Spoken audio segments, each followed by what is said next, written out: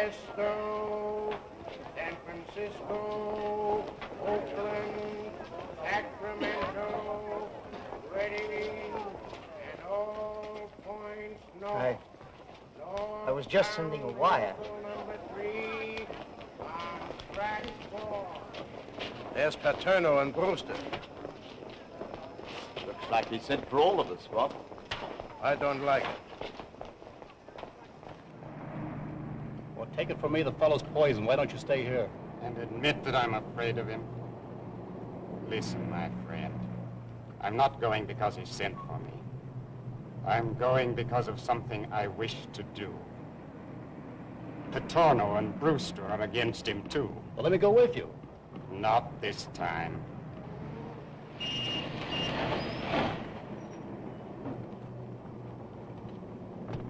What's your step, Chief? Don't worry about me. I'll take care of myself, all right.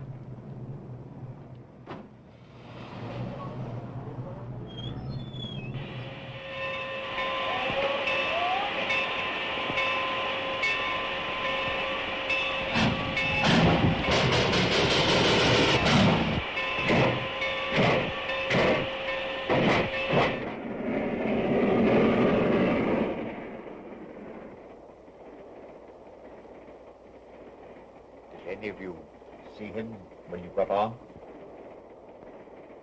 Perhaps the rest of you know why you're here.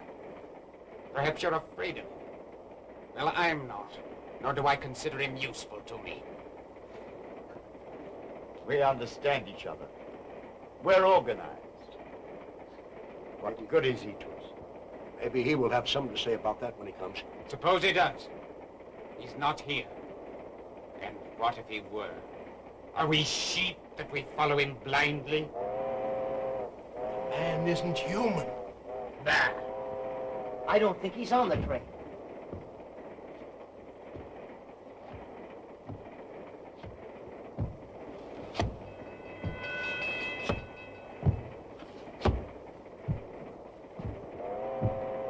He's coming.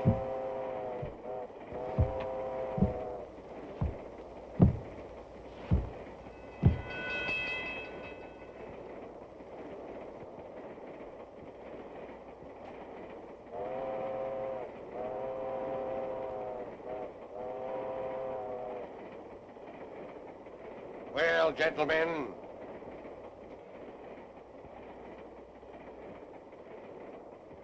you, what is your report? Fine. Yeah, everything fine. Paterno. Fine, Chief, fine. Everything's okay. My affairs are in excellent shape. You wish to hear what I have to say? Then listen. I'm through with you. The rest might be yellow and lick your boots, but not me, not me. I'm not afraid of you, nor of anything you can do.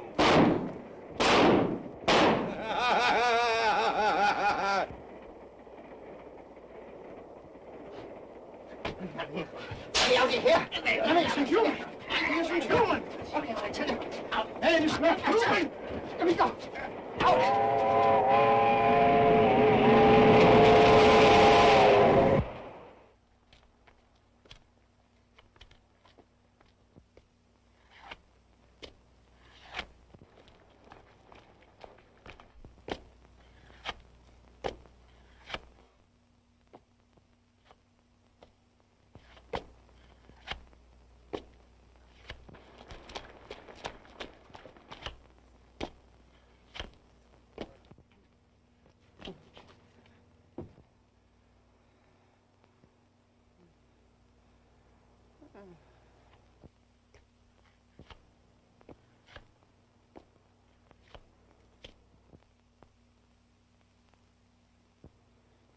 No. Oh.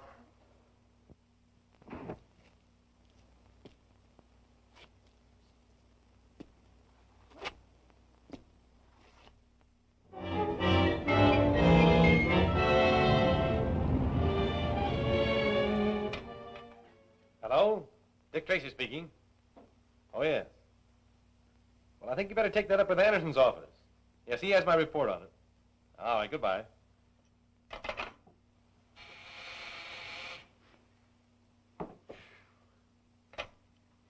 Hello? Speaking. Oh, yes. Well, I know all about that. Send Steve Lockwood in, will you? And now, Gordon, what's on your mind? Well, I'm thinking you're about the busiest man I ever saw. But listen. Hello, Gwen. Hello, Steve. Stern reports another spider mark case. Strange how every single person branded with the spider mark and then murdered turns out to be some well-known criminal. Patorno, Benson, Corvich. Were all those men victims of the spider's mark? 7 of them here. And now Stern reports another. Ceased to be a job for the local authorities. The murders have taken place all over the United States. Before I can expect to receive any notice from my G-man brother, I guess I'll have to become an arch criminal. What was it you had on your mind, Gordon? I think it was something to do with the fact that it's your birthday. Well, We had sort of planned to celebrate. That is, if the nation can spare you for half a day. What are you talking about? Why, the circus. Circus? It's more than just a circus. Ellery Brewster has hired performers to give a show for the little orphans at his country estate. And we promised him that we'd drag you along with us. I can make it, Gwen. Oh, Dick. Hey, can I go, Chief? I guess so, Mike. I think it's wonderful of Mr. Brewster to do all this for the orphans. Oh, it's swell of it. Hey, come on, let's sit down, shall we? Well, look who's here. Hello. Oh, hiya, Steve. Hi, Mr. Brewster. And Miss Gwen, I'm glad to see you. Hello, there, Gordon. Brewster. Well, where's that brother of yours? Oh, working hard as usual. He can't take time off now. Here, let me have that ball. You kids don't know how to hold that ball. Did you play football, sir? Did I play football? Say, I was a shortstop on an All-American team. I was. Shortstop. You mean quarterback, don't you? Oh, well, it's all the same thing. You know what I did? I made 3 touchdowns in the first inning, and I made a home run in the last quarter. And how did I do it? Just like this, with a drop kick.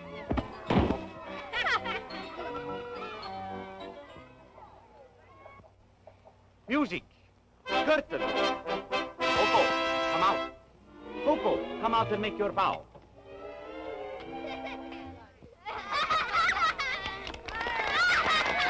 And now, kind people, I must leave you with Coco, because without me, the puppets, they have no voice and cannot talk. Isn't that right, Coco? Hey, you big lug, take your hat off. The kids can't see. How about taking your own off? I told a lie today, and Jacqueline got spanked for it.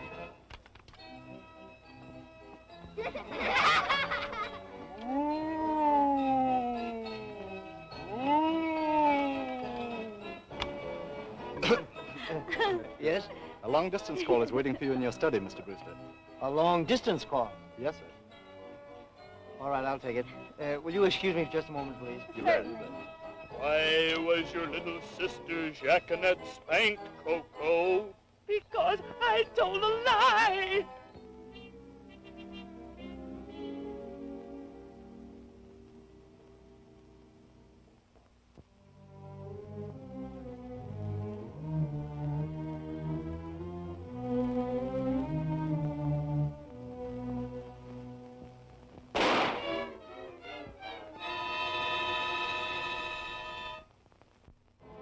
Honest, Mr. Ghost, I'll never tell lies again. Honest, I won't. You've learned your lesson, Coco. Go home and be a good boy. But if you ever tell lies again, I will haunt you.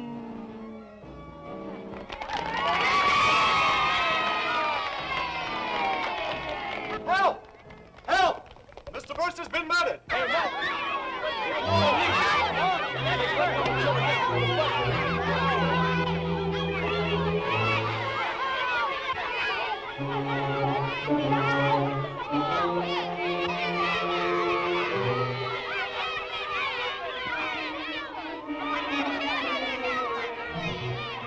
Say, McGirt, bring everybody in from outside, will you? Federal 4,000. Hello? Hello, Dick. Ellery Brewster has just been murdered. Murdered? I'll leave right away.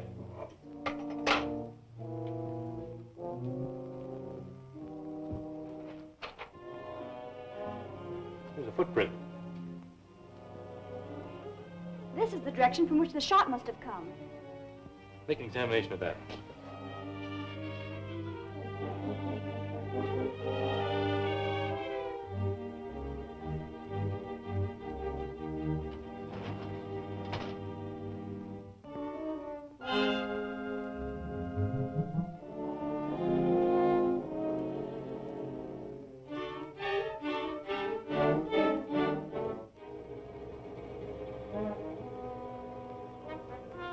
Take a look at these, Gwen.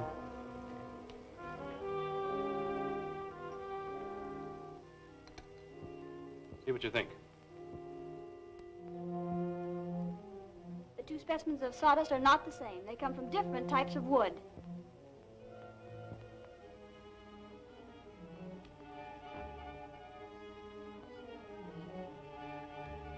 I noticed that sawdust does not cling to your clothes as it does to the others. We are puppeteers, sir. We do not perform in a sawdust ring. We can all vouch for the puppeteers, Mr. Tracy. They were giving their performance at the time of the murder. I see.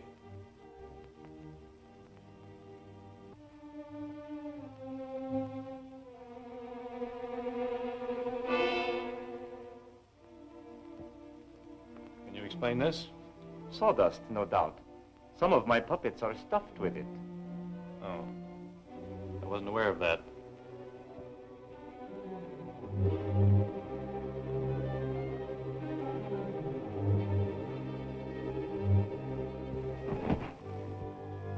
Watch yourselves. Mr. Tracy!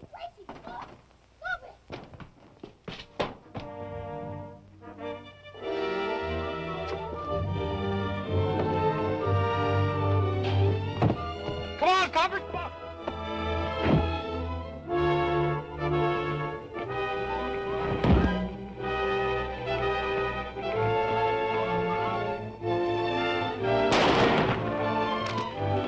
All right, let him go. I got him covered. All right, boys, take these two crooks back into the house. Let me take care of these fellas, Chief. Here's something they left behind them. Let me see it. Was a pretty good tackle you made there, son. Oh, gee, that was nothing. But say, you sure can use a gun. You're Dick Tracy, aren't you? Yes? I'm just an orphan. But someday I'm going to be a G-man, too. Well, now's a good time to start. Come along.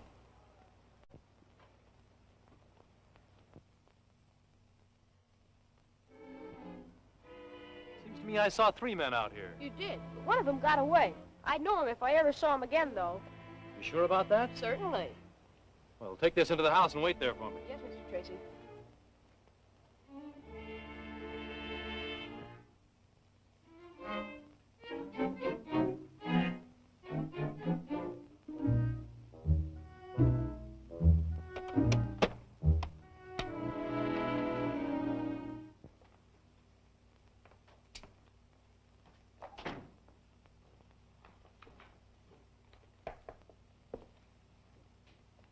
How about it, Gwen?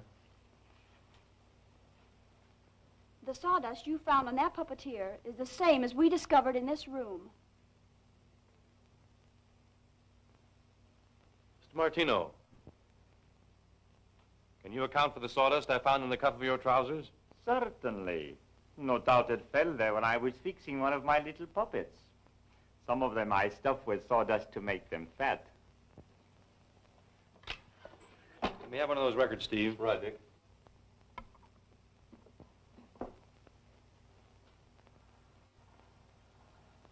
Please, please, Mr. Ghost, don't hurt me. Why was your little sister Jacqueminette spanked, Coco? Honest, Mr. Ghost, I'll never tell lies again. Honest, I won't. Put up your hands, everybody!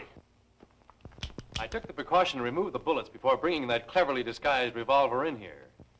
You came here while your assistant worked the puppets, and this record played your voice. You shot Ellery Brewster and then returned to the booth in time to take your bow. Take him away, boys. You didn't think I'd get you, did you? I knew it was you all the time. See if they're locked up. I'll be on the station shortly. You certainly cleaned up this murder in a hurry. These men were only tools. They didn't plan the murder. Have you seen anything of Junior? Oh, there you are. Why didn't you get in the bus with the others? Everyone was terribly worried. You bad boy. Well, I'm sorry, ma'am. I'd like to keep this little rascal with me for a while, miss. You see, he can identify one of the men that got away, and his life won't be safe until this matter is cleared up. Well, I guess that'll be satisfactory, Mr. Tracy. But you'll have to make the necessary arrangements. He really is one of our very best boys. Say, Gordon, you were Brewster's attorney. Did he at any time say or do anything to arouse your suspicions?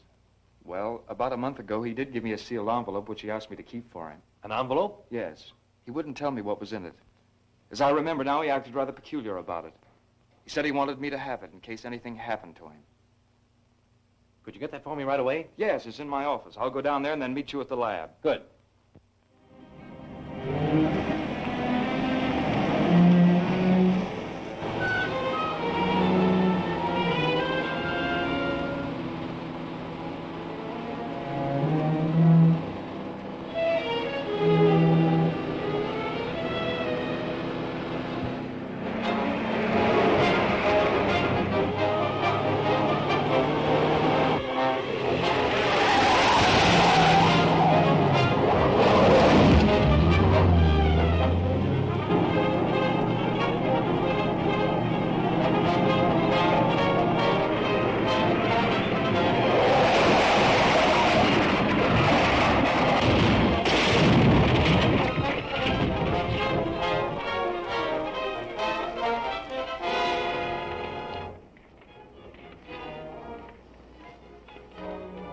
Still breathing.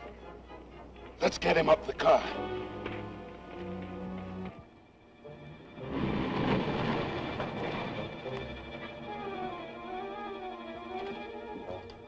Is he still alive? Bring him inside, quick.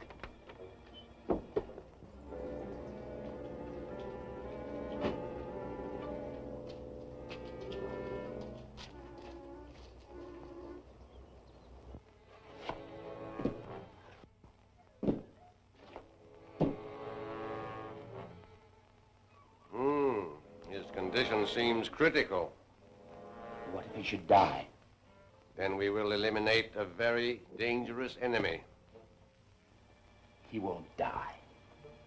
But by means of this operation, a simple altering of certain glands, he will be unable to distinguish between right and wrong. In that event, he will be very useful to us, Moloch. Very useful. My brother Gordon, Brewster's attorney, goes to get a certain sealed envelope bearing on the case. His car is discovered wrecked and Gordon can't be found. Last night his office was broken into and all records taken. Whoever is responsible for those spider marks is the man we want.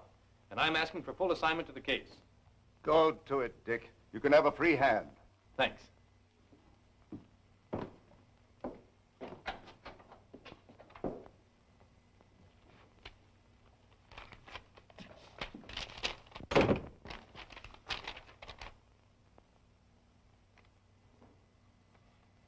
Looks like the work of some crank.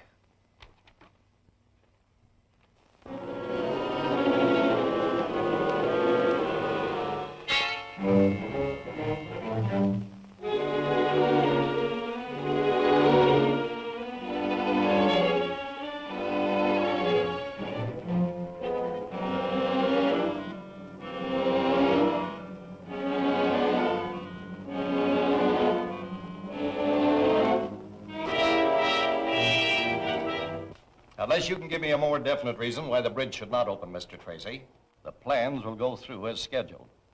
I have 2 weeks in which to work. Perhaps I may get a lead from these notes in that time. Meanwhile, if you receive any more, will you please let me know? Certainly. Gladly. Thank you. I have just removed the bandages. The transformation is complete. Will his face be recognized? No. There is a slight scar, and the facial nerves have contracted. There is also a white streak on his hair. Is the operation completely successful? Can he be dominated? He is entirely incapable of recognizing evil from good. Wait.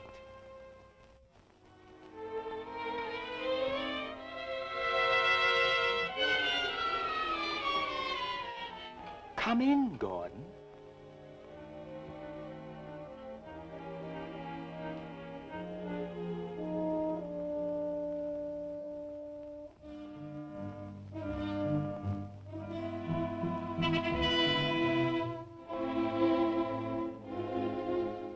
Stop, Gordon. We are your masters. You are my masters. You regret nothing that has happened. I regret nothing. Your brother is your enemy and a fool. He is a fool. It is well that you feel that way. You will be privileged to share in the power which is mine. It is time we startled these fools out of their smug complacency. This little machine is only a model of the big one which we have, the one we shall use to destroy the Bay Bridge.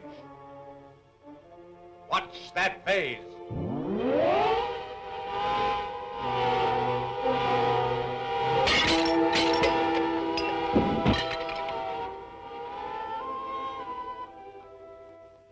Each threatening note was sent to the governor from a different post office. Each one was written on a different typewriter. There is one note, however, which gives us a real clue.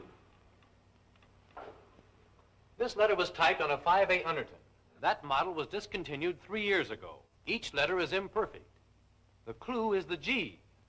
The letter G is new, was replaced from a different type model. That means it was repaired in some shop. Light. I want you men to find out where that 5A Underton was repaired, who paid the bill, and the address of that person. Time is short. This clue must lead us to the man back of the Spider murders, the man who is threatening to destroy the Bay Bridge. Get going.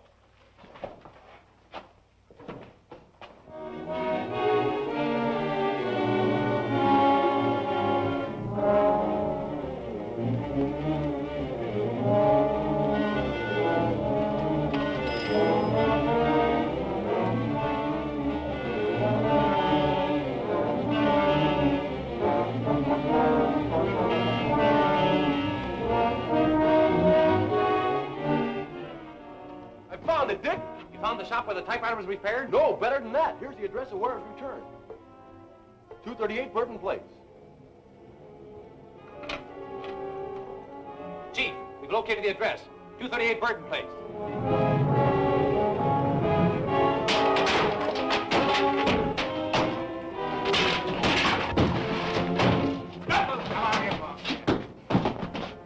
Take him into the next room and drag any information out of them you can. All right, Get over here. Let's go. Come on, Grant. Hurry up. They're due to make an attempt on the bridge in less than an hour. We've got to work fast. The bridge is being patrolled. No one will be anywhere near it. You know, I never saw a chart like that before. 20,000 cycles, crystallization point.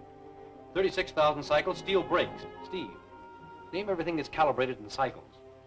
Well, years of cycles. Electricity, sound. Sound. That's it. Sound vibrations. Caruso's voice could break a wine glass. It's not impossible. These fiends may have just such a machine that will disintegrate matter by sound. Yes, but there may still be time to save the bridge. Send out a police conscription for every available truck to be driven onto the Bay Bridge. The more heavily loaded, the better. Well, but Dick, Caruso's voice could not have broken the glass had it been filled with wine. We may be able to load the bridge with tons of extra weight and thereby destroy all their calculations. Mobilize every truck in the city. Right. Hello, give me the old operator. Calling all cars. Mobilize every truck. Send them to the Bay Bridge.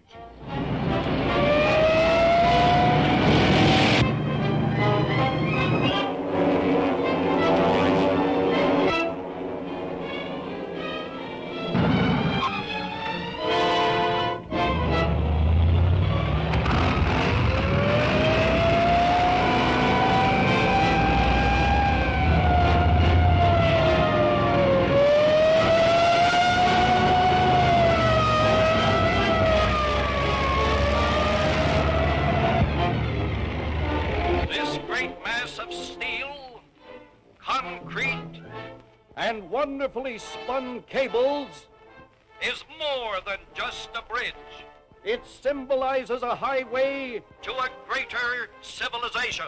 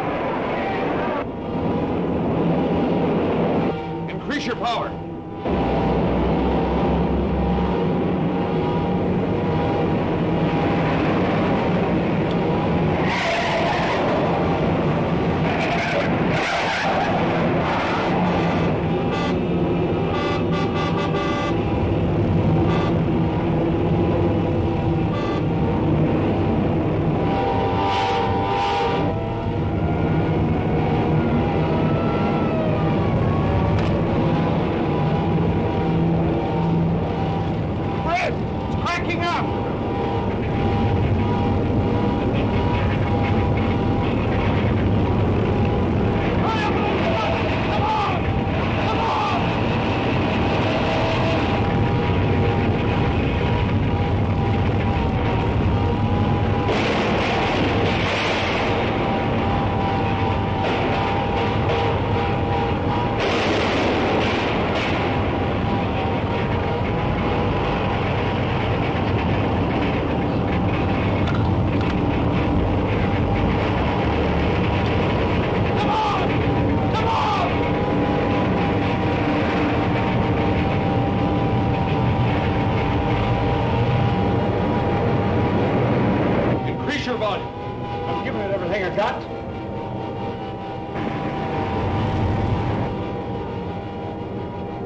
Stratosphere. We're getting out of here.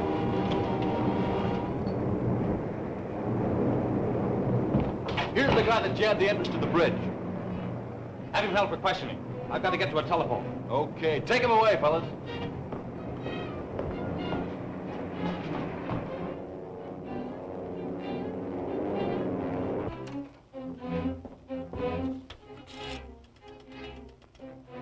Hello. Hello, operator. Dick Tracy speaking. Get me the police aerodrome. Hurry it up.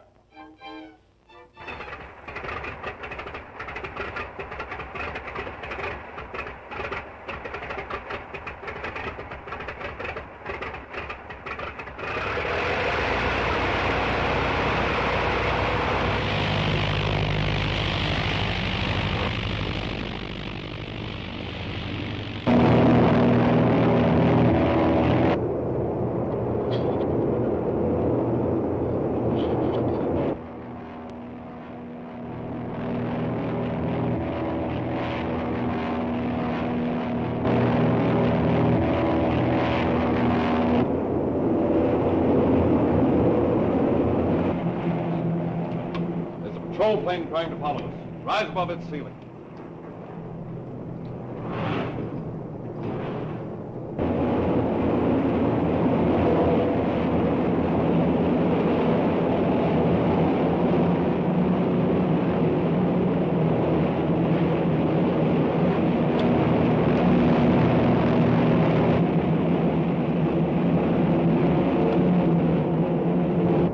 Level off. They can't climb any higher.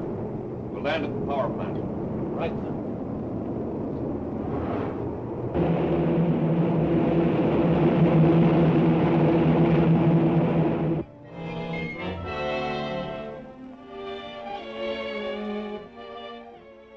Okay, thanks, Ed. Police report that the wing disappeared into the stratosphere. But naturally, they were unable to follow. It'll probably hover up there and descend at night. Say, I've been questioning Burke. You know, the fellow who had his truck jammed on the bridge? Couldn't get a thing out of him. You know, I have a hunch he's tied up with the spider ring. The sound disintegrator that nearly wrecked the bridge is a menace to the entire nation. It is vital that we destroy it within the shortest possible time. Gwen, you and Steve better go to the lab and see what you can find in those vacuum cleanings. Right. Hey, lady, you can't come in here. Young man, I report you to your superior. Yeah, but Mr. Tracy doesn't want to be bothered. Well, you take your hands off of me. I never saw such an impertinent young man in all my life. Dear, which of you be Mr. Tracy? I'm Mr. Tracy. What can I do for you? Well, who are the other two? Well, these are my superiors, Miss, Hankins. Hankins' a name. Well, Miss Hankins, won't you be seated? Well, I don't mind if I do. It's about my white-legged chickens, Mr. Tracy. Mr. Tracy's very busy. I'm sure there are other departments to take care of your trouble. No one else would listen to me. So I came to you. I knew you'd listen to me. Well, I'll be glad to. My white-legged chickens were mighty fine layers once. But ever since that peculiar humming sound come from that old power plant on the other side of the hill, they won't lay worth a ding-dang. Not a ding-dang, Mr. Tracy. Where do you live, Mrs. Hankins? T'other side of the hill from the power plant, I told you. Of course. Now, let's see. That power plant belongs to, That is the old Sierra Pacific plant. They don't use it no more. And I want that humming sound investigated. Well, I don't blame you. Thank you very much, Mrs. Hinkins. I'll see what can be done. Mike. Yeah, Chief. Mike, will you escort Mrs. Hinkins to the elevator? Come with me, Miss Hinkins. Humming noise. Old power plants. It's a wonder we ever get anything done. And yet, Chief, we've obtained leads from stranger sources. I guess you're right, Dick. There can't be anything to that chatter. Perhaps not. Well, I'm working in my laboratory tonight. If I find anything, I'll let you know in the morning. All right, Dick.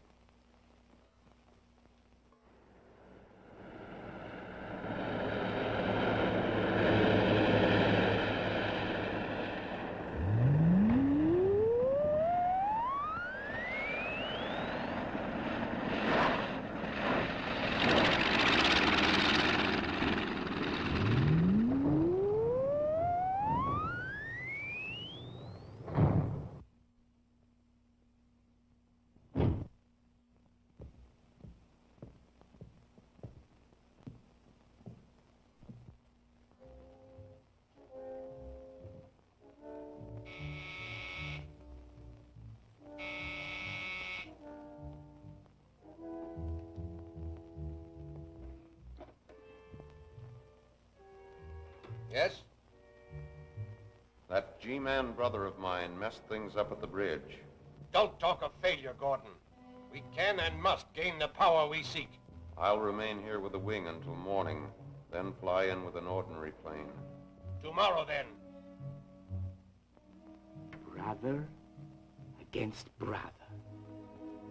One good, one evil. I wonder which will win. We shall eliminate the G-Man.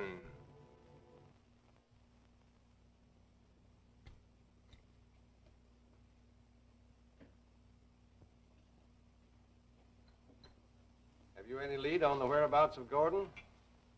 I can't tell you a thing, except that I feel certain my brother is alive.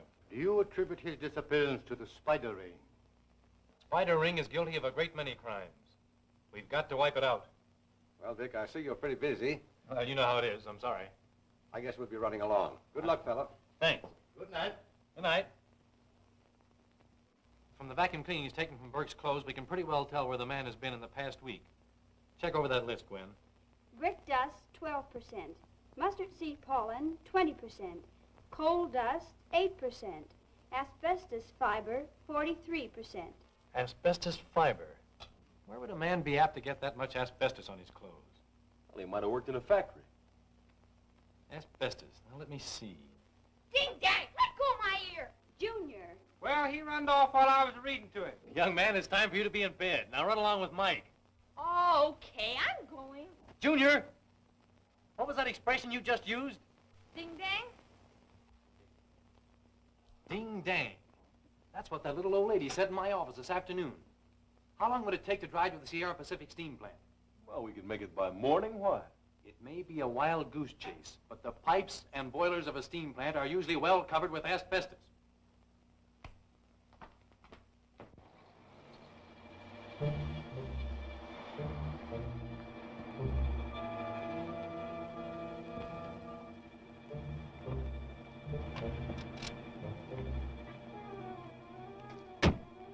I'll see if I can dig up a watchman. You wait here. All right, Dick.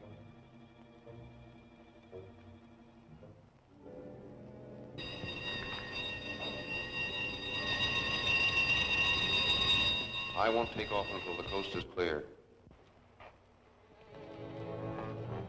What do you want? Department of Justice investigator. I'd like to inspect this plant. Sure. No reason why not. You can't see much, though. Plant's been closed down for a long time. See who it is.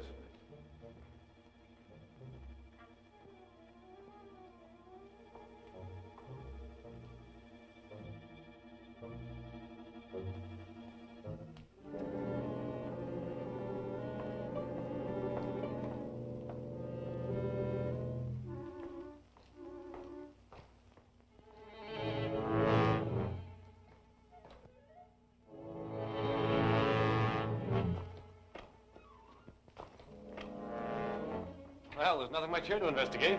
No? Okay.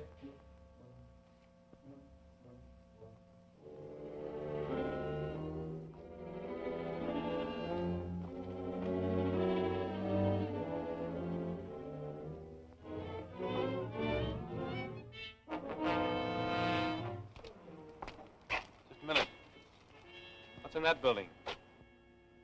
The place is locked, and I haven't the key. Oh. I see. Well, I guess we can skip it this time.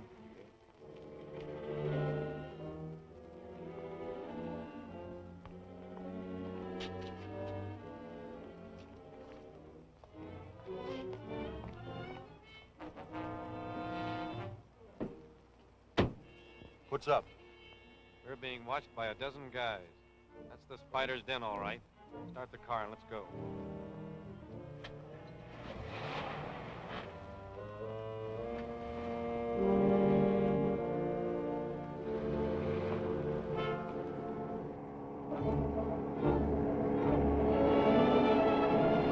Listen, Steve, when we go through that dip, I'm bailing out. Keep driving. Right.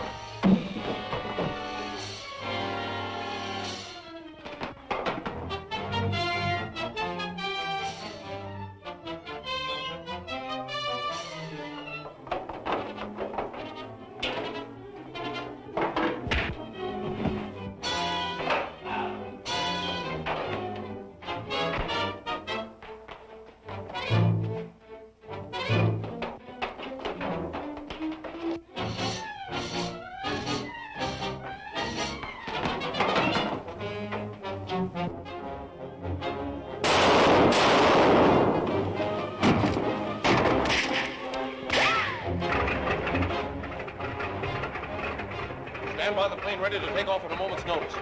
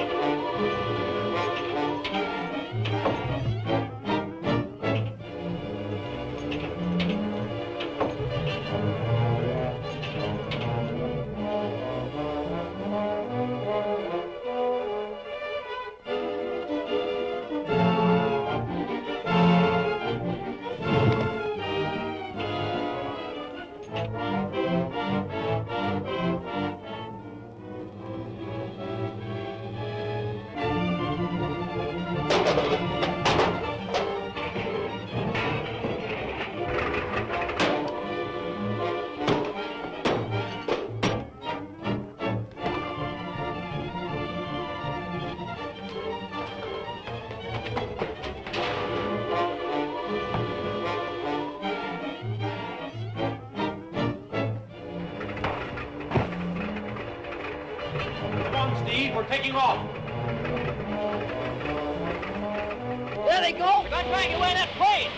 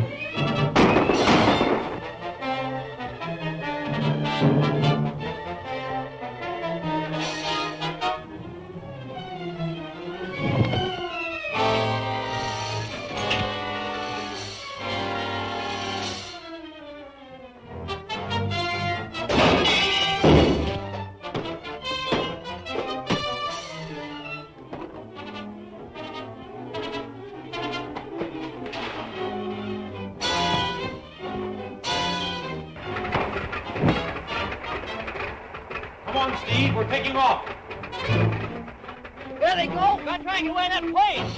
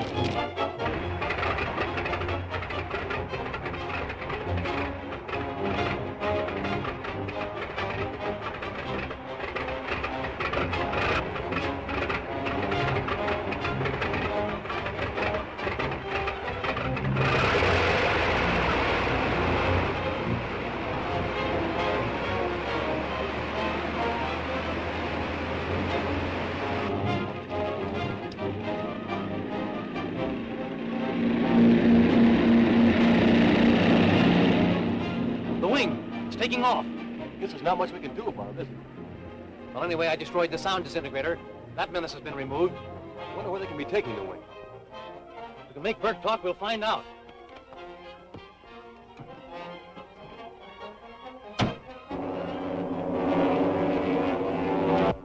Rise into the stratosphere before you set your course for our number 2 base.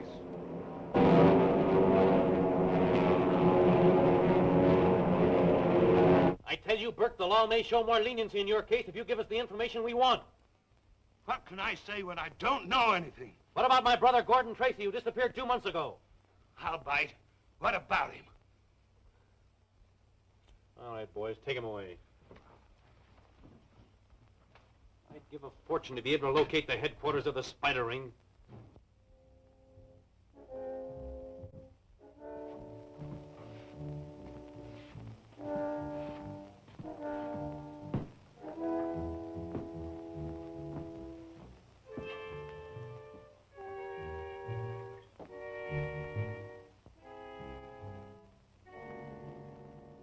This is very bad, Gordon.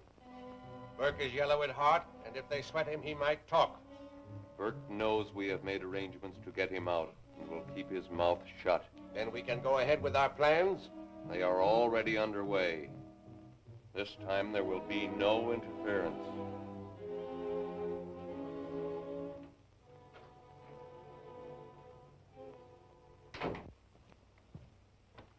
Did you get anything out of Burke? No, not yet. Doesn't he know where your brother is? If he does, he isn't telling. But it doesn't seem possible for a man like Gordon to disappear without leaving some trace. Oh, well. It'll work out somehow. How do you like your new radio, Junior? Oh, gee, Mr. Tracy, it's swell. May I come in? Certainly, Commander Brandon. Come right in. Oh, hello, Junior. Guess we'll have to postpone this, Gwen. How do you do, Miss Andrews? How do you do? Won't you sit down, Commander?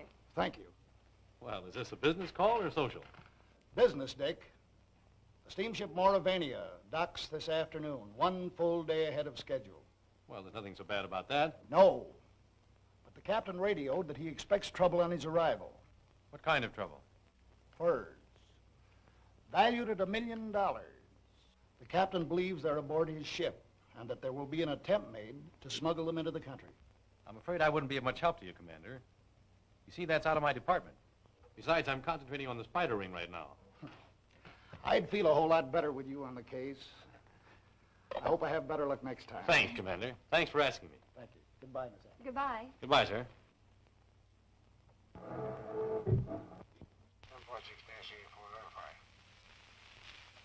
Steamship Martin, 7.0 Howard.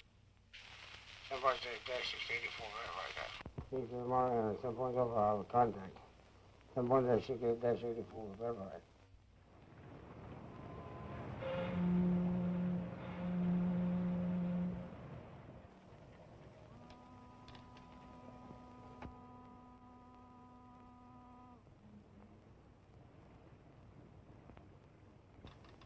Sign off now, but stand by for any message regarding the Mauravania. Do you suppose that was China, Mr. Tracy? Certainly sounded like it. What does your log chart say? Well, that's the funny thing about it. There isn't a single station listed on that wavelength. Why, that's too low a wavelength for an established station. Sounds like Russian or Hog Latin or something. Maybe it's one of them Fiji Island zitters. Say, you know that might be Fiji. Down to Fiji Islands. You know where they do that dance down there? Well, Mr. Lockwood. Something turned up, Steve? Yes, this package was sent to the jail for Burke, so I brought it right over to you. Let's examine it in the laboratory. Can I go with you, Mr. Tracy? No, that may be an international spy sending a message in code. You stick by the radio, Junior. Gosh. Junior, you better let me help you do that now. Oh, no, you don't. Mr. Tracy told me to do it. Gwen, I'd like to examine this in the X-ray. And I'll start the machine. Have you got the whistle? Well, the X-ray doesn't show a thing in any of them, Dick. No, I guess not. Hello, here's one that's been opened and resealed. Where? The fourth one from the right. Let me have it, Gwen. Must be something wrong here, or the package wouldn't have been tampered with.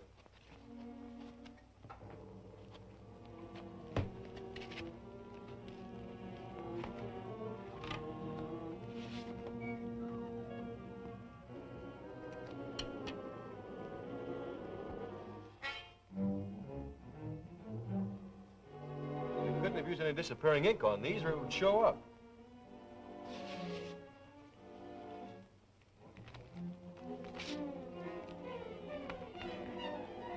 Does that mean anything, Dick? It looks like a small pinhole.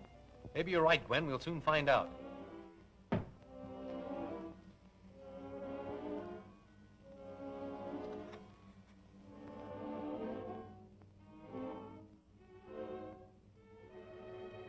Mauravania alters plans. Release you tomorrow. Mauravania? That's the liner Commander Brandon was speaking of. They're planning to free Burke tomorrow, break jail. Brandon was right in suspecting the furs were on board the Mauravania. The Spider's men will be too busy getting a hold of them to free Burke. If we could only make Burke talk. Maybe he won't have to talk.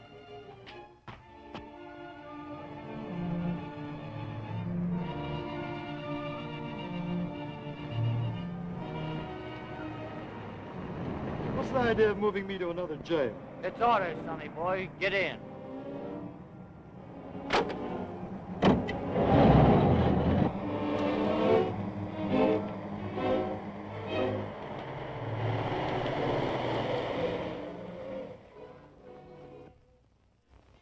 Well, get out and see what's wrong.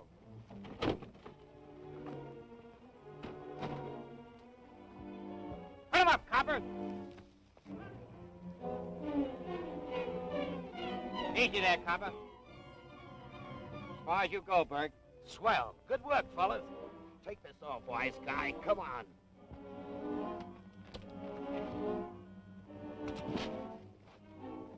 Up that roadster and beat it. We'll take care of these guys. Thanks. G-men.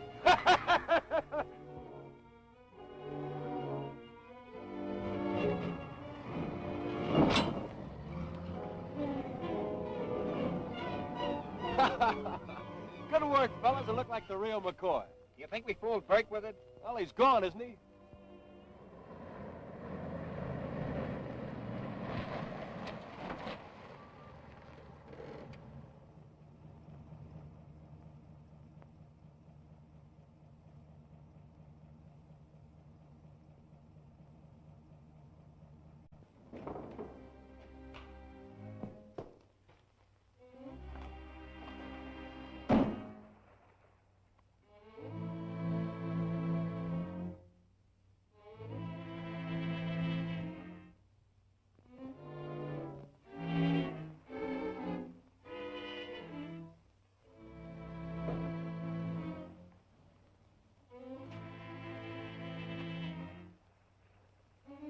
I tell you, the spider's expecting me.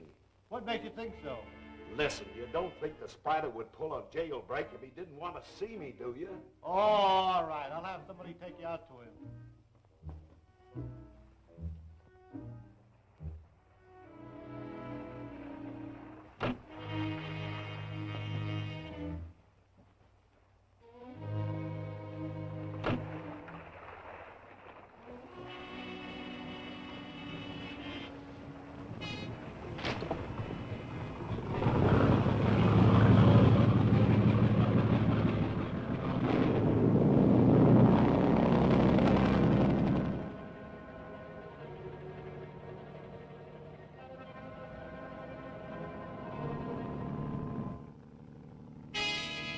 Zeke's coming out here in a launch. There's a man with him. He says it looks like Burke. Burke!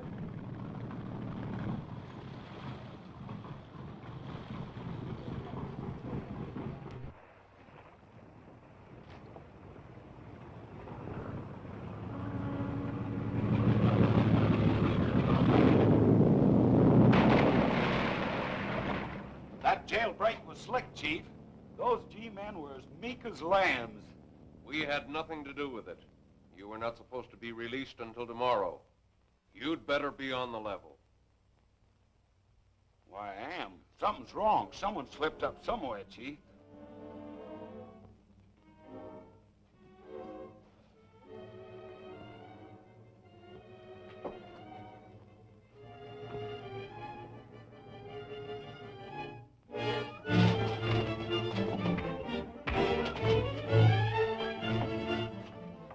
Tracy told me to stay tuned in on that station.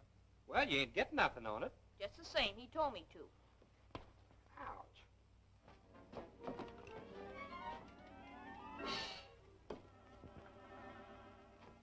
Calling Mike McGurk.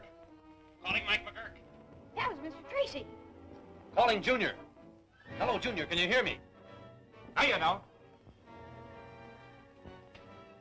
Well, if it ain't Dick Tracy, we didn't expect to get you this easy. Now that you've got Dick Tracy, I suppose you intend to keep him prisoner on this Tramp steamer in the river basin. Maybe we won't bother keeping you very long. Police know all about the abandoned boats in this river basin. They know all about the Mauravania and the $1 million fur deal, too. And Mike McGurk is right now telling Steve Lockwood to have the police boat. Meet the Mauravania before it docks. Why, you...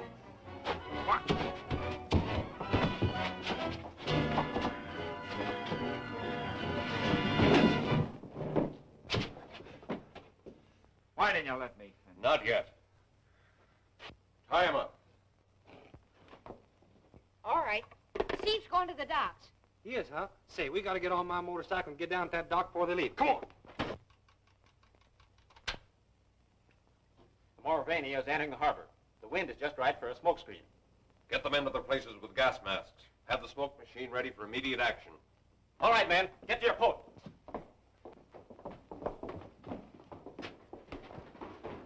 Burke, Be right with you. come along. He won't give us any more trouble, Chief.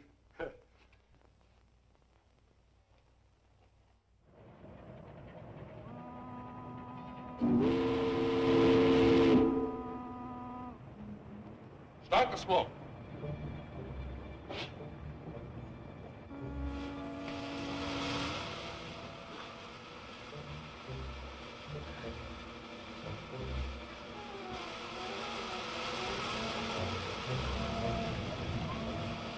All right, now shoot the gas through.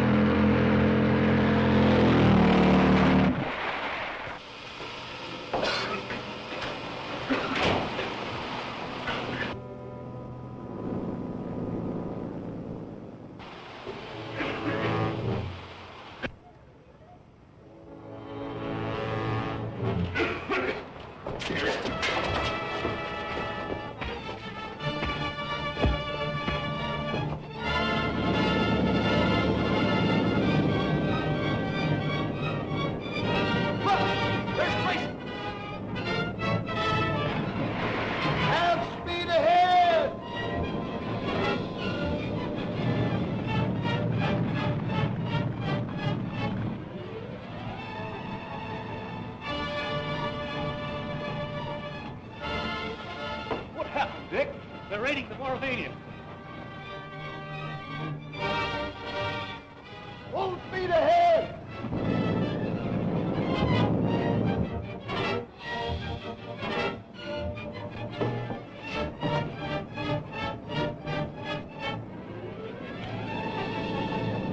Police boat.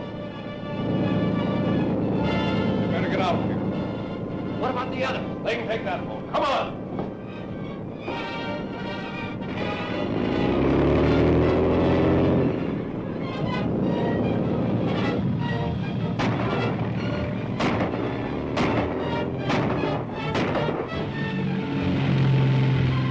All right, you men, get aboard. I'm going after that launch.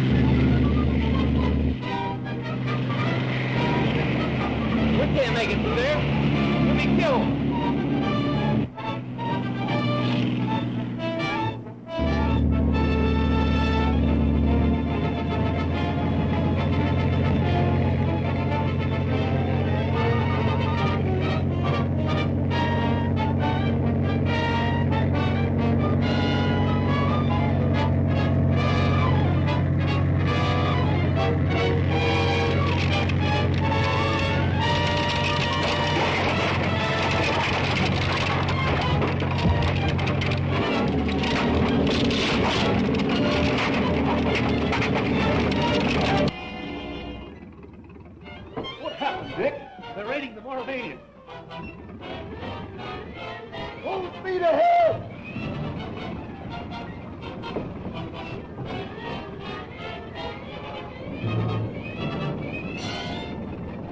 Police boat. Come on!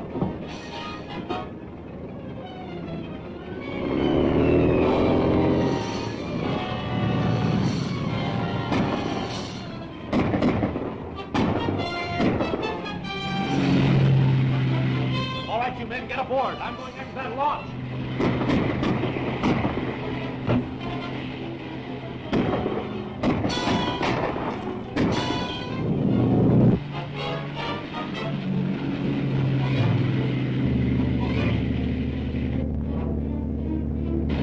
You're up.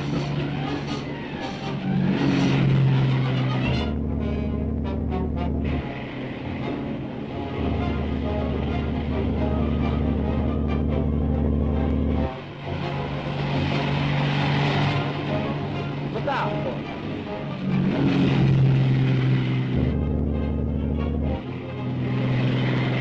We can't make it through there.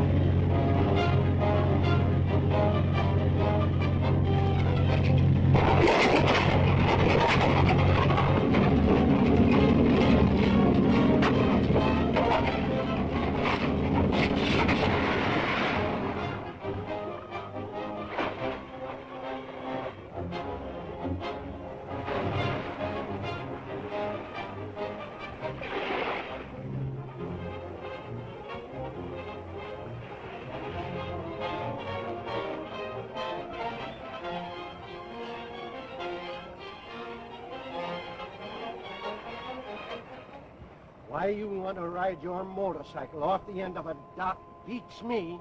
Well, I was going... You what? We was gonna... You don't say so. like a lot of good equipment for such an old tub. This tramp steamer was one of the Spider's hideouts, Steve. If we're lucky, we may find something which will tell us more about them. Dick, the men we captured have been searched. One of my men found this. Does it mean anything? Thanks, Brandon. It may.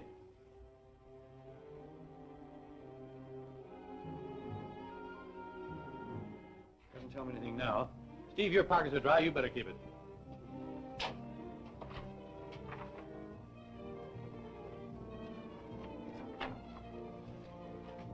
Arriving on Pacific Queen, hoping you will meet me, Aunt Mary. What's that? Aunt Mary. This may be of some value. $1 million lost, and many of our men captured by the police. All caused by stupidity, Moloch. And if Dick Tracy finds out that we're after the Mogra necklace, he'll try to block that too.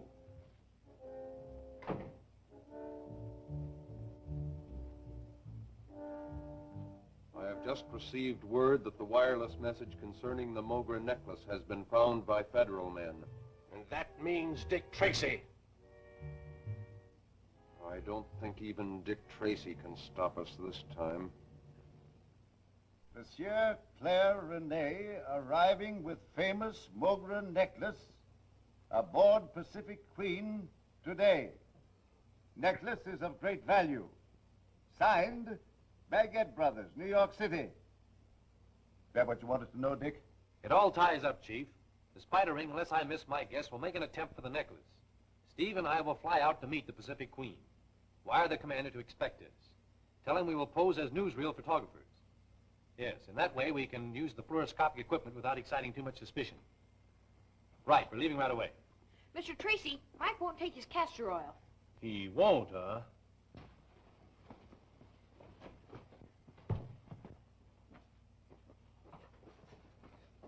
So let you get away, huh? All right, Doctor. Take care of your patient. Come in. Oh, Mr. Odette. Glad to see you. And Mr. Potter. How do you do, sir? How do you do? We just dropped in for a moment, Dick. Congratulations. Oh, for what? We've heard about your cleanup at the waterfront. Oh, that's ancient history now. Oh, Steve, you better put that stuff right in the car. All right, Chief, but we'll have to hurry. Yeah. Going away? Oh, just one of those things. Be back by night. Hey, wait a minute, Steve. I'll help you. Hey, I thought you were sick. I never felt better in my life. Dick, have you heard anything? Found any trace of your brother Gordon? I'm sorry, old man. Oh, well, it'll work out some way, I'm sure. I'll have to be running along. I'm awfully glad you gentlemen dropped in.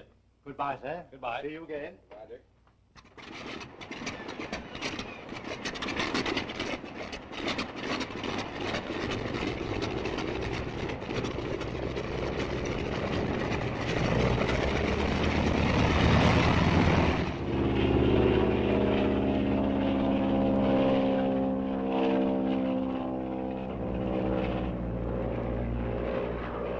I wonder what kind of a person is Aunt Mary?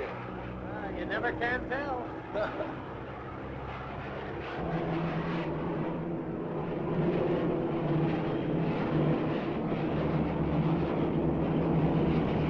Hey! There she is now! Radiogram, sir.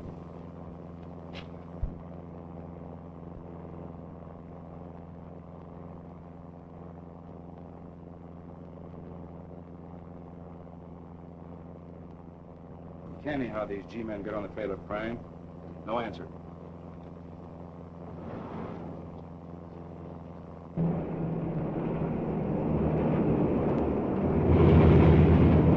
See that the pickup gears in readiness for the landing. And stand by to render all assistance. Yes, sir.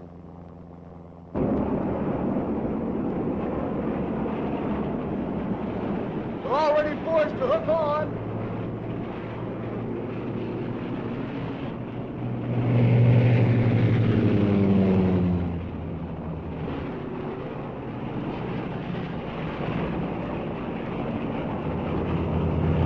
All right, lower away.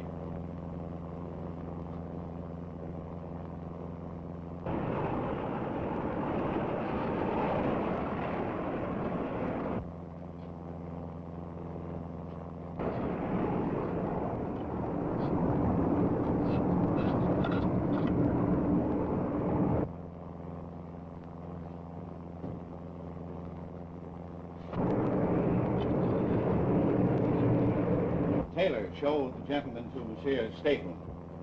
Of course, sir.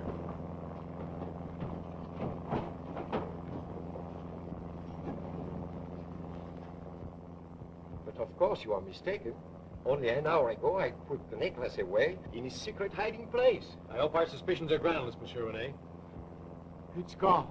I was afraid it would be. Monsieur, the Mogra necklace, it was the king's ransom. I can't understand. Monsieur Rene, we must work fast. I believe that necklace is still aboard the dirigible. Can you describe what it looks like? I can do better than that. I have a very fine imitation of it. An imitation? Every valuable jewel purchased by our company has a synthetic duplicate made of it. I'll show you.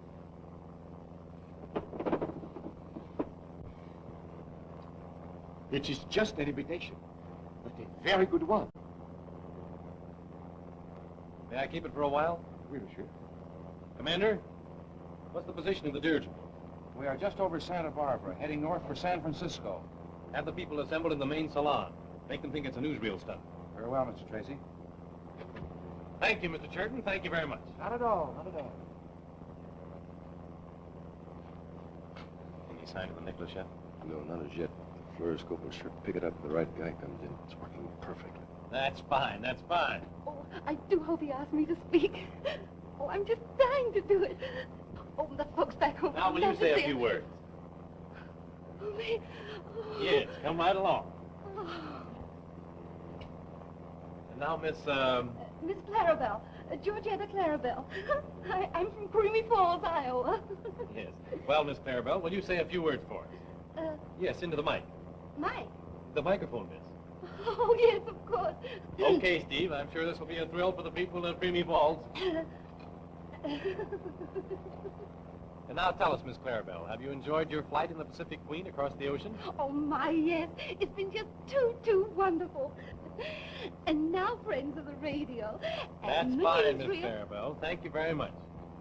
And now of someone else. Find anything? Yeah. Oh, but I have so much more to say. Don't move, anybody. Your phony camera didn't fool me. You're G-Man looking for the Mogra necklace. But you're not going to get it. You get me? You're not going to get it.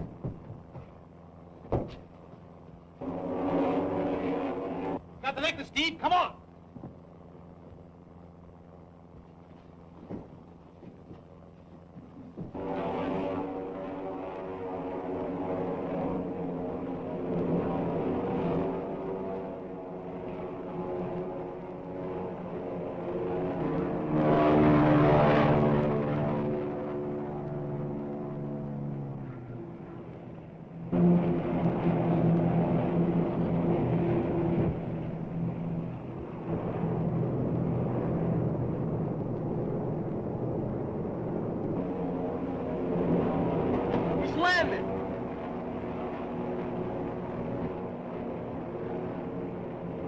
Hold on!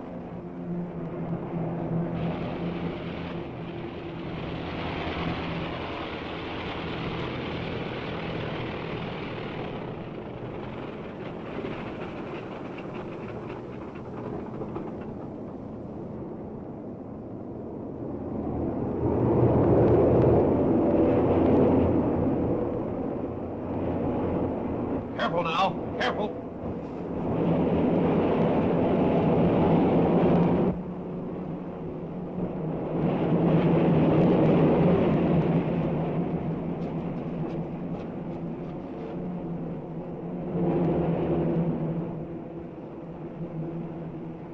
Too late, Steve. Spider has the Mogra necklace. Say, boss, I think you ought to know that these newspaper men out here are threatening to bust right into the place if you don't give them a story about them jewelry. All right, Mike, send them in. I'll give them a story that will make headlines in the next edition. Boys, I have a surprise for you. Take a look. Looks like the Mogra necklace. That's exactly what it is. The spider ring stole the imitation. You wouldn't fool me, would you, mister? Figure it out for yourself. You know there's an imitation and a real one. So which would you take? The one that was carefully hidden away, or... I get you. It's the imitation that's hidden away that the crooks grabbed, thinking it was the real McCoy. That was Monsieur Rene's idea exactly. I'll say that's using the old bean. Human psychology. Boy, what a story. Look out, fellas, look out. Will you? It worked. But I can't understand. You will. Now, here's the idea. You will take off this afternoon on your announced flight east. Once in the air, a robot plane controlled by radio will take the course you were supposed to follow. I am banking on the Spider reading the report of the imitation having been stolen and trying to get the real one. Oh, I begin to understand.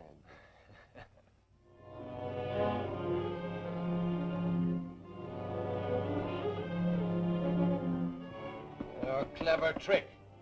But Monsieur Rene has not outwitted us yet. Gordon must be told of this at once. He is with the wing.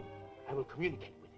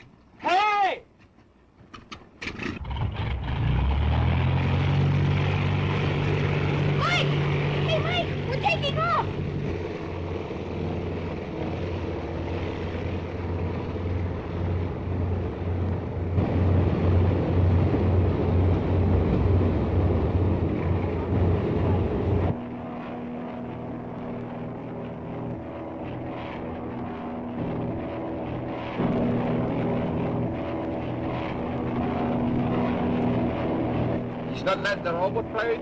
Yep, that's it.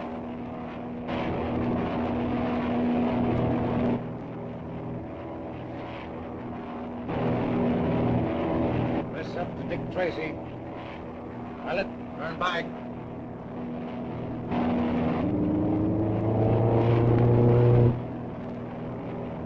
The regular plane's heading back, Dick.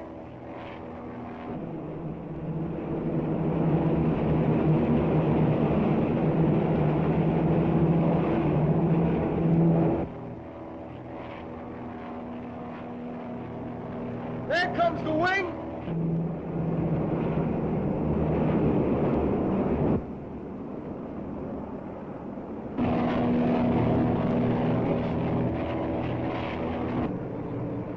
We just sighted the passenger plane.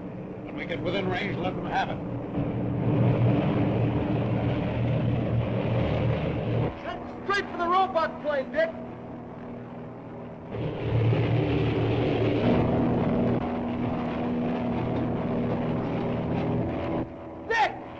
Junior's in that plane! I'll send her into a dive!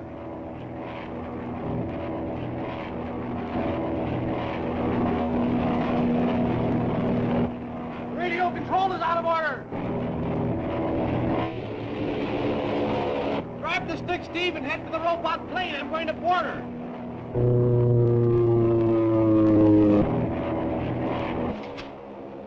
There's another plane coming at us, and it carries a machine gun. Tell the other gun crew to stand by. Yes?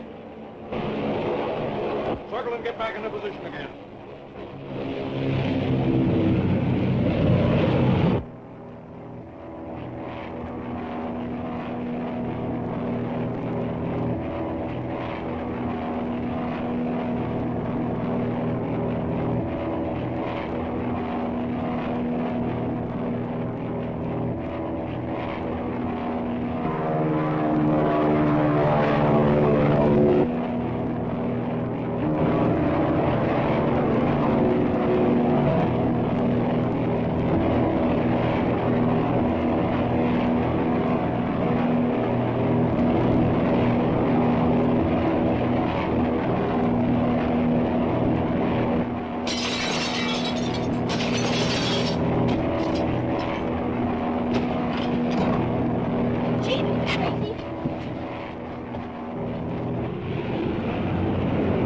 Your chin up, Junior. We're not out of the woods yet. Well, I'm not as scared now that you're here. Each one mark a vital spot and don't miss.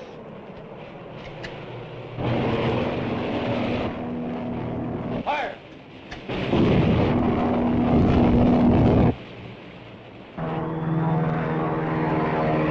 Good.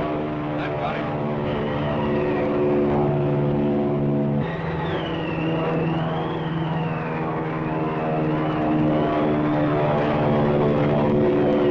Dick! Junior's in that plane!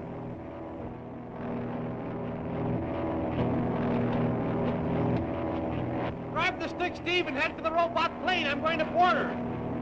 Circle and get back into position again.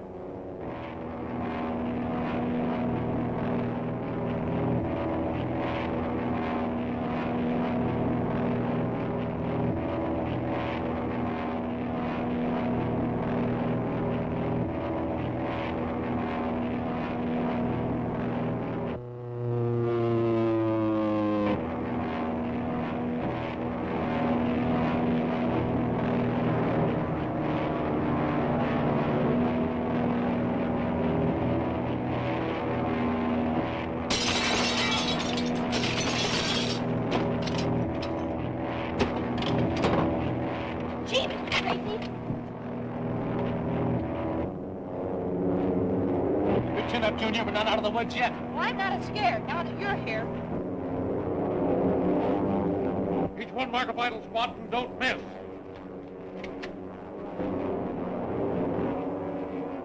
Fire! Good. I've got him. We'll have to jump for it, Junior. I'm not afraid. Go ahead. Fast. Here we go.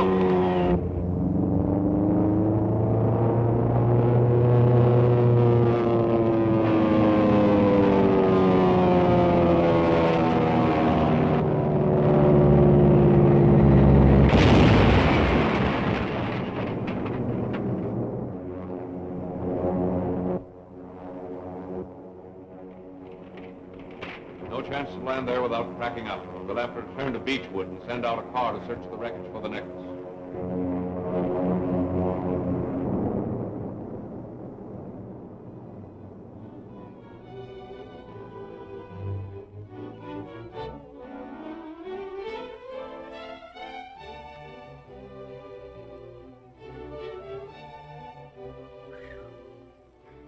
Are you all right, Junior? Sure. Gosh, that was exciting, Mr. Tracy. Yes, I'll say it was. That's Mr. Lockwood's plane. Sounds like he has engine trouble.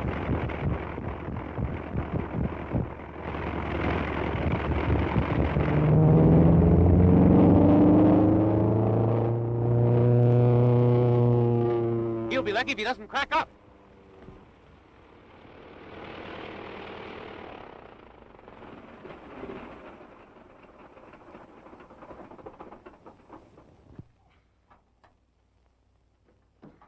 Boy, oh boy, am I glad to see you. I thought you two were gone ashore that time. You and me both. From the sound of your motor, you came near not making it yourself. You're telling me, so I have to do plenty of work on that motor before I take off again. I want to get to that wreckage and plant the imitation necklace before the Spider's men get there. Right, by the time you get back, I'll have this bus running. Oh, boy, I hope this radio works.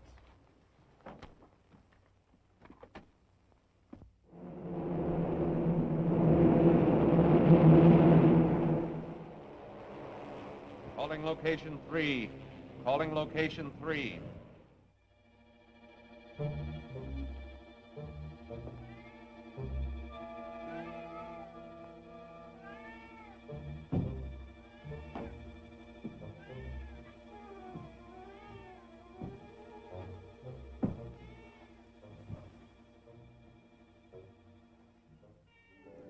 Your cat shows more intelligence than many humans, Moloch. Sometimes I'm tempted to try another experiment. And what is that? Transplanting the brain of a cat into a human.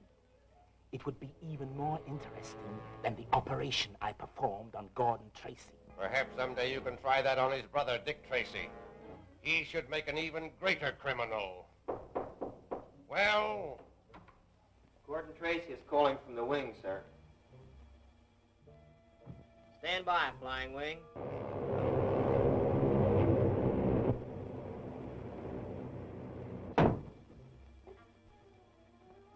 Go ahead, Gordon. Plane with the Mogren necklace crashed just off Kendall Road. Impossible to land. I'll await you here. You heard the location. Send a car there at once. The real necklace is in that plane. We have no use for this, Moloch.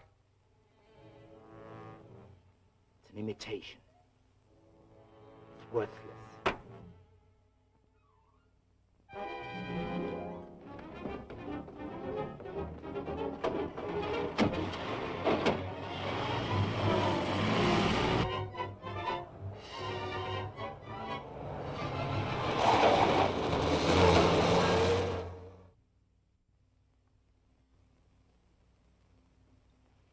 Cheer up, Mike. You're letting your imagination run away with you. Well, it ain't imagination, Miss Gwen. He's dead. Junior's dead. I saw him. And I could see the robot plane had taken off. Little Junior was inside. He couldn't get out. His little face was pushed up against the glass, looking at me and calling to me, calling for me. Mike McGurk.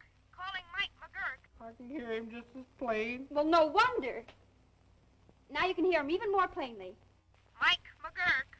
Calling Mike McGurk. Hello? Hello, Mike. Mike, this is Junior. I knew the little feller'd be all right. I'm with Steve Lockwood, and we're grounded somewhere near Kendall Road. Yes, the engine went dead. And say, Mike. Mike. Mike. Hey, Mr. Lockwood, the radio went dead. What's the matter? Junior? As soon as he gets his plane fixed. Why, something must be wrong. Hurry, Mike. Well, We've got to find them. Phone the field. Tell them to have my ship ready.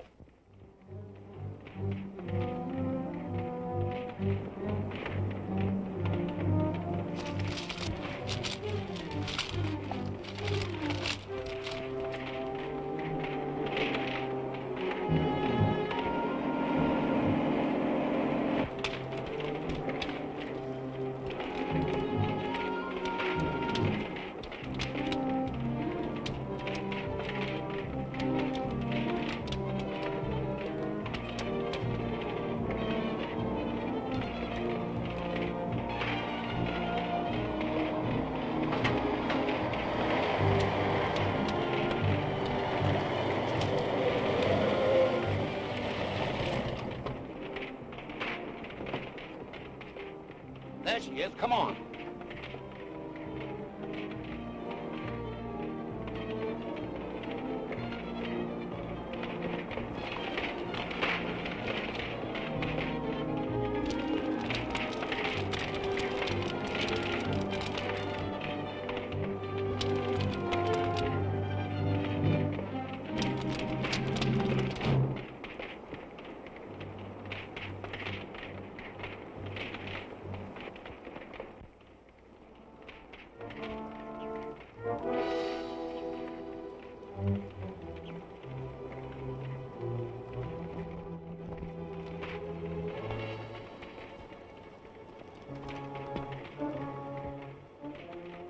Hey, look. This must be the case the necklace was in.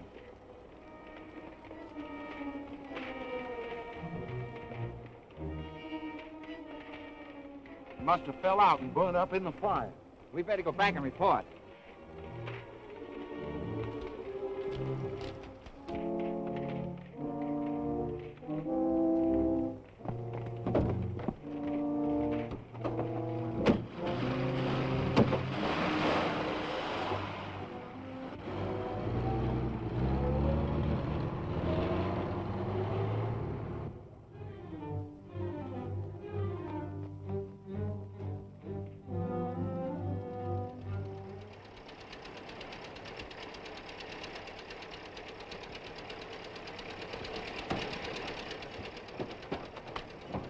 Hey, you follow that car. Oh, don't shoot, don't shoot, don't shoot. I said follow that car.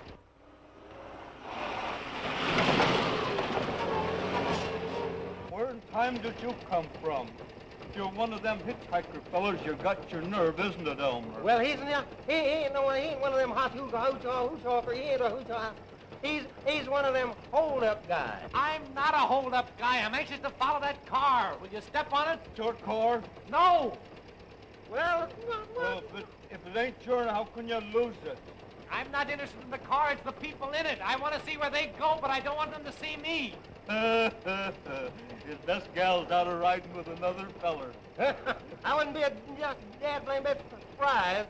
You know, that's Paul always said you can't trust a woman or a mule. There may be something in that, but will you keep that car in sight and step on it? Well, Paul said never pull her down past the third notch.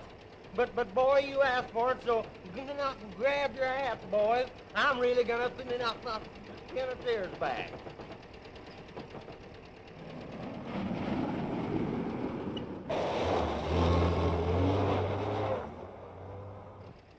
There's the old Beechwood Hotel up there. They pulled in there.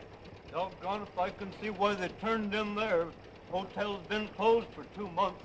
Don't let them worry you, boys. Here's something for your trouble. It's one of them dad-blamed dollars.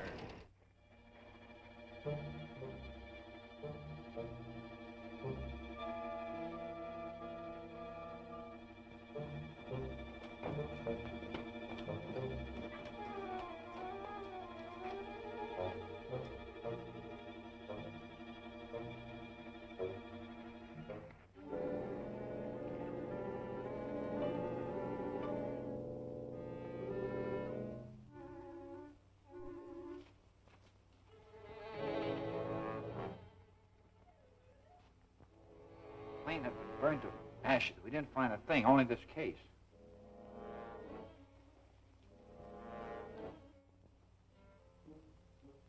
Then you didn't find the necklace? It must have been burned up in the fire. What's the matter? Oh, nothing. I just twisted my foot a little. That's too bad. We must attend to it at once. It may be serious. Remove your boot. It's nothing. Nothing at all. Sit down. Remove his boot. It's all right, Philip.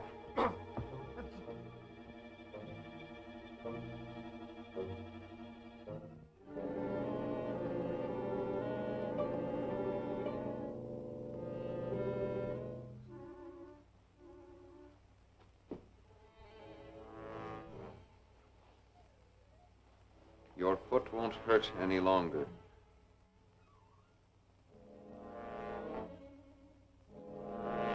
No, not that. No.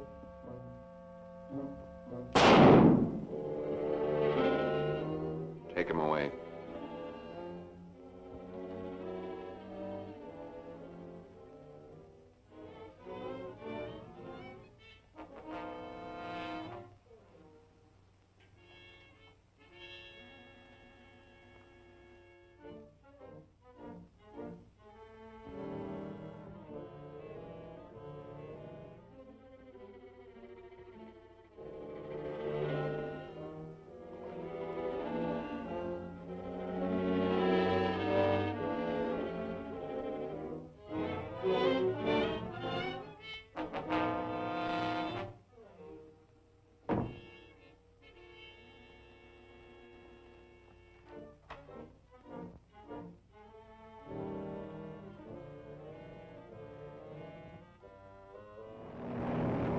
I can't hear them anymore.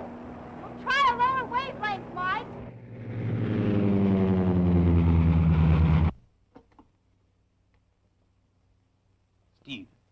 Steve Lockwood. Well, is it still dead? It isn't just right yet, but I can hear someone. Well, keep trying. I'm at the Spider's hangout. Mr. Lockwood! Mr. Lockwood! Here's Dick Tracy! What does he say? The boss is in trouble. You know, the old Beechwood Hotel. Beechwood Hotel. Where is that? Well, that's only a few miles from here.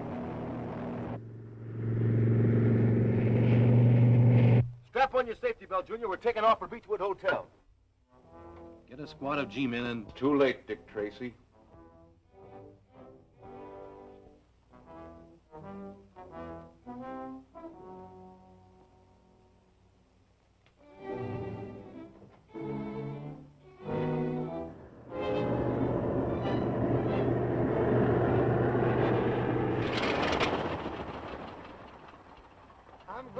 it's over.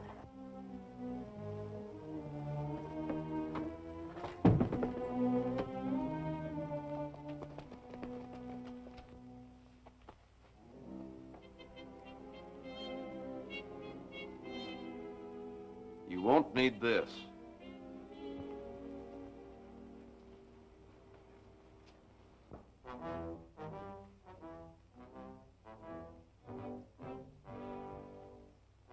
Why were you so anxious to get this imitation? Or were you trying to be very clever and fool us? I not only tried, I did fool you. A lot of good it did you. I wouldn't be too sure of that. Nitroglycerin, gentlemen. All right, stick 'em up. It's all right, Mike. They won't move. Drop that gun. I'll take that necklace now.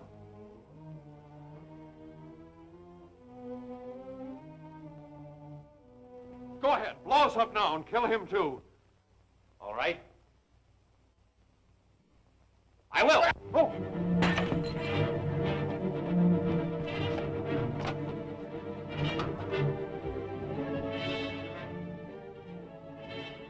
Castor oil. Give me that gun. Get the plane started. I'll stall them long enough for you to get there. It's our only chance.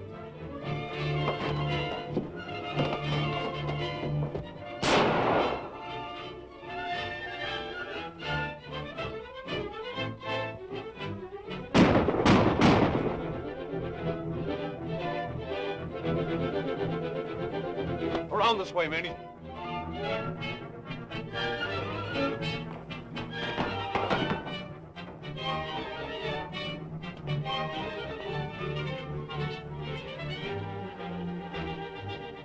Around the house.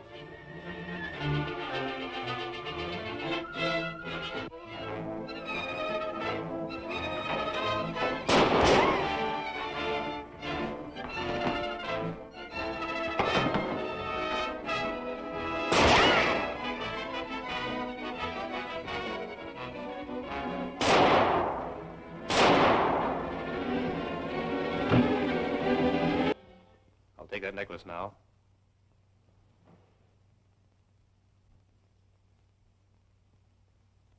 Go ahead, blow us up now and kill him too. All right. I will. Oh.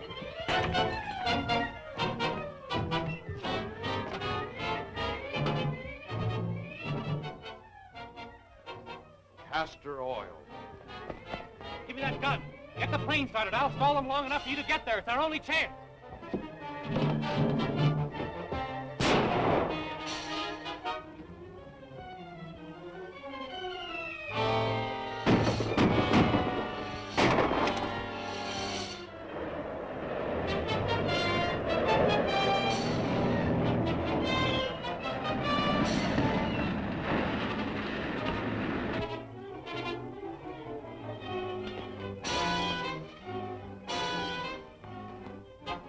Around the house.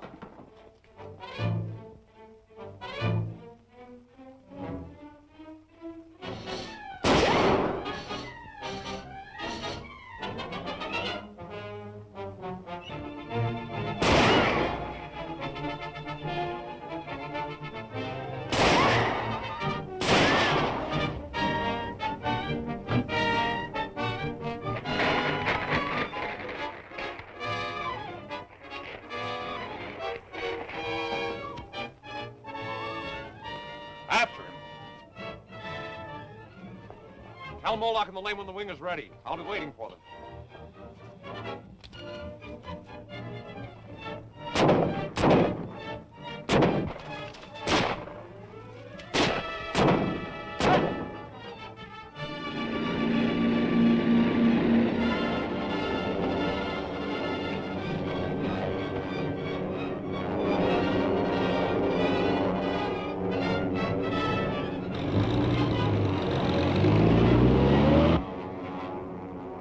Taking off in the wing.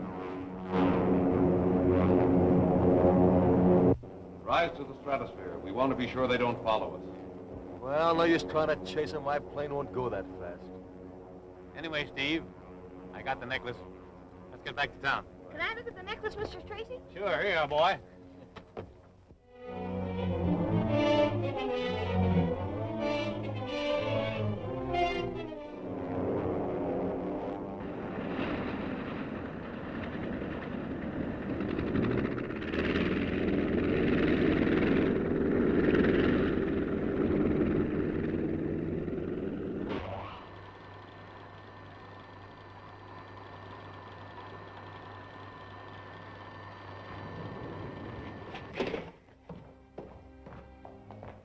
Claude reported by phone, sir.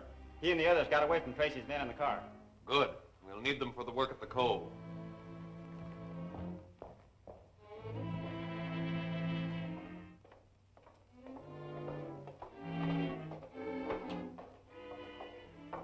Claude will be at Whitey's. You can start now, Caston.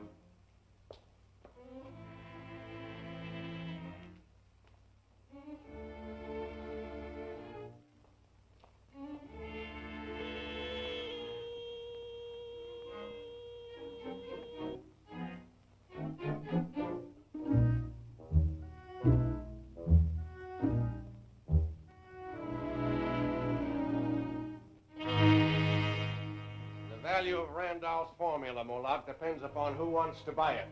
In that case, the formula of Nicolainium is very valuable to us, thanks to Mr. Callion.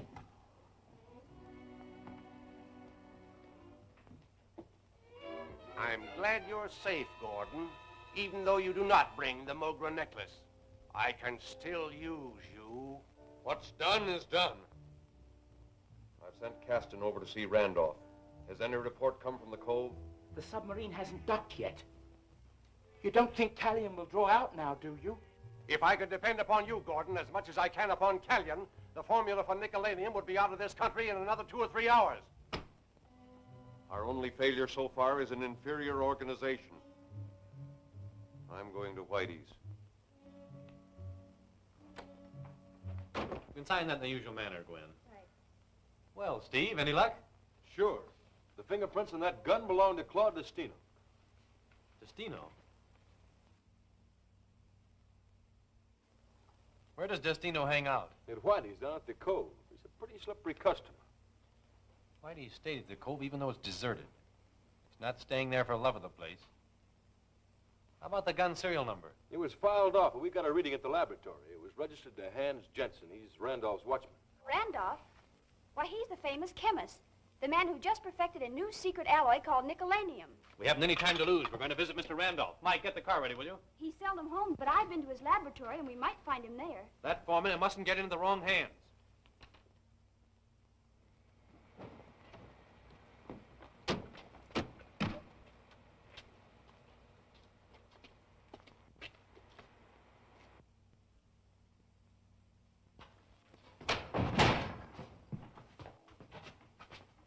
Come on in, boss. It's open.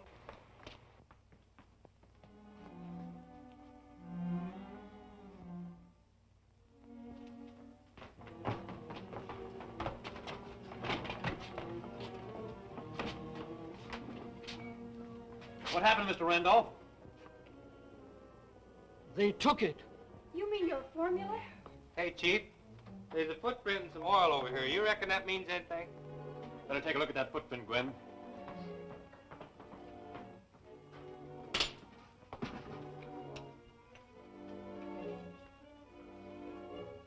That's the man, Mr. Tracy.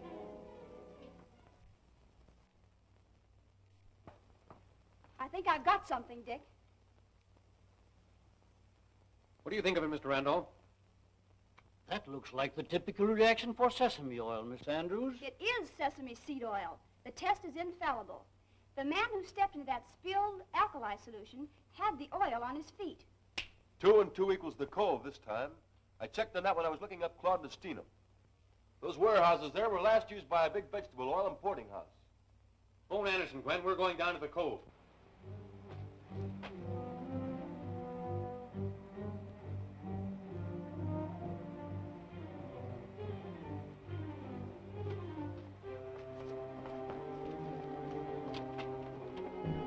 Get right for the waterfront, Steve. Right.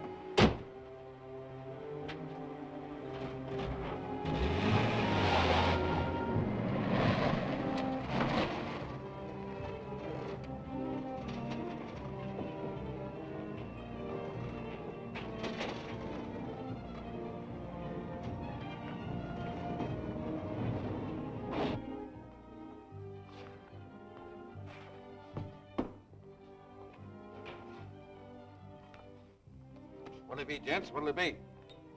You're strangers around here, I take it. Try my stew. I'm famous for it. Famous. You don't have to put on an act for these guys, Whitey. Destino here knows them, even if you don't.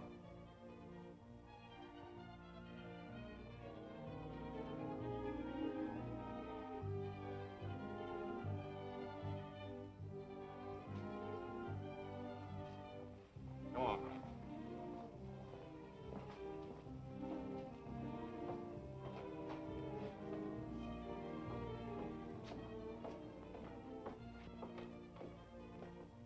Well? We got the formula all right.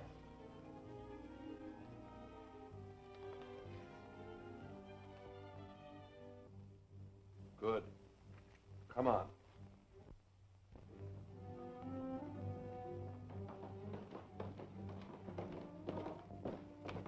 Any word of that submarine yet? Not since the last report. Said he'd dock sometime today.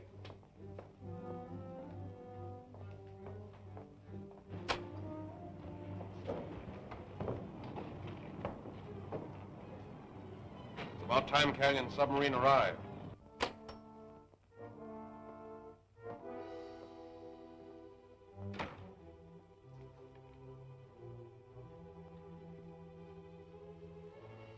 Gee, Destino.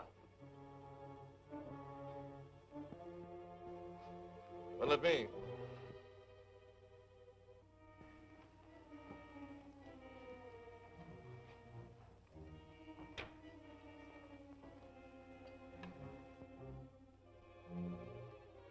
I'll take some of this stew. Okay.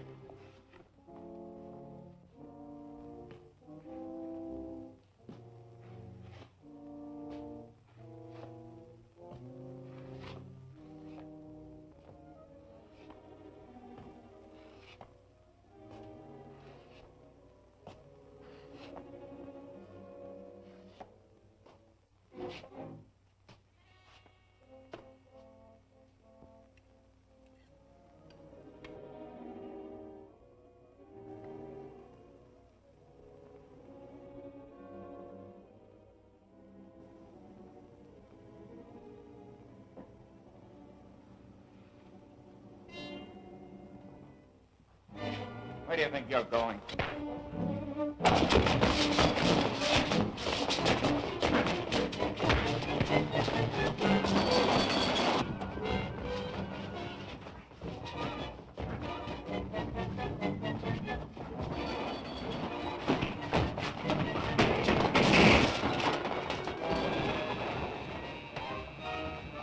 You and a couple of men go back. Whitey's in trouble.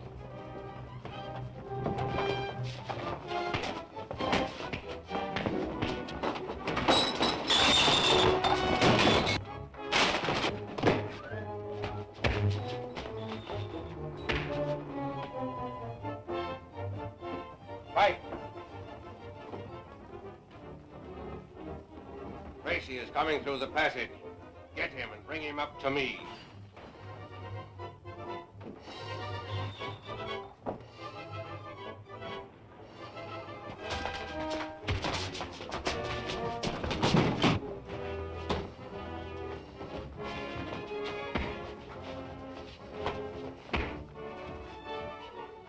Don't move, Tracy.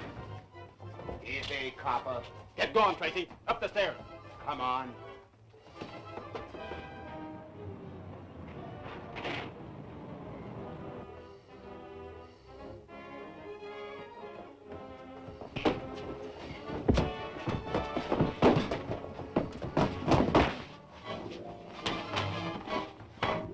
Okay, drop that gun and reach for the sky. Come on, up with him. Get in there. How did you get here, Junior? In the rear of the car. Gee, I helped that time, didn't I? You're Mr. dead.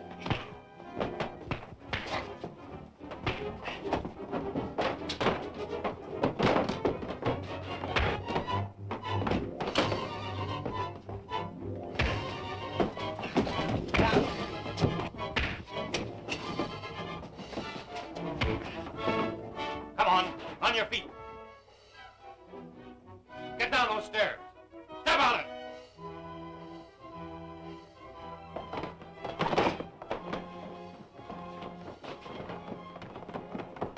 Keep him covered, Mike. That man will lead me to Randolph's formula.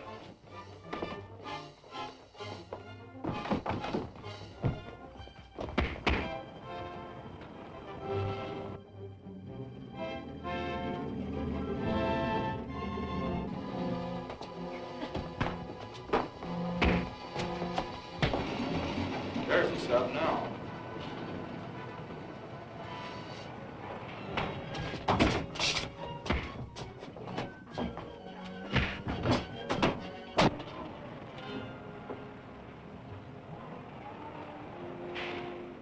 We have no time to lose. Government men are up front, Mr. Callion. No morning, Brusky. Tell Captain Starker to stand by. We leave at once. Here is Randolph's formula for nickelanium. My government appreciates your efficiency.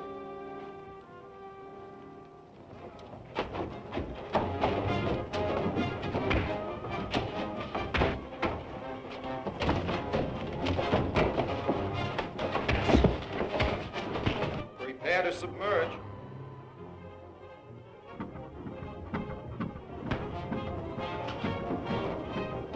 Fill number 4 and 7 tanks.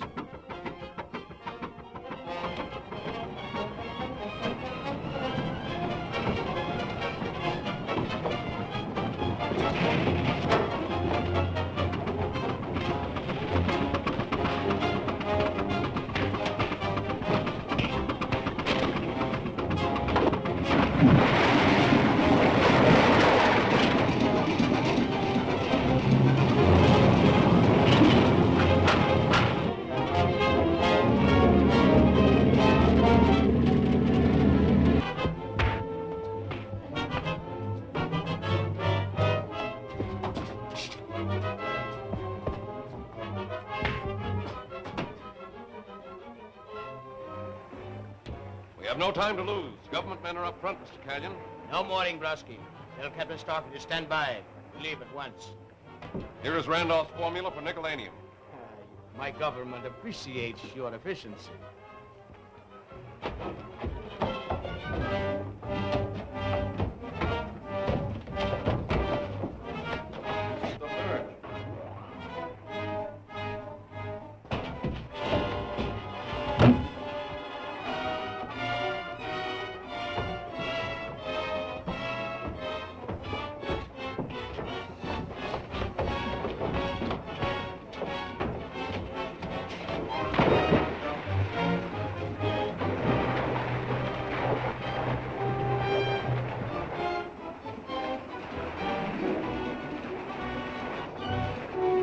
Police, beat it.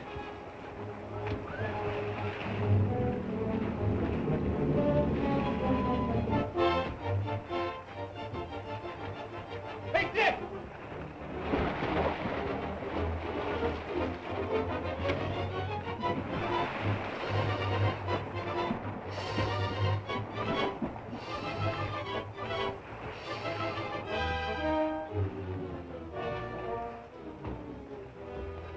Some of the men got away with the spider, Dick, but we captured a few. Anyway, the formula's safe. Come on. Gee, Mr. Tracy. Junior, how did you get here? Oh, Junior hid in the car. He's the one that sent for the police. Good work, Junior. You see that, Steve? It'll be worthwhile for us to contact Death Valley Johnny if the Spider's plans involve him. Right, let's go. Come on, you.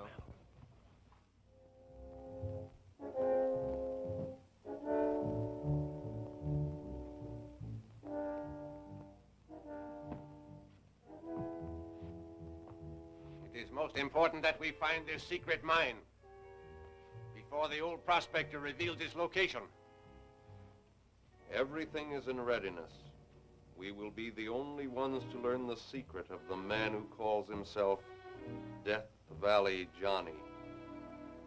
Do you have a gentleman registered here by the name of Death Valley Johnny? I should say we have. He's right over there in the midst of all those reporters. You can't miss him. How about another picture? Sure. Wait, I gotta have a cigar. Sure you got enough? I got a dozen. I ought to be able to get one. Wait a minute, boys. Will you have a cigar? Why, certainly. Will we have a cigar? You're a great guy, Johnny. Will I give you the headlines, or will I give you the headlines? That's all right. So long, good. partner. Say, don't forget to print the vest one. Hello, boys. Have a cigar. No, thanks. I don't use them. You? No, thanks. I smoke a cigarette. Oh, cigarettes, eh? Well, sit down and let's have a powwow. No, we don't mind if we do. Don't mind if I smoke. No, go right ahead. Help yourself. All right. What newspaper are you boys from? We're not from any newspaper. I'm Dick Tracy, Federal Bureau of Investigation. This is my assistant, Steve Lockwood. Well, what brings you here calling on me? We're here in your interests. We have reason to believe a certain criminal ring may cause you trouble. Well, I'm a lazy horn toad. If some yellow coyote ain't trying to get his greasy paws on my specimen gold, eh? A whole pack of coyotes. Yeah. Listen here, young man. I've guarded the whereabouts of that mine for nigh on to 20 years. And no hombre's going to get it away from me. Besides, the gold won't be mine after 10 o'clock tonight. I'm selling out. Does anyone beside yourself know where the gold is? No, sir. I kept the secret of that mine in my head. And I ain't going to open my yap until those jewelers sign on the dotted line. Jewelers? Yes. I'm selling out to a big firm of New York jewelers. And, at a good stiff figure, too.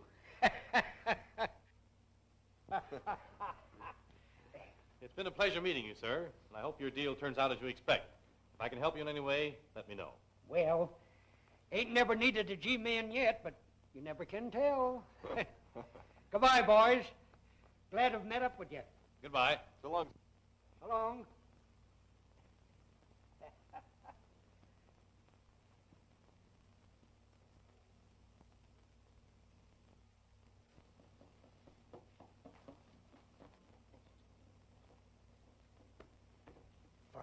Past 10. I see no reason for this delay.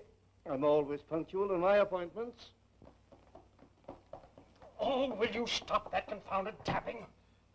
I'm sorry.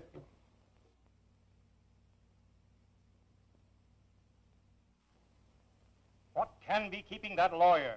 Clark said he'd have him here by 10 o'clock sharp. Come in. Nolan is my name. Mr. Clark sent me to render my legal services in his behalf. Mr. Nolan, Mr. James, Mr. Noble, Mr. Wickland. Gentlemen. And Mr. Death Valley Johnny. How do you do? Pleased to meet you. Take a chair and we'll get to business immediately.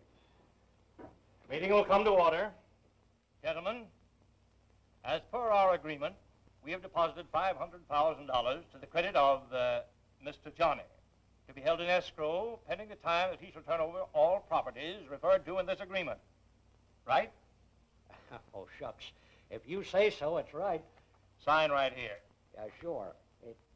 Say, you sure this is right and in order? Absolutely, sir, provided you can produce the specimen gold. Oh, I can do that all right.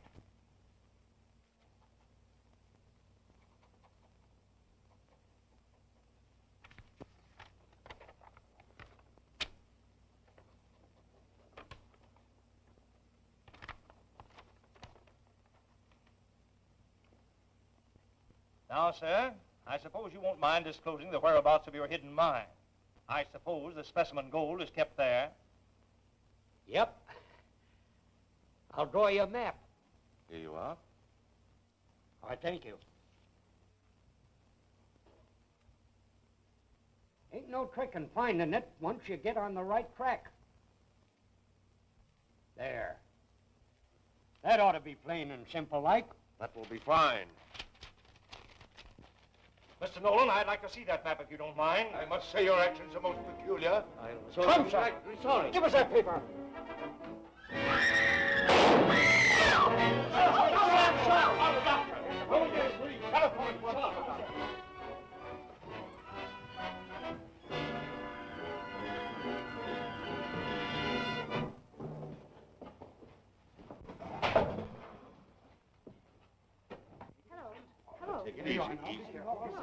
Are you calling a doctor? No, I'm calling the police. Never mind the police. Call Dick Tracy. I want Dick Tracy. Operator, can you get me Dick Tracy? Yes, Dick Tracy. That's all right. Poor old-timer. He's putting up a great fight, but there's not much hope. We'll know better after the anesthetic wears off. Let me have his clothes, will you, Doctor? There might be some clue in them which will prove of value to me. Of course. Nurse, will you have his clothes bundled up for Mr. Tracy? Oh, certainly, Doctor. I'm hunting for those yellow coyotes, Johnny.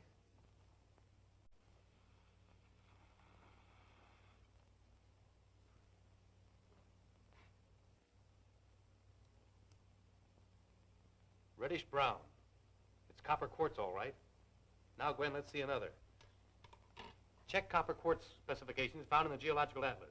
Find out what locations this type of quartz can be found in. Right.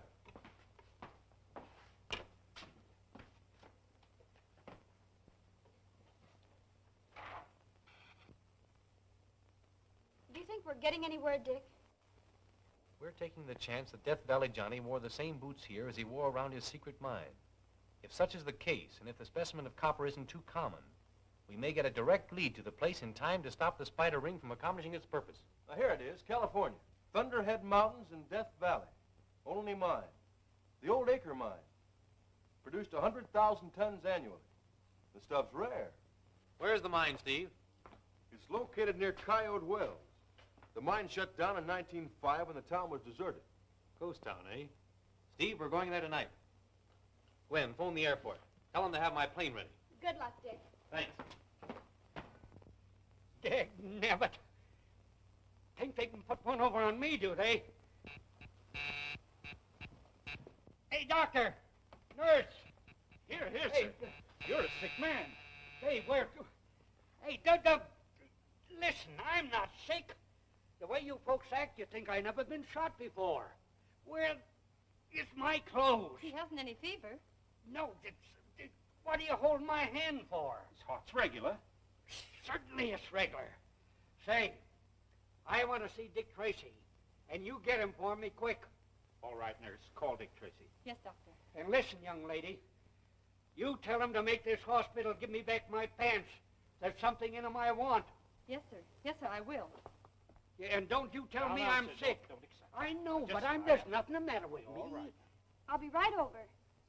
Yes, I'll bring his clothes. Mike, will you get the car? We're driving right over to the hospital. You get right back to bed, young man. Yes, ma'am.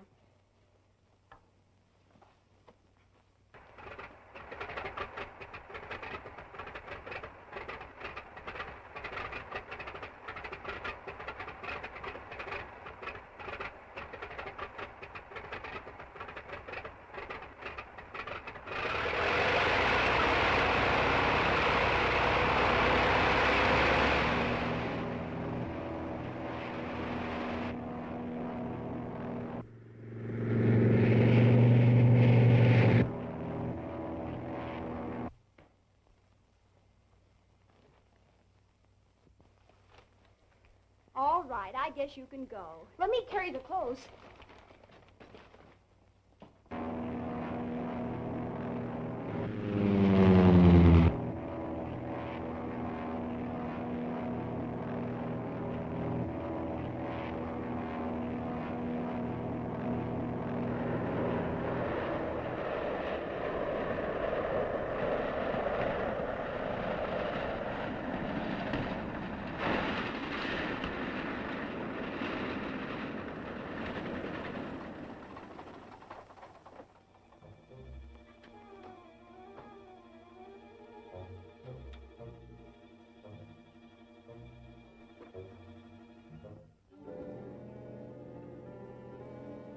Spooky looking place, isn't it? Looks dead enough, but you never can tell. Let's close in on it. Right.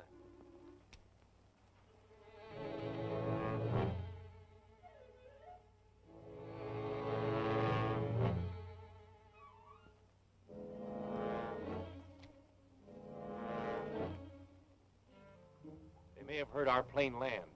Let's separate in case of an ambush. All right, Dick.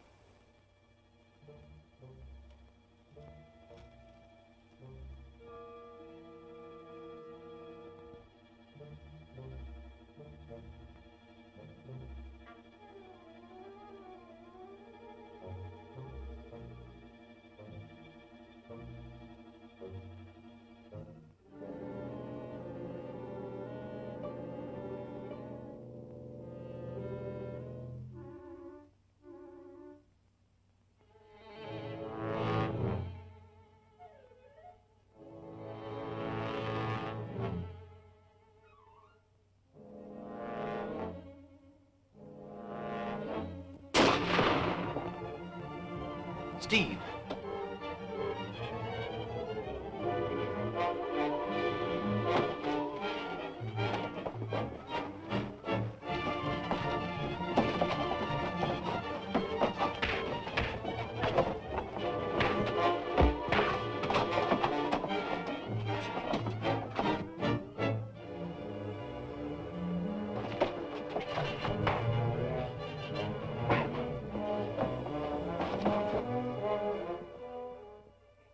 Look in the hip pockets of them pants, Sonny, and give me what you find. Mr. Tracy has already left to go to your mine, so I came in his place. Huh? How did you know where my mine was? We were able to trace the location by the quartz particles still sticking to your boots. Well, I'll be doggone. He should never have gone out there without first talking to me. Now, there's something awful dangerous in that mine if you don't know just where it is. That's it, Sonny. Give it to me. But tell me, what is there in the mine that's so dangerous? Oh. You better ring for the nurse. Mike, we'll have to drive like mad to Death Valley to prevent Dick from going into that mine. Oh. What's the matter? Well, I think your patient has fainted. Well, you better wait outside. I'll see what I can do for him.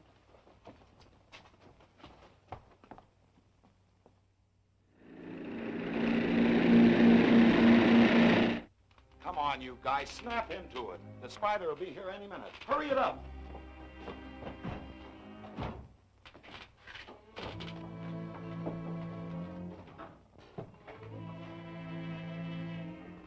Try and back of the bar.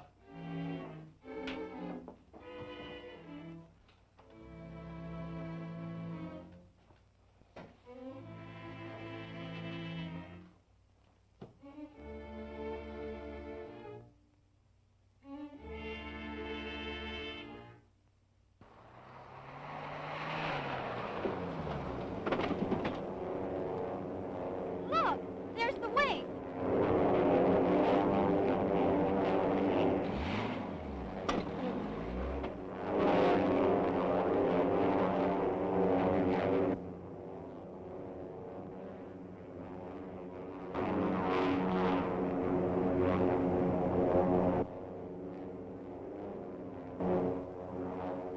The wing! The spider's here. Come on, men. Come on, boy.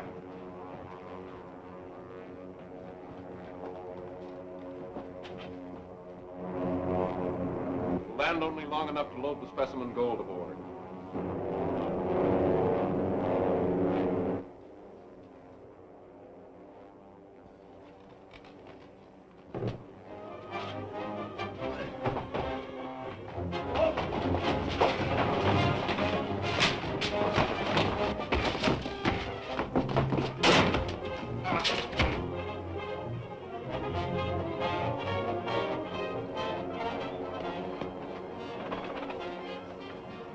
Steve, where's Dick? Well, I don't know. Some guy creased me with a bullet last night. I haven't seen Dick since. Oh, we must find him. There's something in the mine he doesn't know about. I'll say there is.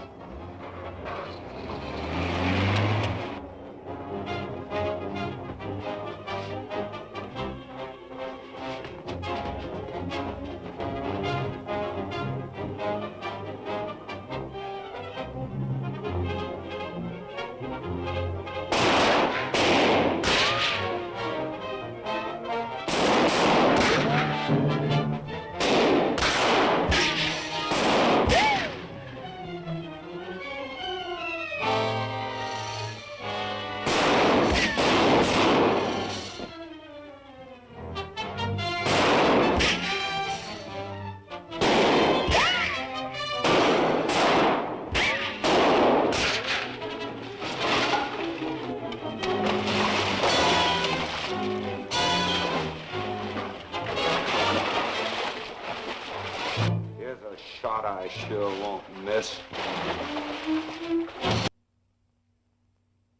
The spider will be here any minute.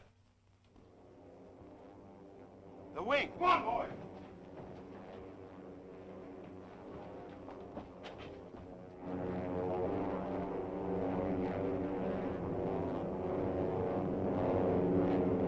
Stand only long enough to load the specimen gold aboard.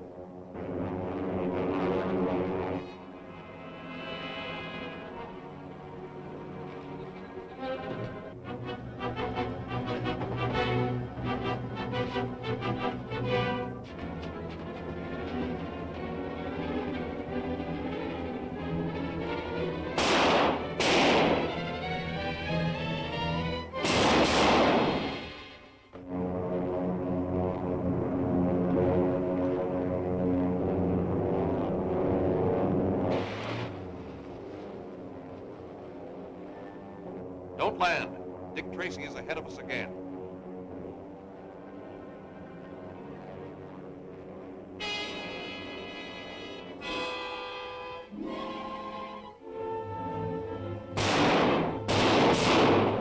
Come on, Mike.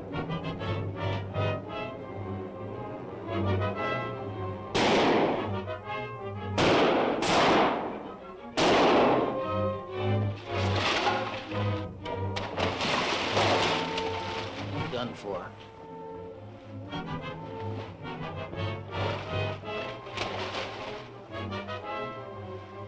Here's a shot I sure won't miss. Neither will I.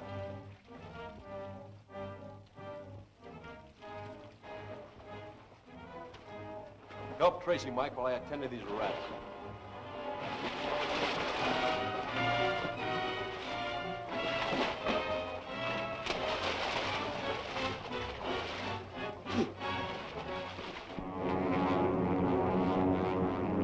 Calling location 3. Calling location 3. Dick Tracy stopped us again. We were unable to get the specimen gold. I am returning at once.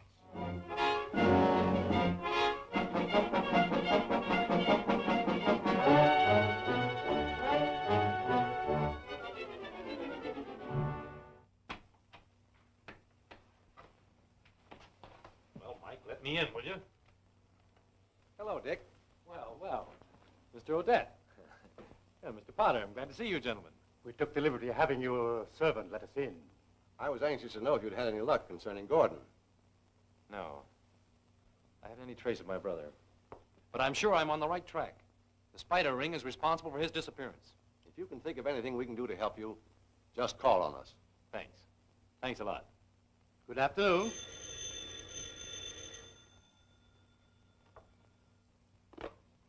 Hello?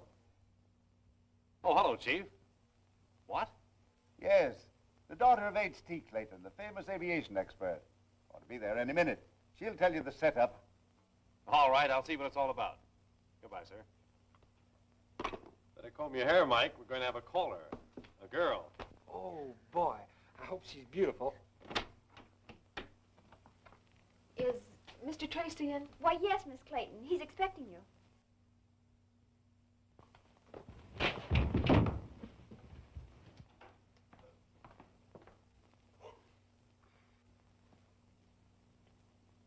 Oh, Mr. Tracy? And you're Miss Clayton. Yes. This is my assistant, Mr. Lockwood. How do you do? Well, it's all right, Miss Clayton. We all work together. So you may feel free to tell us what brought you here. It's my father, Mr. Tracy. I'm worried about him. Well, won't you sit down? Thank you. Now tell me what it's all about. Well, you see, Dad's been working on a new high-speed plane.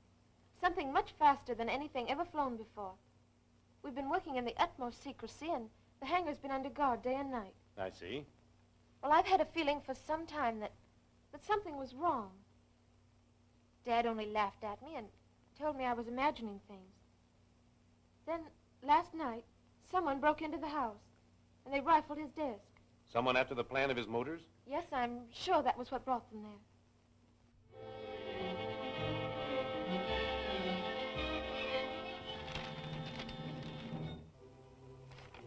Worthless. All of them worthless. They don't tell my government anything that isn't already known. But, Excellency, they were stolen from Clayton's private desk. They must be what you wanted. They don't reveal the secret of the plane's great speed. That is what I wanted, and that is what you must obtain from me, or else I... Or else what, my dear Excellency?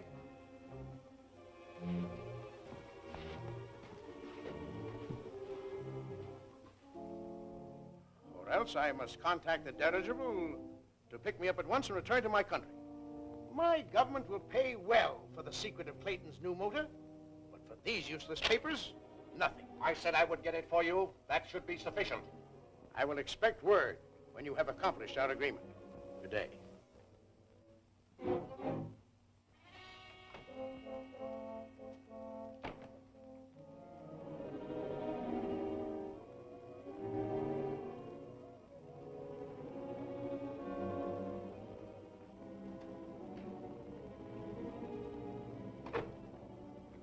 See me? If we fail to get the secret of Clayton's new plane, our negotiations with Durston's government will come to nothing. Can you supply him with those plans? I can do better than that. I'll deliver the plane itself. Tell me, Gordon, how will you get this plane for us? The police are guarding it.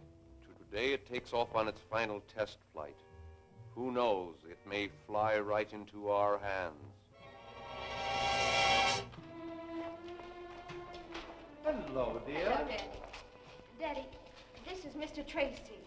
Mr. Tracy is from the Department of Justice. Happy to meet you, Mr. Tracy. How do you do, sir?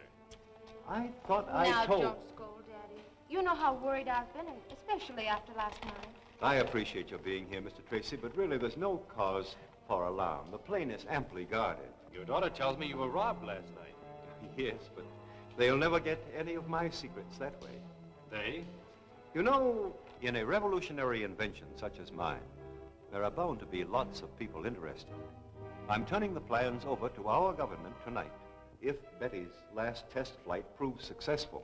You? Are you the test pilot? Why, certainly. I'm the only one who has ever handled the ship. You'd better run along, get into your flying togs. Well, I'll be ready when you are, Dad. Come along, Gwen. I haven't trusted it out of the family. Besides, you have to know your ship pretty well when you're flying 700 miles an hour. 700 miles an hour? Yes. Would you like to go up with Betty and see how it handles? I certainly would. You think they'll let us go, too? What, ride in that thing? Me?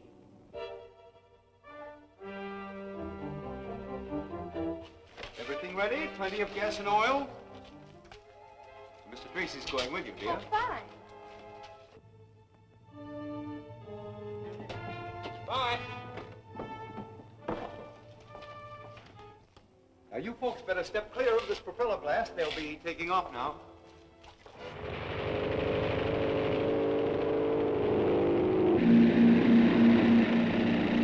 Well, happy landings, Dick.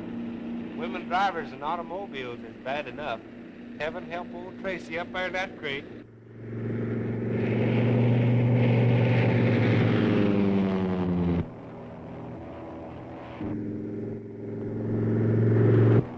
What are we making now? About 500. I'll open her up now.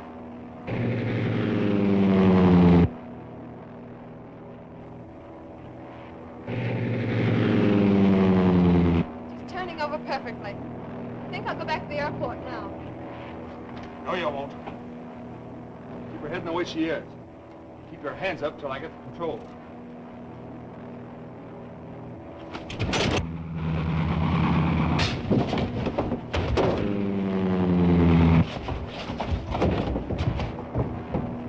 Head back to the airport. He's going about a jillion miles an hour. That's more than 100, ain't it?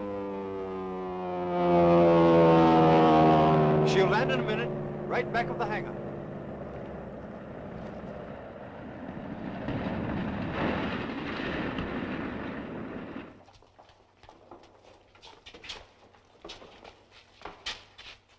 What's this, a stowaway? No, he tried to hijack your plane. He nearly got away with it, too. Take him to the station, boys.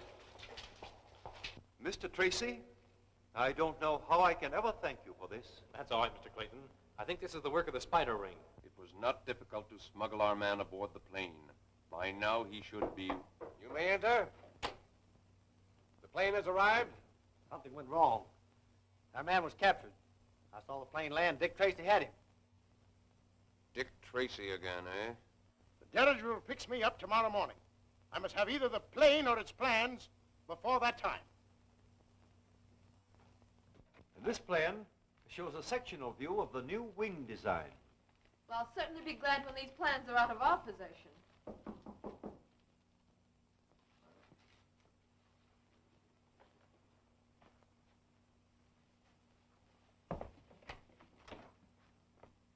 Clayton? Nope, I'm not Mr. Clayton. Mr. Clayton over there. Oh. Good evening. Mr. Clayton? Yes, sir? I'm John Henderson, Bureau of Aeronautics. Oh, yes. I've been expecting you, Mr. Henderson. Know we're all anxious to get down to business? Yes, I have the plans right here. I'll get them. Aren't you afraid those plans might be stolen? It wouldn't do the thief any good. I'm the only man who can decipher the code they're in. So you're from the Bureau of Aeronautics? Why, yes, Mr. Tracy. How's old Joe Williams getting along down there these days? Oh, Joe. He's coming along great. Expect promotion for him any time. Joe Williams had been dead for 2 years. You're not from the Bureau of Aeronautics. Better put those plans in a safe place, Mr. Clayton.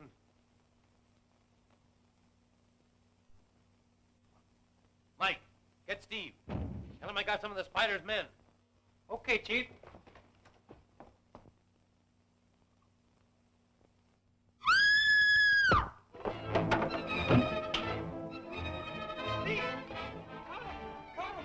Caught who?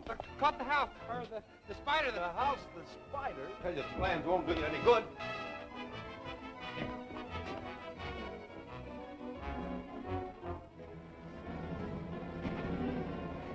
Hey, stop!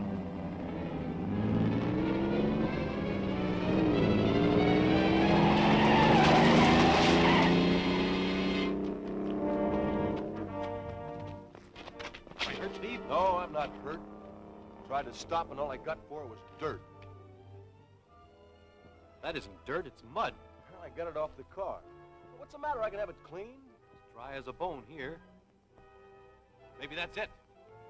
Let's call the Weather Bureau and find out where it's rained recently. Where has it rained heavily in this district this afternoon? Thanks. It rained this afternoon in the mountains around Caribou Pass. Caribou Pass? Well, that's where the old Beechwood Hotel is. If I only had a quick way of getting there. Dad's speed plane. Use that. It's worth a try.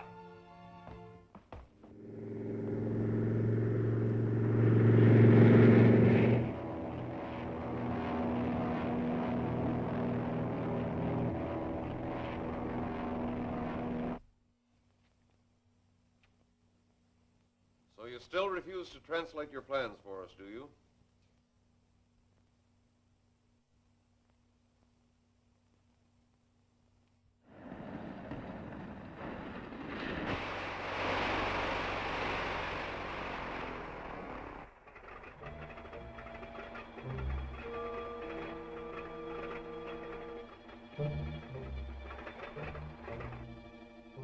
Peter, can you forge a note from this sample of his writing? Sure, Chief.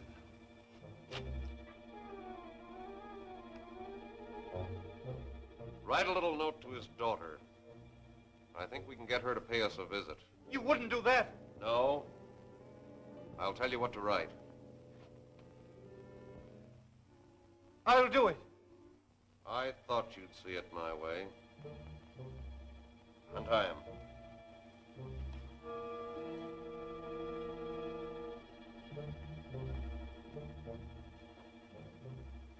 Now get busy.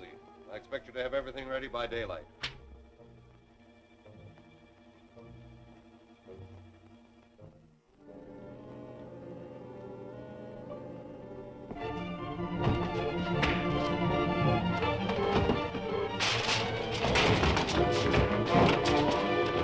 Oh, no, you don't. Give me those plans.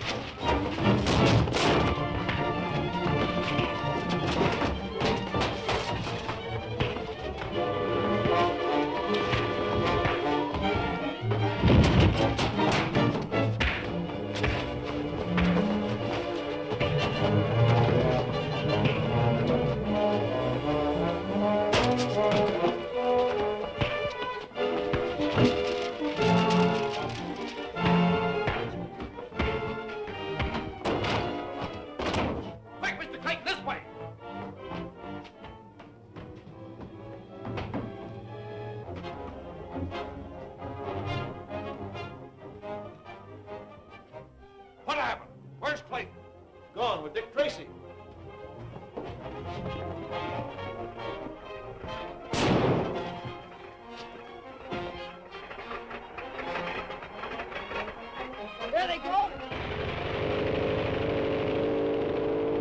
the wing ready.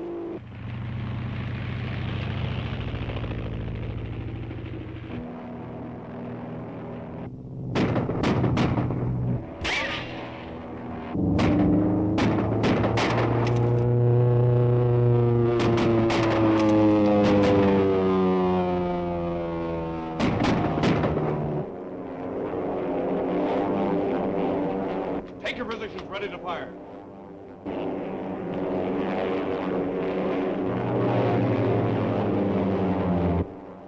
Fire!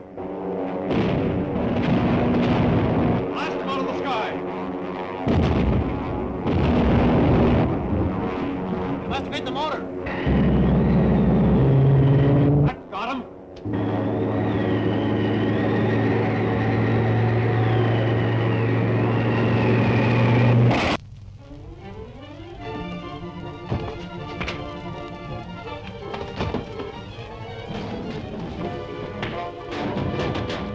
Oh, no, you don't. Give me those plans.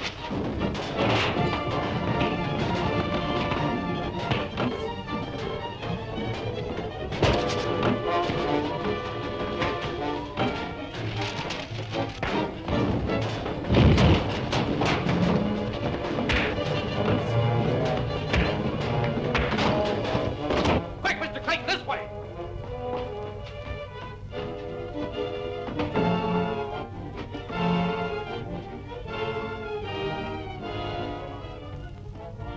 What happened? Where's Clayton? Gone with Dick Tracy.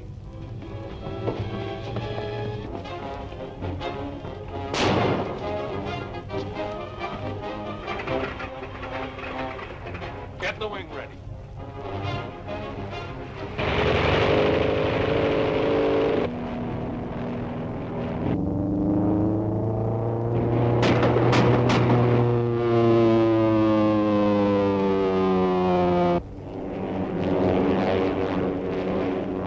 Take your positions, ready to fire.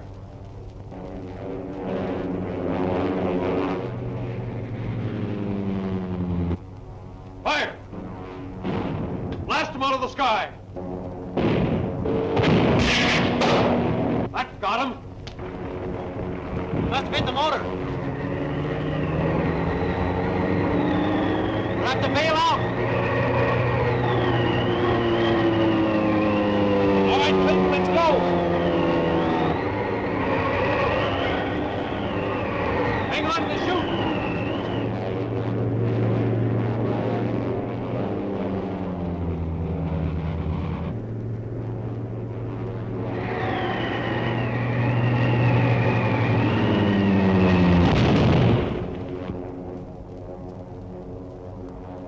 We'll make them wish their plane had ended it quickly for them.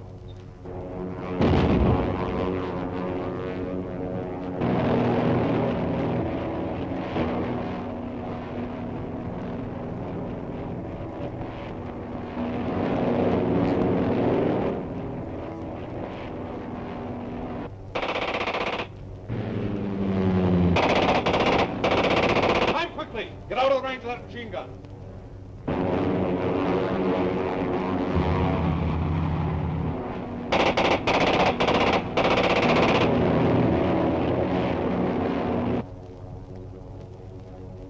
Stay at that altitude. We're too high to expect any further interference.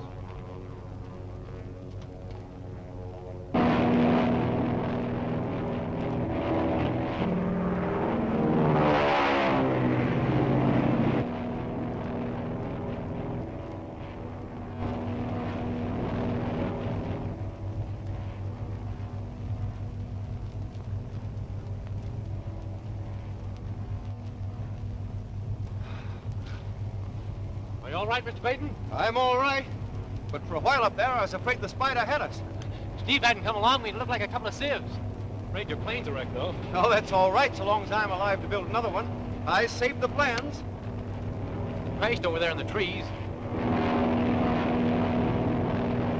I'll investigate the wreckage, and as soon as Steve lands, you tell him to wait here with you. Right. We'll be waiting for you.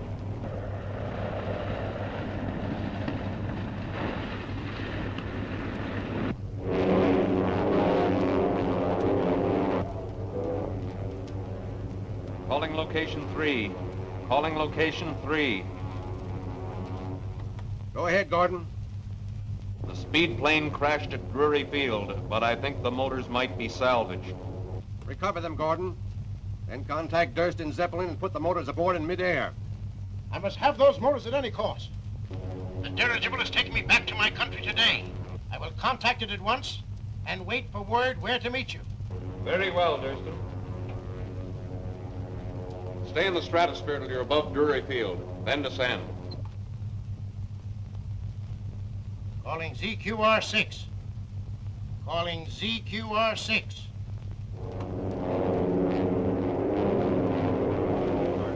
Get it, get it. ZQR6 standing by. ZQR6 standing by.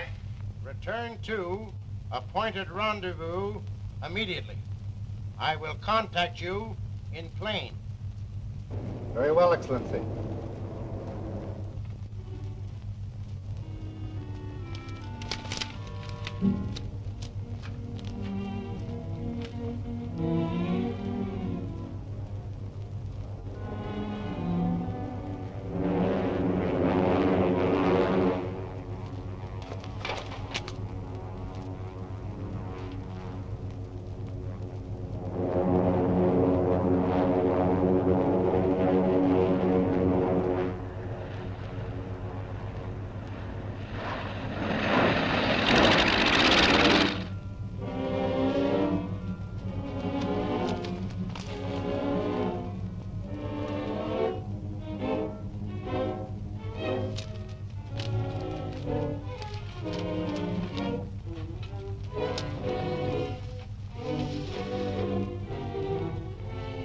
Motors don't seem to be hurt a bit.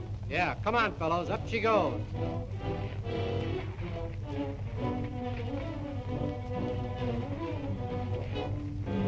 All right, man, it's no use sticking around here any longer. We got the motor loaded.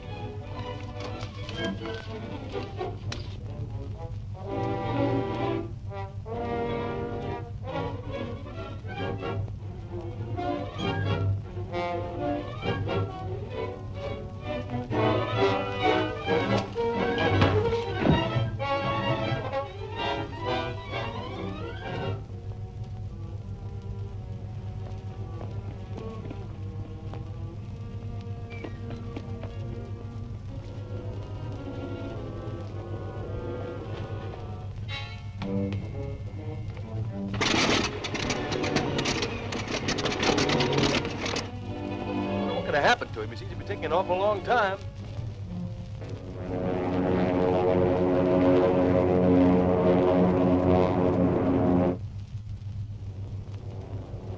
The wing! Strap on your safety belt, Mr. Clinton. We're going to shoot that wing down.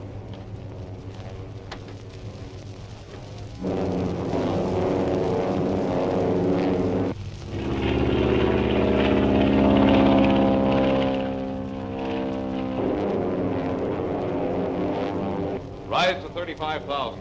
We meet the Zeppelin above the channel off San Francisco. Stand by to transfer those motors as soon as we contact the Zeppelin. Everything's in readiness, sir.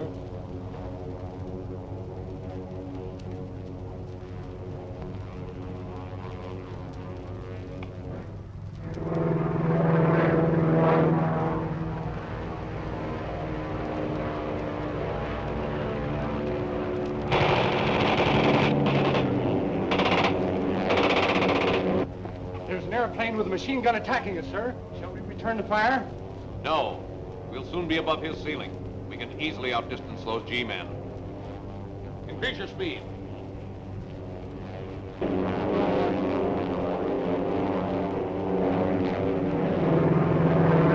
My ship has reached its ceiling, but I'm going to follow him as long as I can.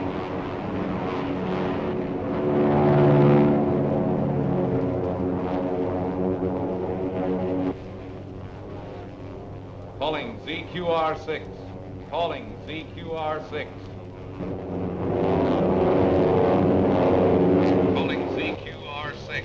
ZQR6 standing by. ZQR6 standing by. Proceed. Have recovered both motors in good condition. Advise position for contact. Refer to code book 6211.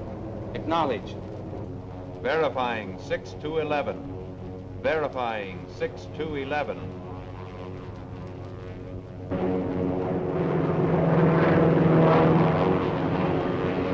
The Zeppelin!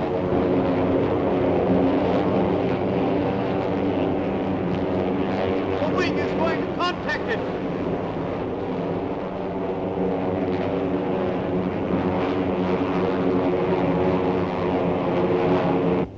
Level off and hover over them. I thought I told you to stand by and transfer those motors to the Zeppelin. Yes, sir. Everything's in readiness, sir.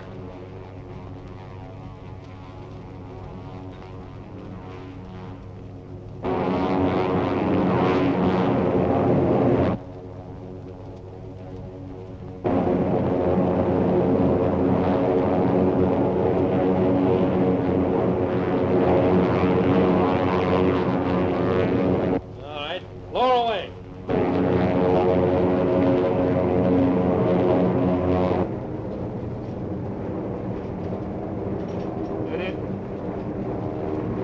As soon as I'm aboard the Zepp, hoist away.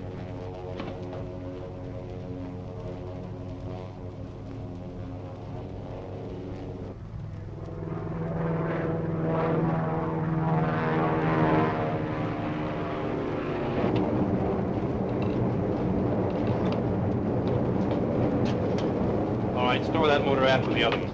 Hoist away.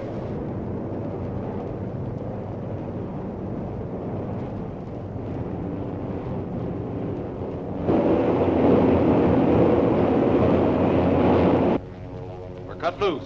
Rise.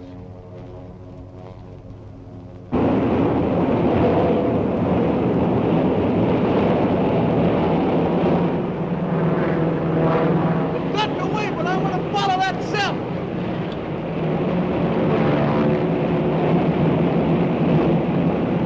CQR6 signing off. Don't make a move. Stand up.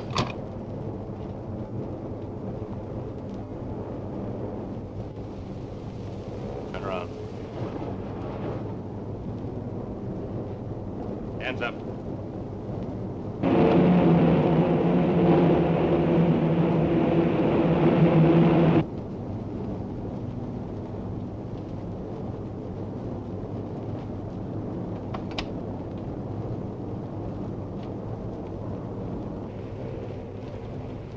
SOS. SOS. All radio stations stand by. SOS. SOS. Dick Tracy calling. Attention Harbor Police, federal officers. Stand by. I'm in a dirigible over the ocean, off San Francisco. I'm going to try to bring it back to land. SOS. SOS. Don't know where the dirigible will land. Contact the shore patrol in case I don't make it back. Dick Tracy calling federal office. Calling federal office. Something's happened. He stopped talking. Here, lift me up and say, here, get away. Oh, give That's it right there. Federal 6400.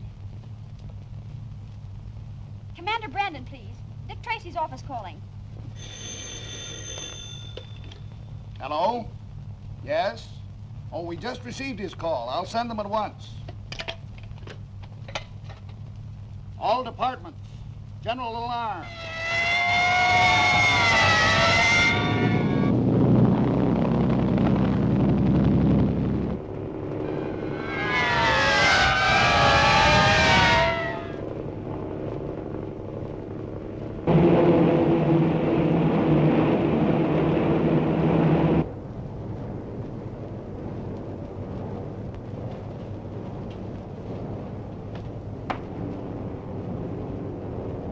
Soon those marvelous motors will be in our country.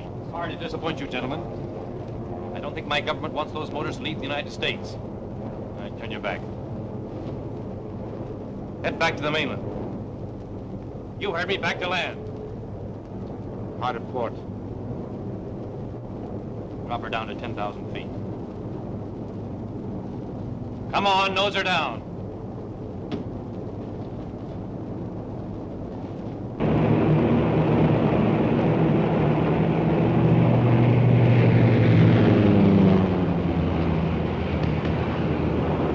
Look, they're coming back.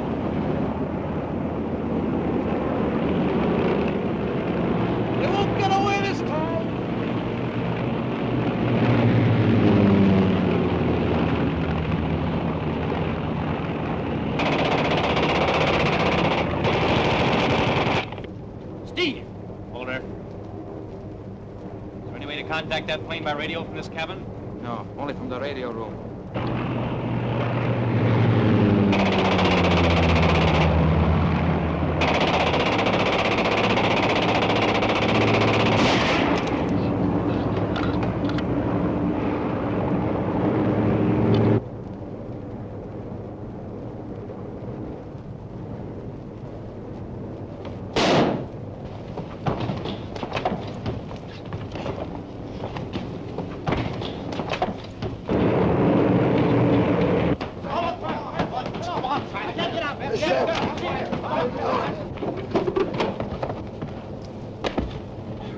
How did he get in here?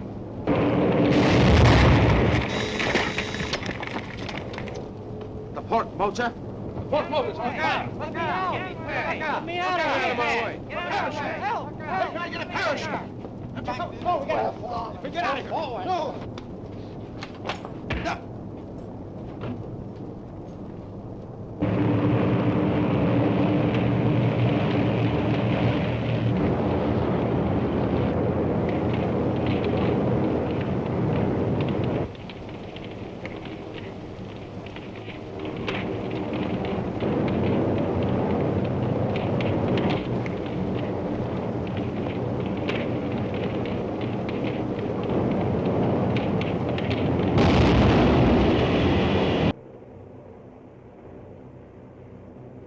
Soon those marvelous motors will be in our country.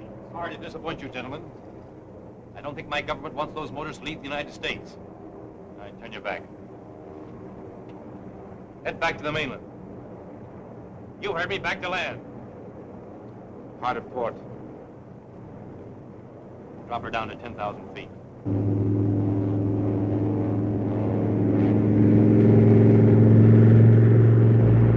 Look! They're coming back!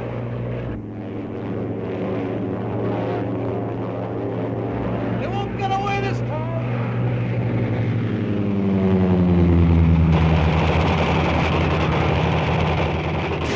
Steve!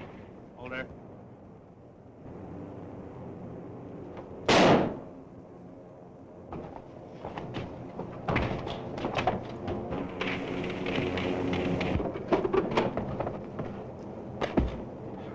How did he get in here?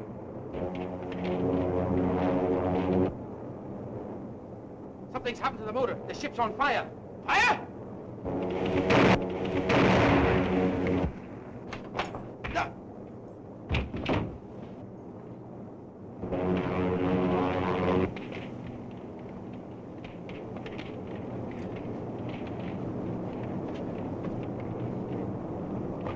Ah! Let go! Let go! This parachute won't hold us both! Going to have to, Durston. Let loose!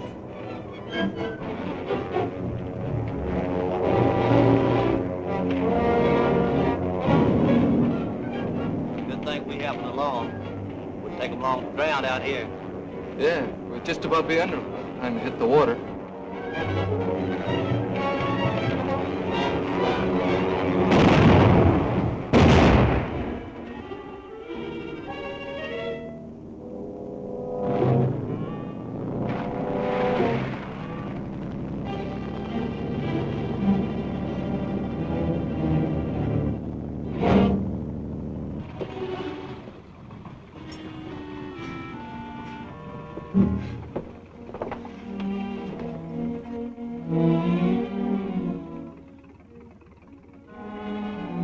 Are you all right?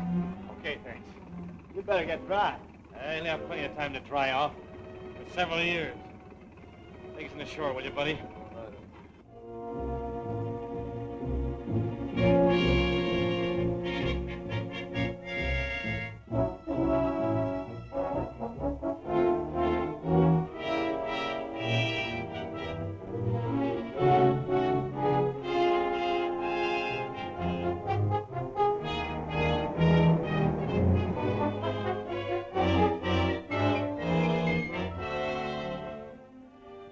Just the man I want to see. Dick, I want you to meet Mr. Vance of the Consolidated Steamship Lines. Mr. Tracy, Mr. Vance. How do you do? How do you do, sir? And Captain Bullock of the steamship Atlantis. Hello, Tracy. Captain? What's the trouble, Clive? $1 million in gold has disappeared from the Atlantis. How? That's what we'd like to know. The gold was in a special compartment that was locked and sealed from the time the Atlantis left the other side until she docked here. When we went to open the compartment, the seal was just as we left it, but the gold was gone. You've searched the ship? From stem to stern. And all luggage before it was allowed ashore. Is the Atlantis still in port? Yes. We had a slight accident at sea. A fishing smack rammed us. As a matter of routine, we're having the plates examined in case any need repairing. Well, I'd like to go aboard and look the vessel over. Certainly. I'll notify the yard superintendent to be at your service. Thanks. Captain, did anything unusual occur during the trip? Yes. A seaman was lost overboard. At first, we thought it was an accident. But later, we found this in his locker. Remember, others will be watching to make sure that you obey instructions. This is no piker's job, Clive. In fact, it's big enough and clever enough to make me think. The spider ring? What are you going to do? Make sure of the handwriting on this note first. Then, well, good day, gentlemen.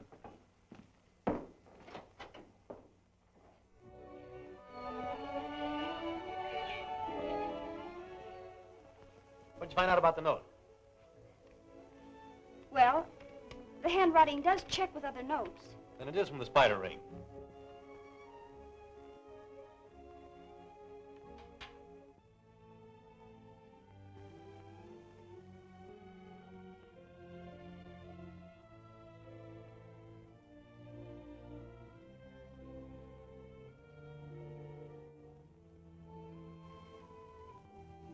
This handwriting, Gwen.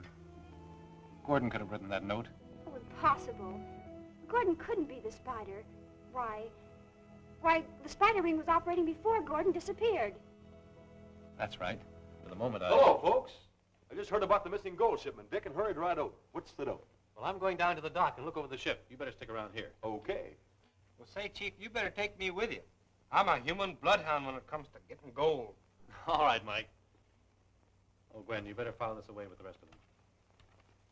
You better go get your hat on. Hurry up now.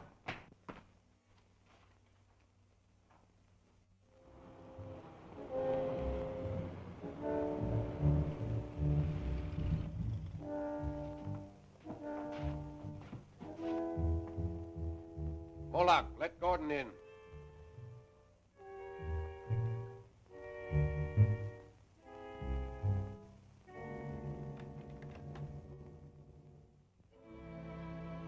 We've been waiting for you. Everything is ready? Here's the working diagram of the Atlantis. This is where our ship rammed her. That accident was a very brilliant inspiration, Gordon. And the gold? Here, near the bow, where we can get to it when we are ready.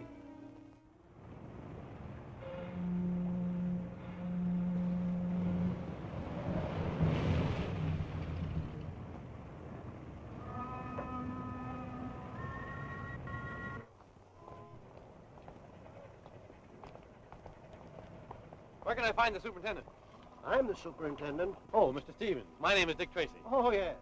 Mr. Vance told me you'd be here. What can I do for you? Well, I'd like to have a little look around, if you don't mind. Why, sure. Come along. Thanks.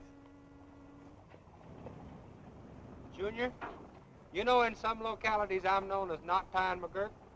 Really, I'm one of the finest rope tires that you've ever seen. Have you found any damage? Some. One plate seems to have been sprung a bit. I'll show you. Could it have been done deliberately? Well, it could. But I don't see what good that would have done anybody. Where was she hit? Just aft of amidships. Here's the plate that was sprung. There I go, spilling ink all over again. I guess I'll have to get a new pen. Here, take mine. Oh, thank you. Now, here's where she got rammed. And there's where the gold compartment is. Quite a distance apart, you see. Have you fixed the plate yet? No, the riveting crew will take charge of that when they get here. Want me to show you the ship before I go? Before you go? Yes, my foreman Clancy bosses the riveters. Come along. Thank you.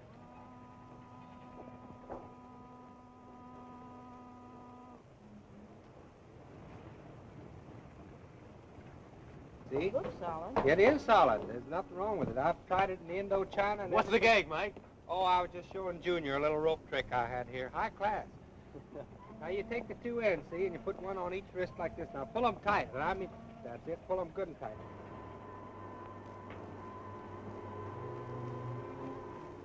Dick Tracy, the G-man, just came aboard. He's making a complete inspection of the ship. Better notify the lame one.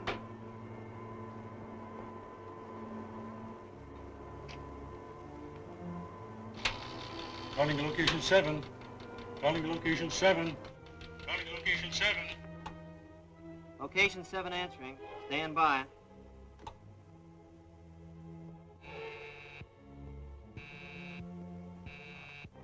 I'll take it.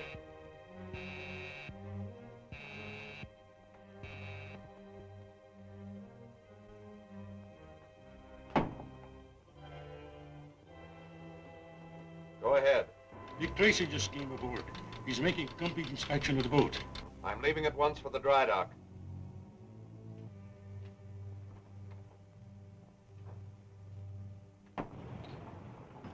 Want me to cut it? Oh, you don't think I can get out of it, huh? Me, what sailed the 11 seas. Well, I'll fix it this time.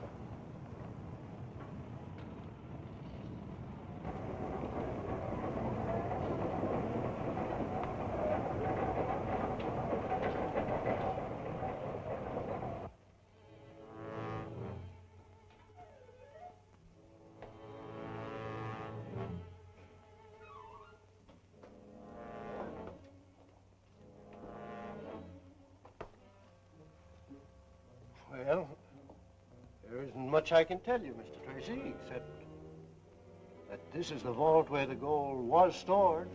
Well, I'd like to take a look inside. Go as far as you like. Clancy will cooperate with you. Glad to have met you. Thank you. Thank you very much.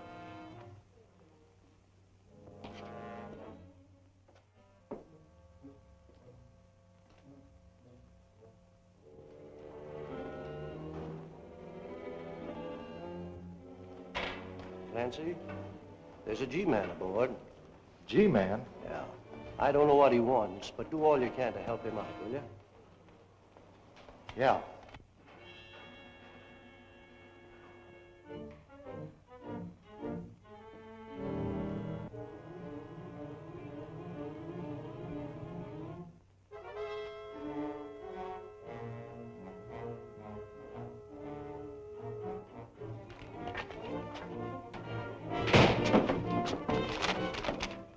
Gee, I didn't know anybody was in there.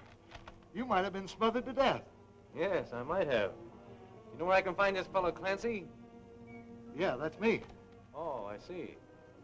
You have the blueprints. Are you going to fix that damaged plate? Yes, I was just starting to do it. Well, do you mind if I tag along? No, suit yourself.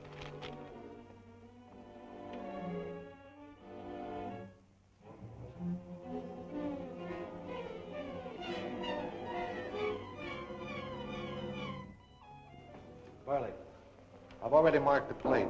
Cut it according to this blueprint. All right, boss.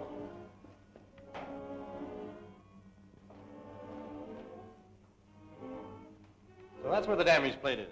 Sure. Where'd you think it was? I was just wondering. Thanks. Welcome.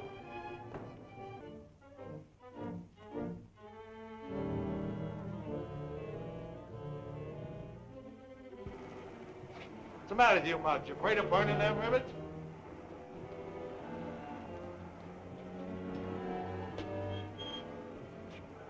Can I see that blueprint for a minute? I suppose you're going to try to tell me my business. No, I'm just a curious sort of a guy.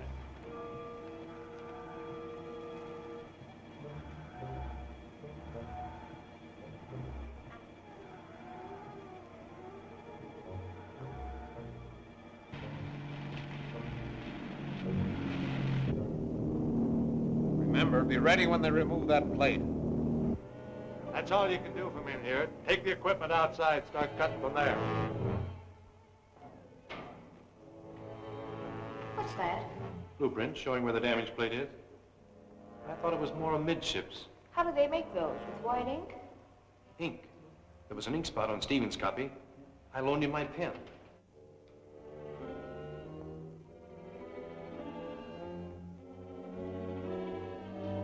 This isn't the right blueprint, Junior. You wait here for me.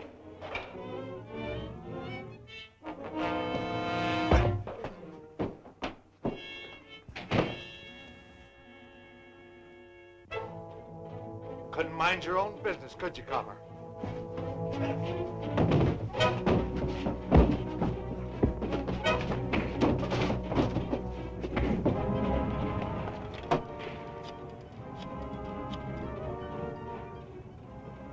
Oh, Junior? Are you sure? I saw it. The man hit him. We'll be right down, Junior. What's the matter? Dick's in trouble at the shipyards. Call headquarters and ask them to send help. Maine, 4100.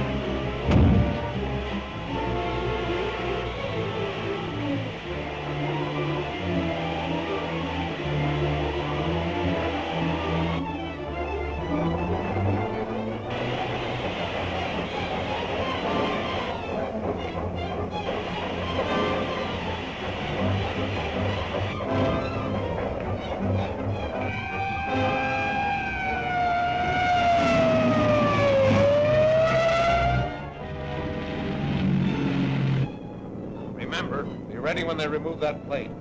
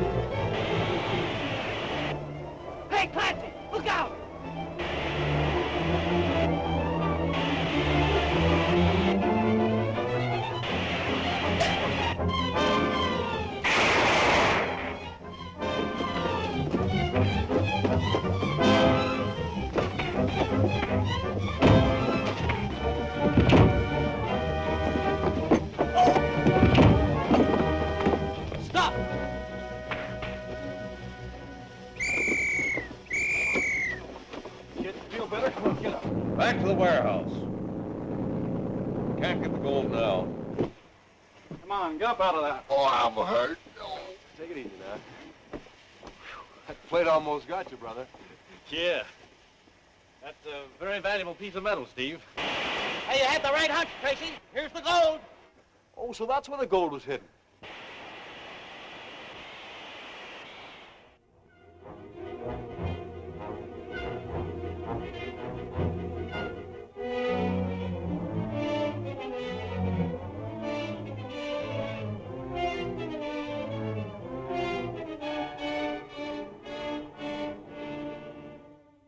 We can make good use of your skill as an engraver, Mr. Coulter. It will be most convenient to manufacture our own money.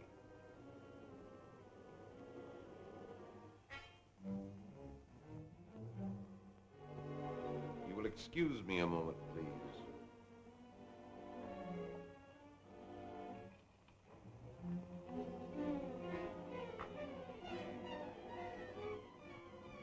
Coulter, delivered as per plans. Everything in readiness to proceed. That's very kind of you, Mr. Odette, but I don't know if Dick will be able to make it. Broadcast takes place very shortly now. Oh, that may be Dick now. I'll go see.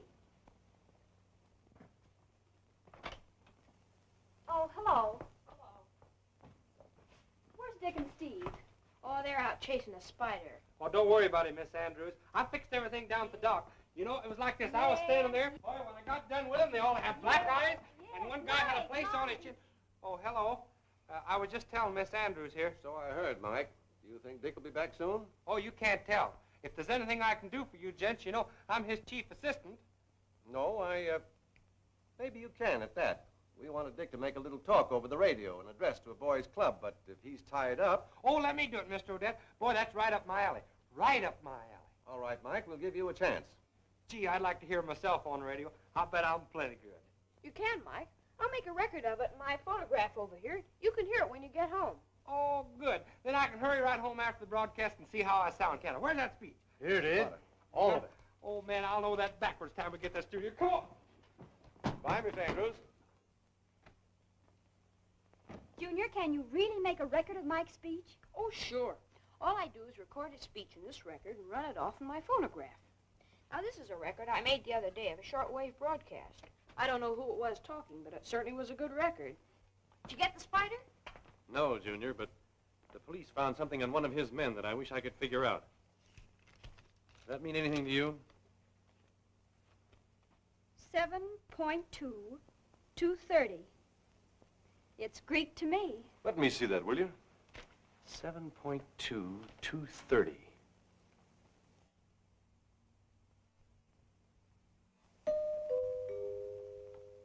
You will now hear a brief address on crime prevention by Michael McGurk. Mr. McGurk. Now? Please. The ABC Finance Company will... I want to tell you about this case, in case you didn't know about this. What was I talking about? Oh, murder, yeah. Be sure you play it right. I won't miss.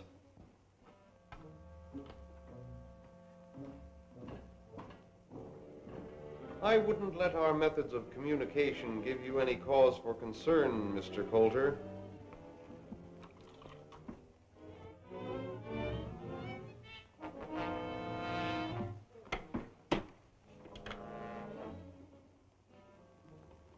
Submarine will pick up When you have crime, you don't need prevention. When you got prevention, you don't need crime.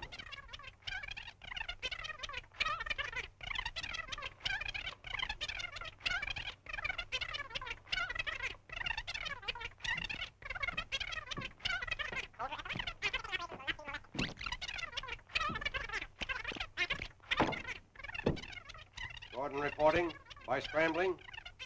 Yes. When we play it back at the proper speed, we will get his report. Here's the thing about murder.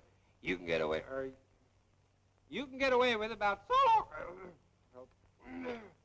You can get away. You can get away with murder about so long, and then somebody gets killed. Now, you take the case of Henry Jones.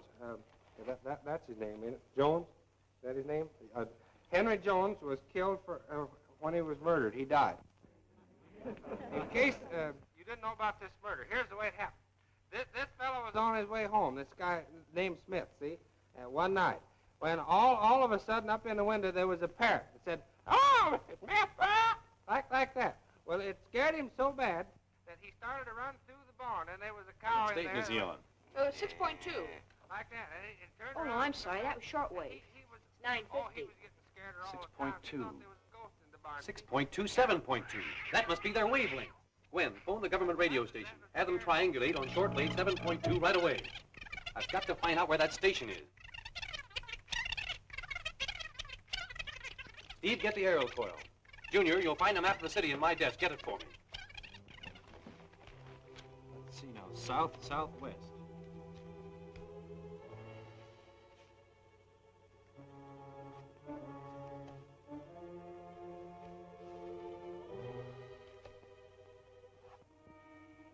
Due west. Due west.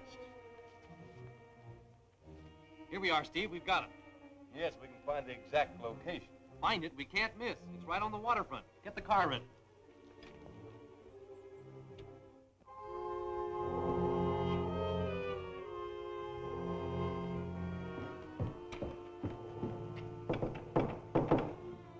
Come in.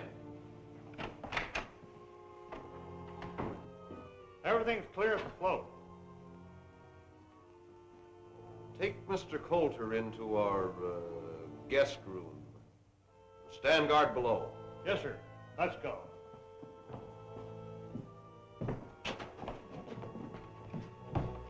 Hold on.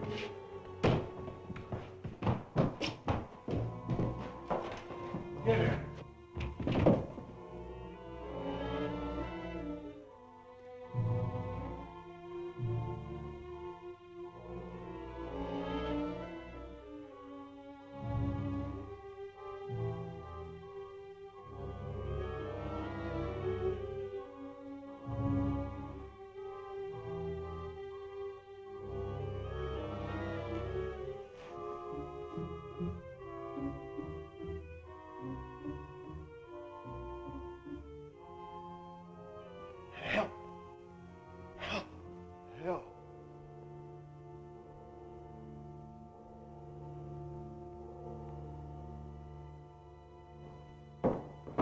Mr. Coulter, get those ropes off, Steve.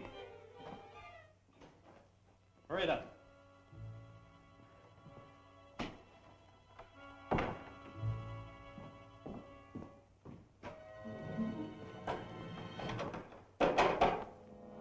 Listen, Steve. They've locked us in. We've got to get him out of here. I wonder what's below us. Well, there couldn't be anything but water. We'll soon see.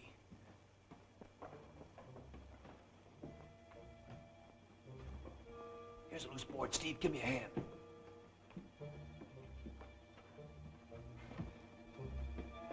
Well, I guess no more funny sounds are going to come through. I guess not.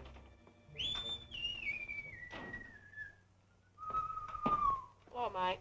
Now, you talk about a broadcaster. How did I sound? Want to hear yourself? Sure, I want to hear myself. Now, here's the thing about murder. You can get away. That ain't me. My voice don't sound like that. Hey, stop it. You're slowing it down. The submarine will pick up Coulter at the warehouse. It will proceed to location 10, where our counterfeiting operations will not be molested. That's coming from the Spider, and Dick's gone down there. Where? Well, I don't know, somewhere near the waterfront. But they took the map with them. What'd they say about a submarine?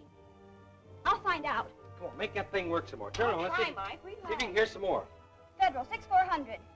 Right. Commander Brandon, please. Harbor Police Headquarters, Brandon speaking.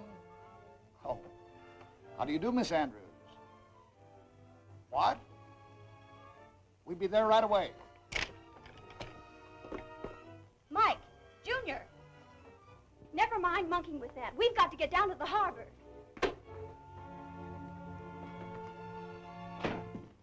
Submarine's ready to dock. Good. Get Coulter aboard. I'll be right there. Yes, sir.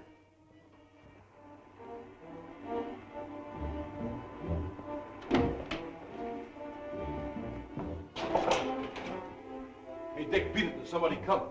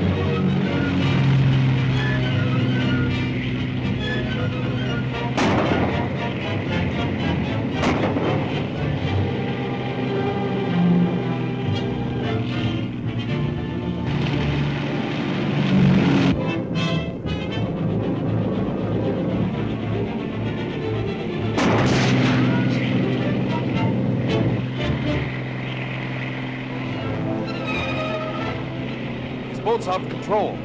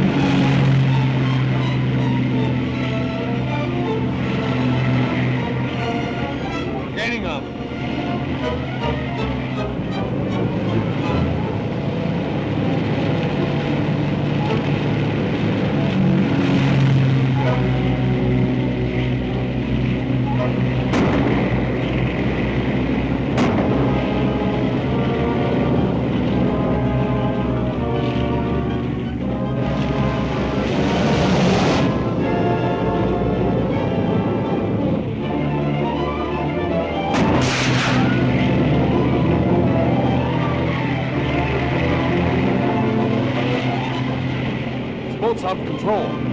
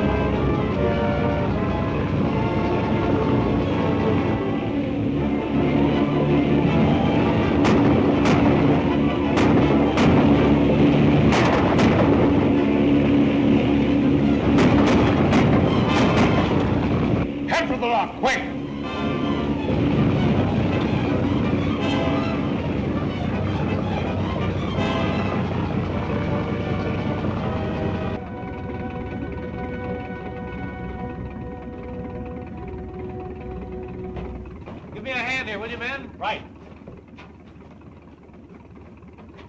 Take it easy.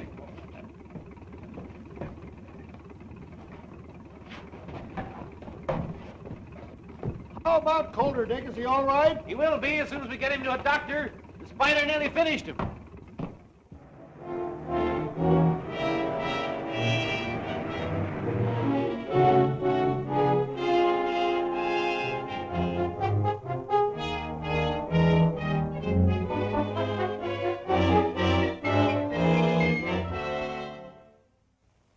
Bring them in my office, Carter.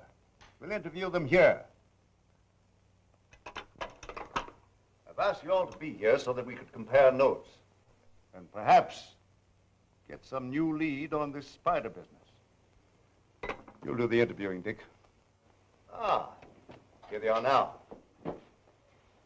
Gentlemen, thank you for coming. I want you to meet Dick Tracy. How do you do? Joe Crane is my name. I'm mighty pleased to meet you. Gee, Dick Tracy. My name's Perry. Say, I've heard an awful lot about you. How do you do, Perry? This is Bill Moffat, Dick. He works for the telephone company. Well, I'm glad to know you, Bill. How do you do? Mr. Tracy has a few questions he'd like to ask you. Gentlemen, these are all assistants of mine. You may speak freely in front of them. Please be seated.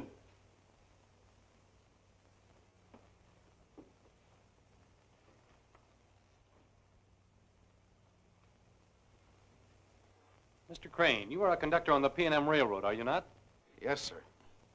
I understand that some months ago you witnessed a strange meeting which took place on board a train. Would you mind telling us about it? Well, it was a late train pulling out of the P&M station for Los Angeles.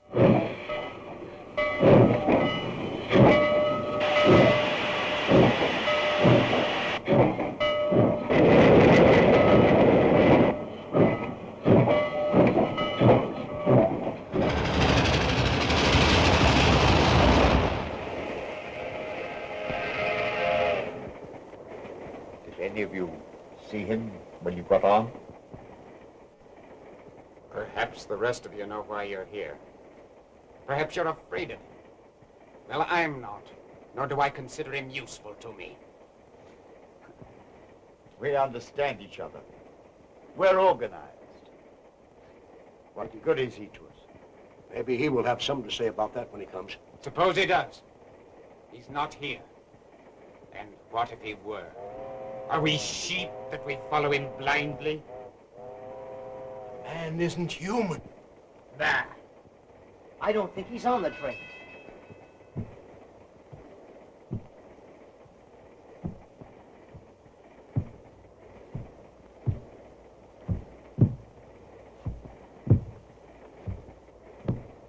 He's coming.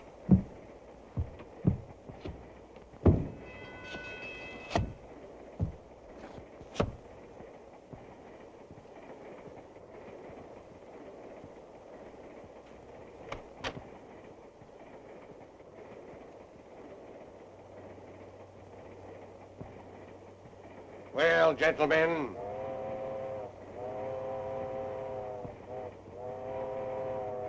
you, what is your report? Fine. Yeah, everything fine. Letourneau. Fine, Chief, fine. Everything's okay. My affairs are in excellent shape. You wish to hear what I have to say? Then listen. I'm through with you. The rest might be yellow and lick your boots, but not me, not me. I'm not afraid of you, nor of anything you can do.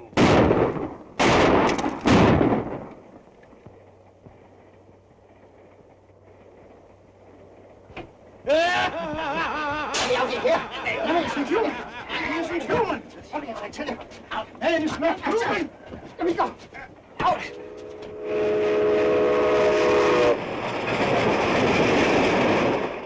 No one could figure out how that fellow with the lame foot got on or left the train. The man with the lame foot is the man we want. He is undoubtedly the head of a powerful organization. The Spider Ring. Mr. Perry, tell us what you know. I deliver milk, Mr. Tracy. I had just started on my route early in the morning, before sunrise. I noticed a man who acted crazy. He seemed scared of something. He was trying to get away.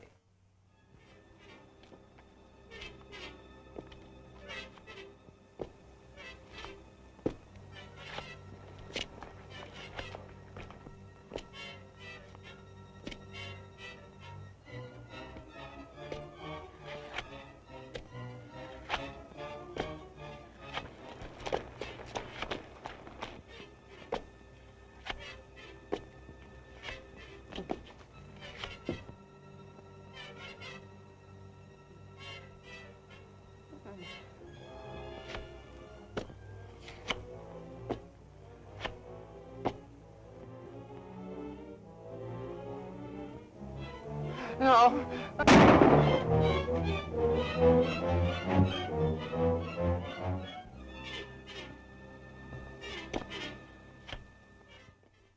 I immediately phoned the police. But the man was dead. That spider mark had actually burned into his skin. The lame-footed man again. Some sort of a fiend who brands his victims with a spider mark before killing them. Ellery Brewster was killed that way.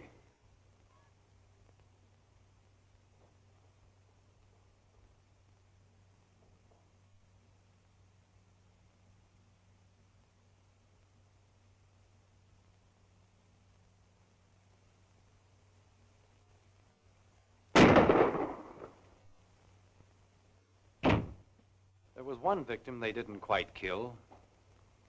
Steve, remember Death Valley Johnny? Steve and I suspected the spider ring was after Johnny. You have a gentleman registered here by the name of Death Valley Johnny. I should say we have. He's right over there in the midst of all those reporters. You can't miss him. Wait a minute, boys. Will you have a cigar? Why, certainly. Will we Thanks, have a Johnny. cigar? You're a great guy, Johnny. Will I give you the headlines, or will I give you the headlines? That's all right. So long, boys. partner. Say, don't forget to print the best one. Hello, boys. Have a cigar. No, thanks. I don't use them. You? No, thanks. I smoke a cigarette. Oh, cigarettes, eh? Well, sit down and let's have a powwow. No, we don't mind if we do. Don't mind if I smoke. No, go right ahead. Help yourself. All right. What newspaper are you boys from? We're not from any newspaper. I'm Dick Tracy, Federal Bureau of Investigation. This is my assistant, Steve Lockwood. Well, what brings you here calling on me? We're here in your interest. We have reason to believe a certain criminal ring may cause you trouble. Yeah. Listen here, young men. I've guarded the whereabouts of that mine for nigh on to 20 years, and no hombre's going to get it away from me. Besides, the gold won't be mine after 10 o'clock tonight. I'm selling out. Does anyone besides yourself know where the gold is? No, sir. I kept the secret of that mine in my head, and I ain't going to open my yap until those jewelers sign on the dotted line. Jewelers? Yes. I'm selling out to a big firm of New York jewelers. And, at a good stiff figure, too. Death Valley Johnny got it that same night.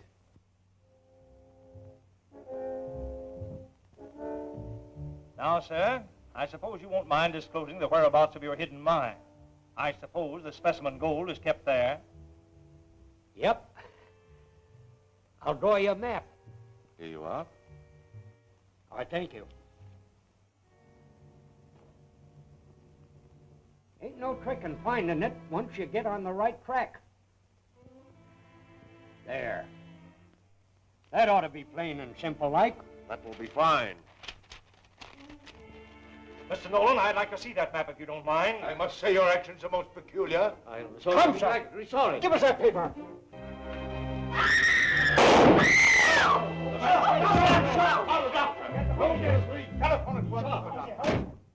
Death Valley Johnny didn't die. I guess he was too healthy and tough for the spider ring. The thing which ties these crimes together is the spider mark. And the walk of the man with the lame foot.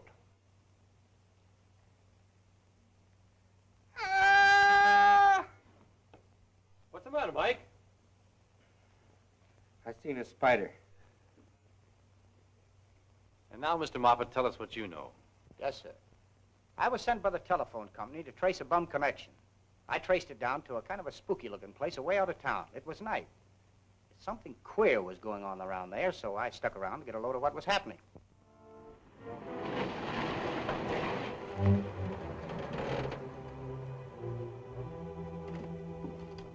Is he still alive? Bring him inside, quick.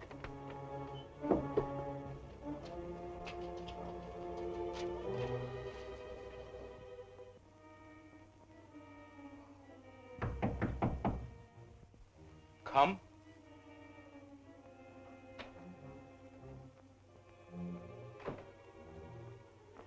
I have a report for the lame one.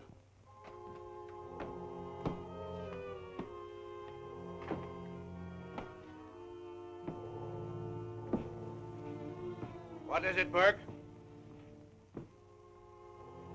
We brought Gordon Tracy here. Send Tracy into me. He's hurt, dying. We have to chase him, and he ran his car over a bank. Can you do anything about it, Moloch? If he's not too far gone, I might do more than you can imagine.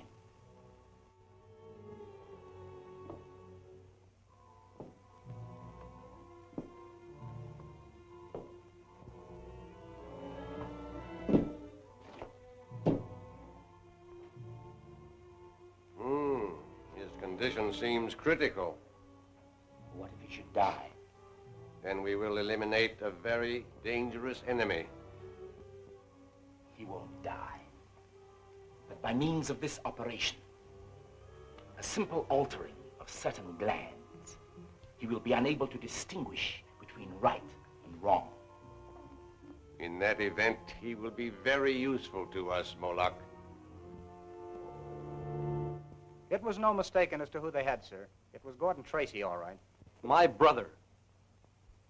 There's no telling what those fiends have done to him. Listen.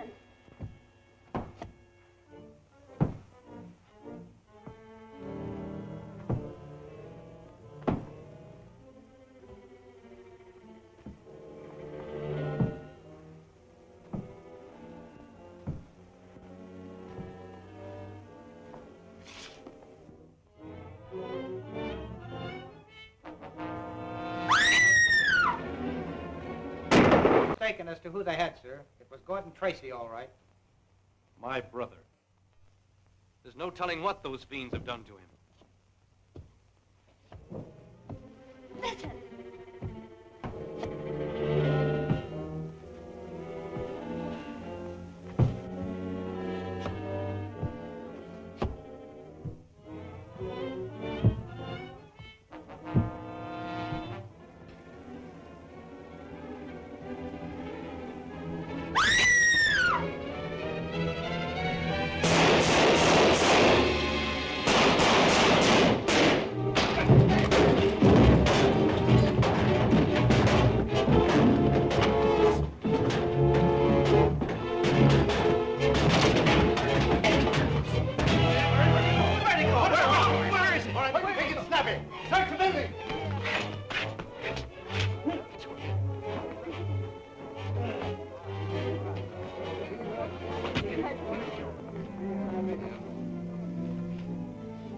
You!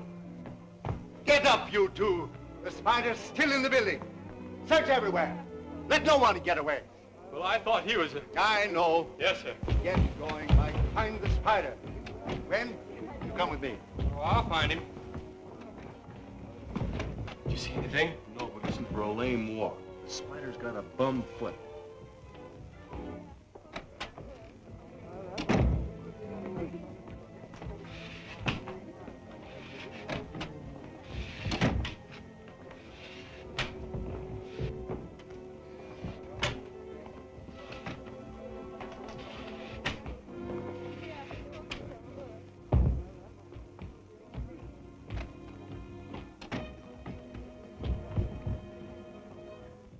Knock, knock.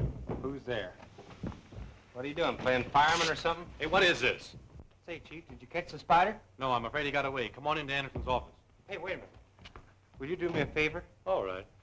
Help me get this bucket off my foot.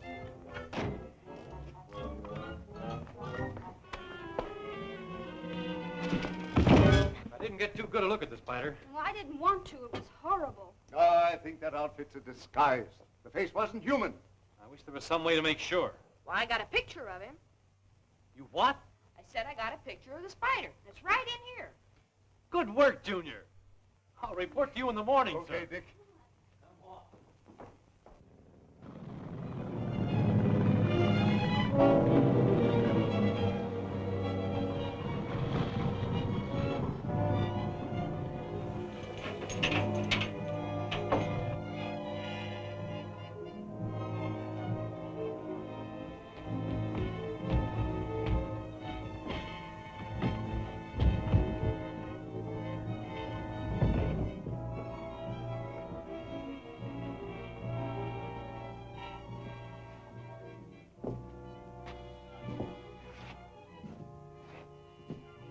Ralph, Gordon has a mission for you.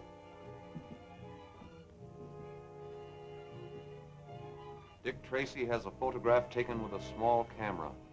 That film must never be developed. You know where Dick Tracy lives? Yes. Report to me when the negative has been destroyed. Yes,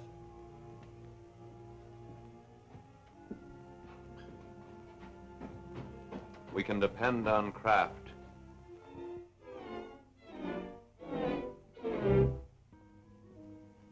Everything set, Gwen? Already. I'm terribly anxious to see what those horrible men look like. So am I. At last we'll know who we're after. Turn off the light, Steve. Right. See that the door is closed tightly, Steve. I'm going to turn on the red light. All set.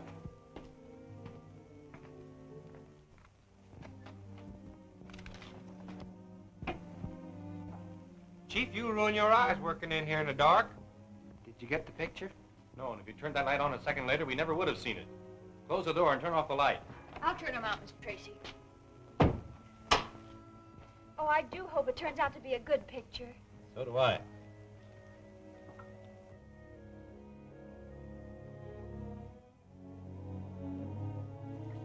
See?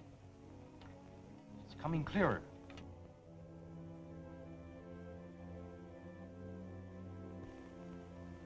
Can almost make it out. It's coming clearer. Any minute now. Mike, you've ruined it. Well, I ain't done nothing. What? Hey, get us out of here! Mike, you turn this thing on! I never done nothing. I was sitting right over there. I didn't have a thing to do with it. I'll get the blame for everything around here.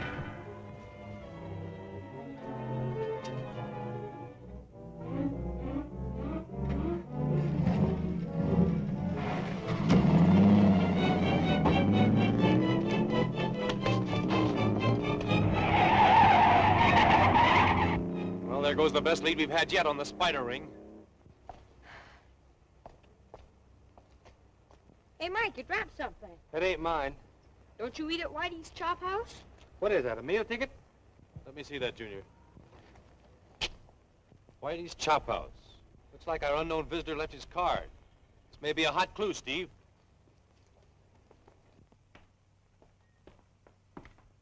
Well, why not raid the place around dinner time?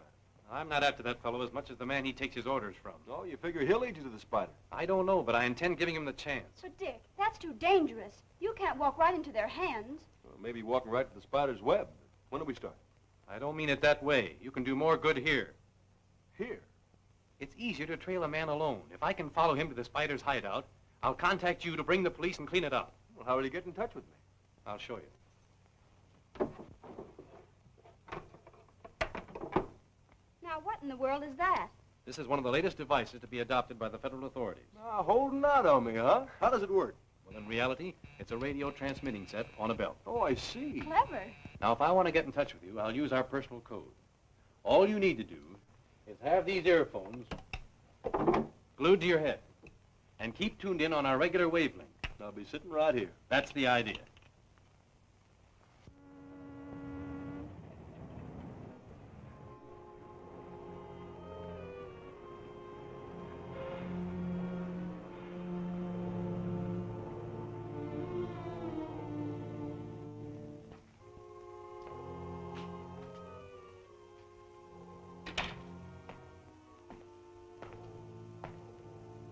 What's good tonight?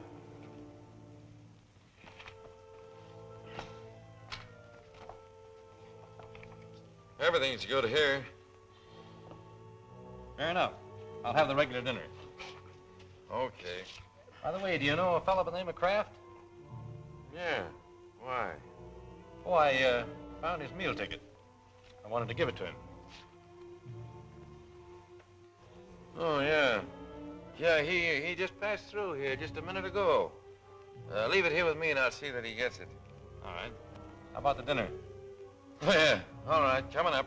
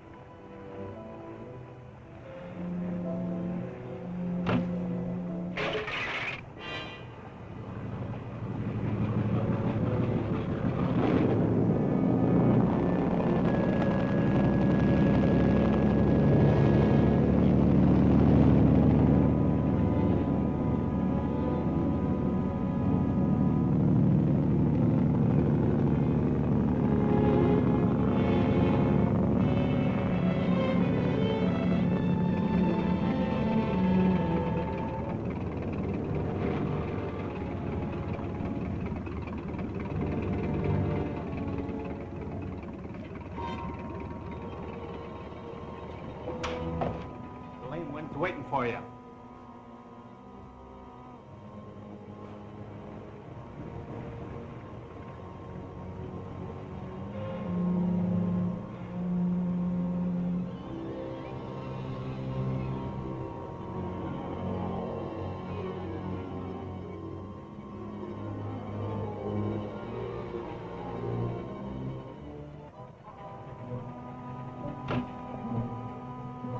That picture would have gone to every police station in the country. Here's Kraft now. You were successful? Sure. I destroyed the negative. Good. Return to Craig's Head and tell the others to report here. I have a mission for them. I doubt that very much. I've been waiting a long time for this opportunity. Don't reach any further, you. Put your hands on the table.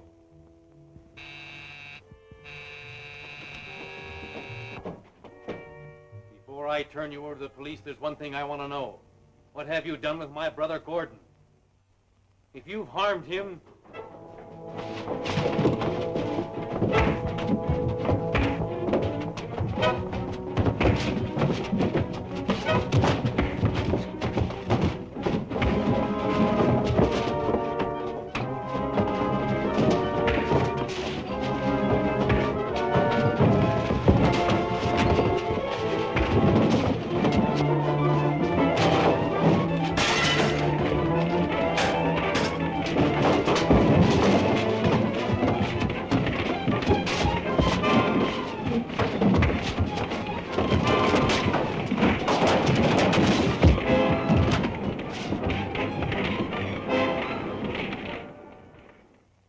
I should think you'd be getting tired, Steve. Wouldn't you like a little rest? No, I'm okay. I told Dick I'd stick by this. Flames are spreading. This'll all be ablaze in a minute. What about him? If so anxious to get here, we'll see that he stays. Tie him up. Get to the boat.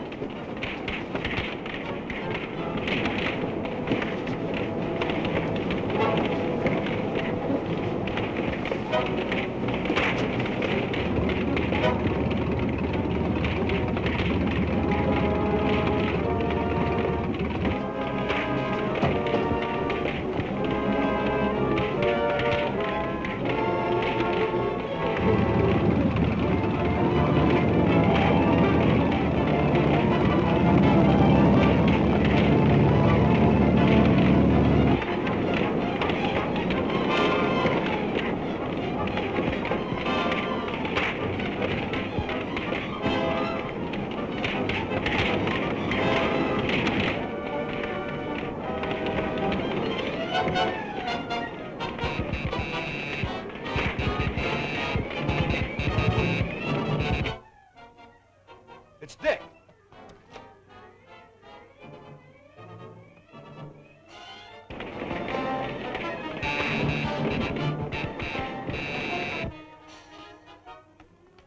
The Marine Terminal. Dick's in trouble. Come on, Mike.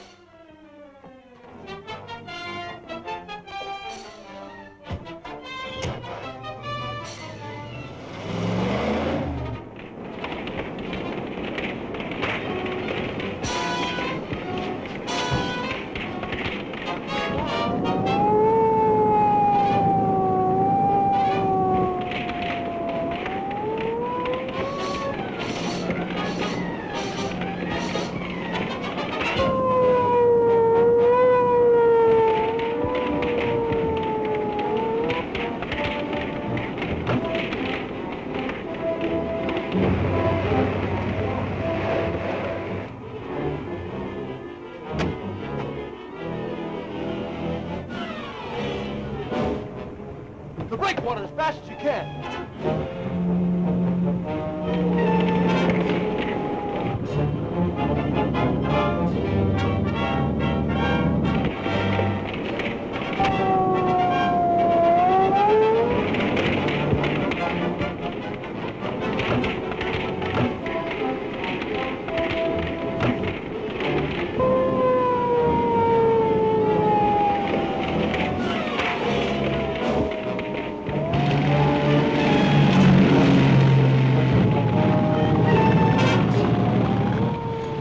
I can't get very close to that fire. You've got to. Dick Tracy's aboard that ship.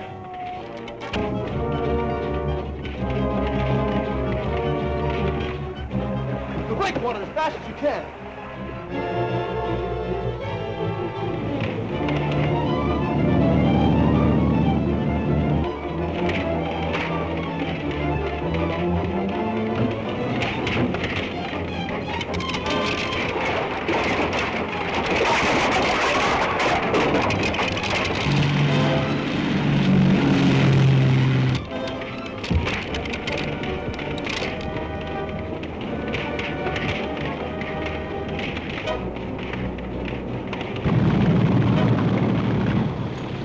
I can't get very close to that fire. You've got to. Dick Tracy's aboard that ship.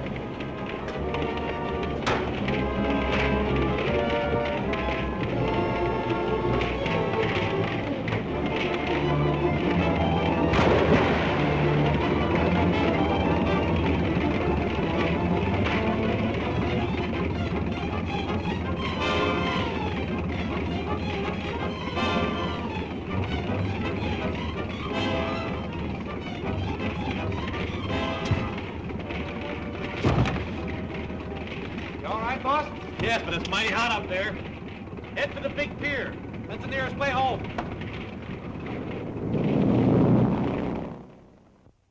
There we was, creeping along, and the Spider's men was all around us. And me, I was right behind Mr. Tracy, protecting him.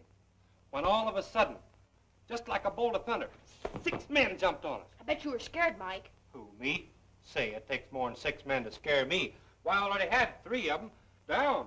And I was getting ready to tackle the 4th one when 6 more of them jumped on me. And I looked all around, and there was a half a dozen more coming right at us. Well, how many did that make, Mike? Huh?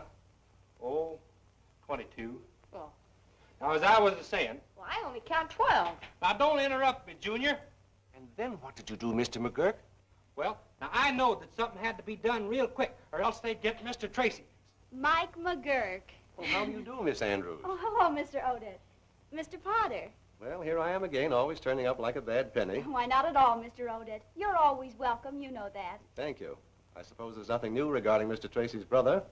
Not a thing. Gordon's disappearance remains as much a mystery as ever. Well, I suppose we'll just have to keep on hoping for the best. By the way, whatever happened to that engraver? The one the Spider's ring tried to kill when he refused to make the counterfeit plates for him. Why, nothing that I know of. He's probably still in the hospital. That was a most amazing case. How Mr. Tracy rescued him and almost lost his own life doing it.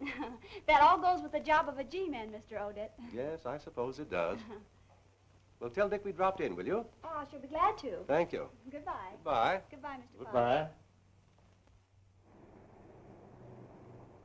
But the first place the Spider's ring took you to, Mr. Calder, can you give me any idea where that is?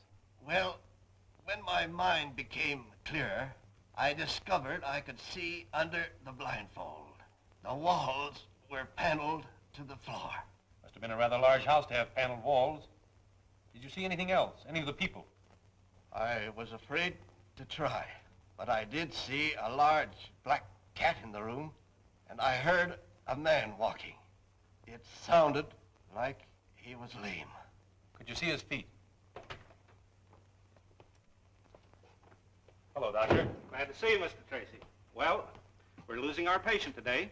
How's that? Mr. Calder's family are anxious to have him at home. They called me again just now, and I agreed to let him go this afternoon on one condition. That the bandages are not to be removed until I say so. That suits me. They're sending a car for you at 3 o'clock. I'll leave word at the desk to have you ready. Doctor, could I see you alone in your office for a few minutes? Why, yes, of course. I'll be in my office. I'll see you there in about 10 minutes.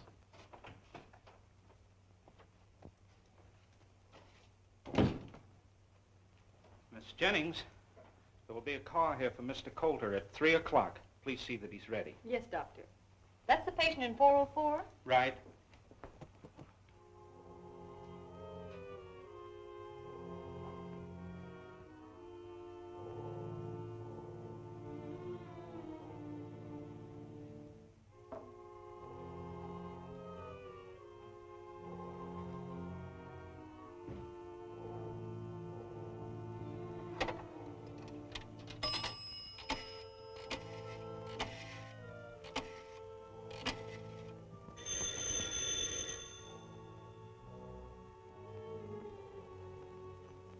Hello? They're gonna take Coulter out of here at 3 o'clock. Stand by and keep watch. Report immediately if there is any change in the time.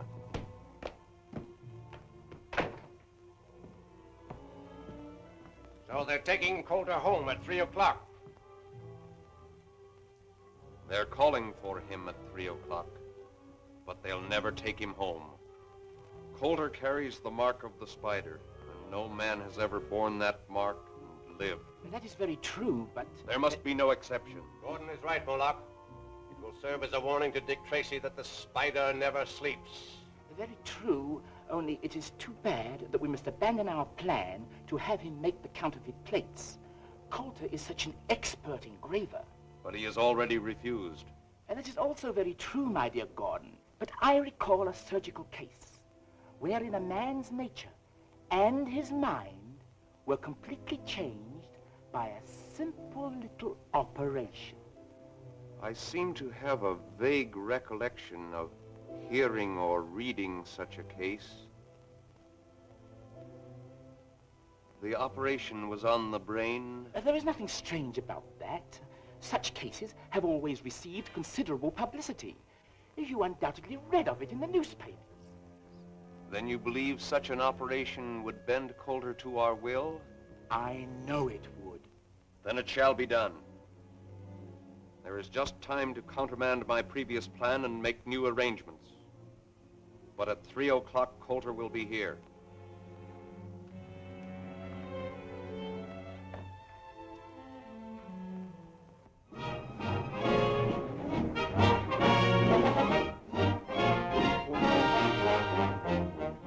Most preposterous, unthinkable idea I ever heard. I won't allow it. As a matter of fact, I positively forbid it. But you can't forbid it, Clive. It's our one sure chance to trap the spider. Good Lord, Dick, if anything should happen. Nothing can happen. I'll prove it to you. Mike, get that road map off the wall.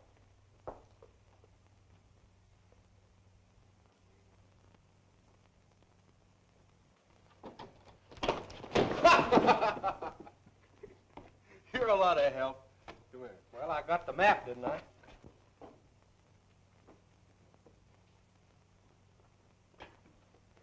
Now, let's see. Here's the hospital. We throw a ring of our department cars with their two-way radio, completely encircling the hospital. If the spider ring shows up to get Coulter, as I expect, their car will be spotted by one of our guards and its description immediately broadcast to all the other cars. What, with so many cars following Dick, it's... Only one of our cars will be following the spiders at a time. The others will be on roads paralleling the route. Oh, I get the idea. Then there'll be a net around the spider car all the time. And if they turn off into another road, the other cars will be immediately notified over the two-way radio, and one of them will take up the trail. In that way, no matter how often the spider's car changes its course, a different car will be following it. I guess that's a good idea, Chief. They lead us to that spider's hangout without even knowing that we're following them. That's what I hope they'll do. It's a perfect setup, Dick, but the question now is, will the spider make the attempt to get Coulter? They need those counterfeit plates, and you can bank on it. The spider will try again to force Coulter to make them. All right. I withdraw my objections, but it's against my better judgment.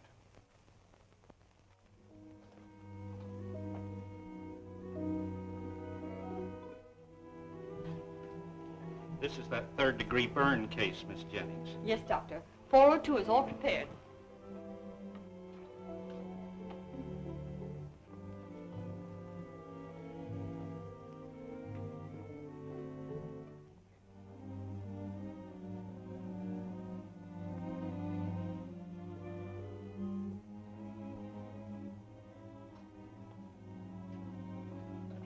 You may go now, Miss Jennings. This nurse will be all the help I'll need. Very well, Doctor.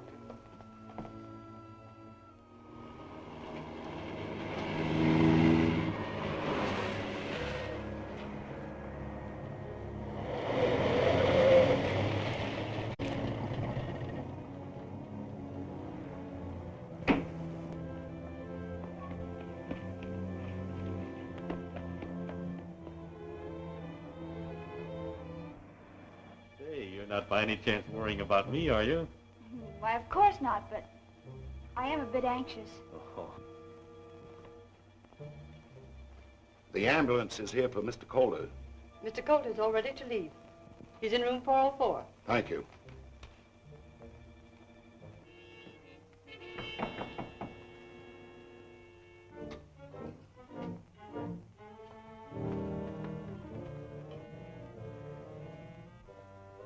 All right, Mr. Calder, the ambulance is here. I recognize that voice, Miss Andrews. That's one of the Spider's men.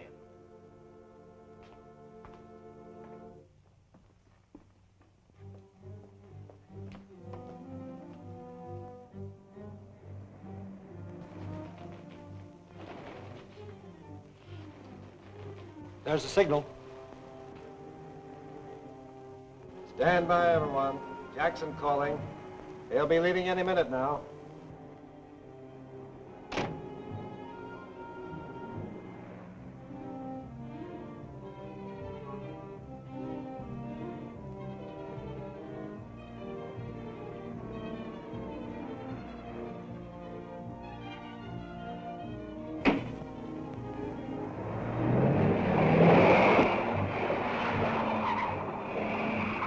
Jackson reporting. Car heading south. Stop rolling.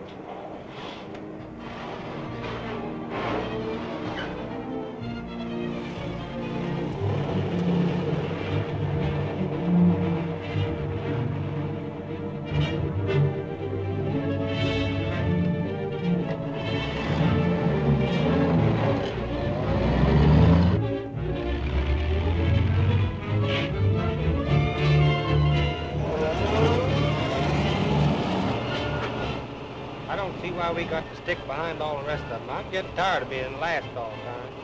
Well, no use taking any chances on the Spider's men recognizing us, Mike. Then they'd know something was up.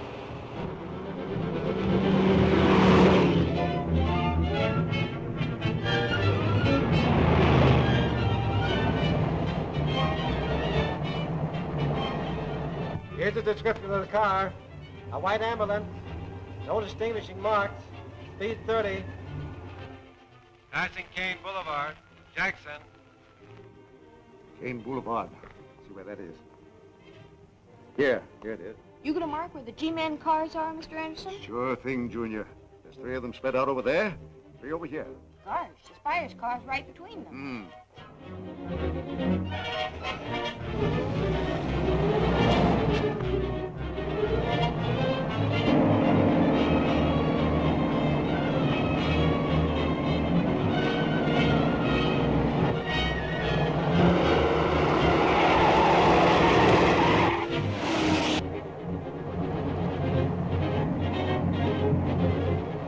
That car in back of us seems to be sticking on our tail.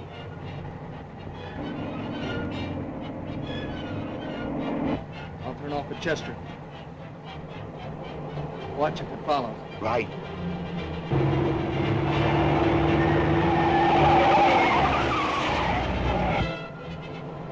False alarm. He went right by. Car just turned into Chester Boulevard. Going east. That is all. Take over. Jackson. All right, Jackson. Anderson calling Fox. Anderson calling Fox.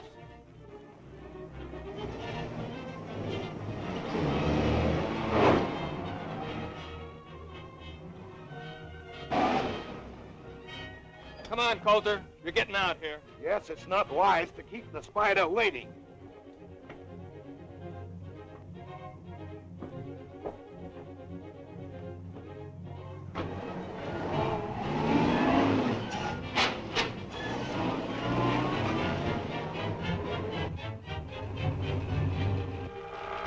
Gee, do you think something's wrong with the radio, Mr. Anderson? We should have heard from Mr. Morris before this. Morris reporting. No sign of car. Going through Casper to investigate. All right, Morris. Other cars stand by for Morris report. Something's up, and I'm going to find out what it is.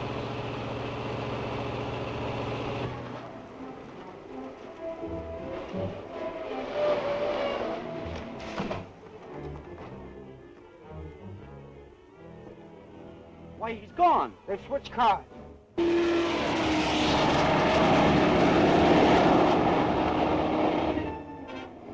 It's Steve Lockwood.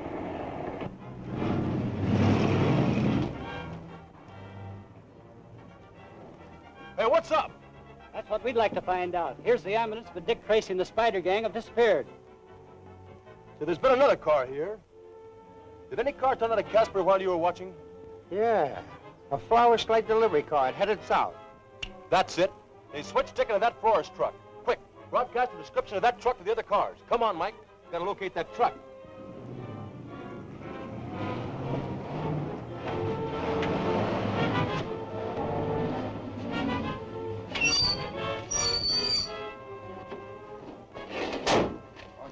Back soon as I ditch the truck. Step on it. Come on, Calder. Come on, no funny work here.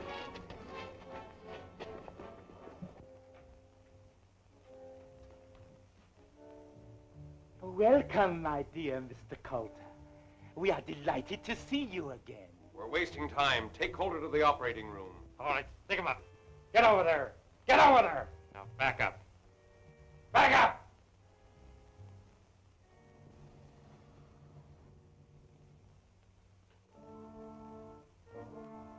I wouldn't use that telephone. Drop that gun.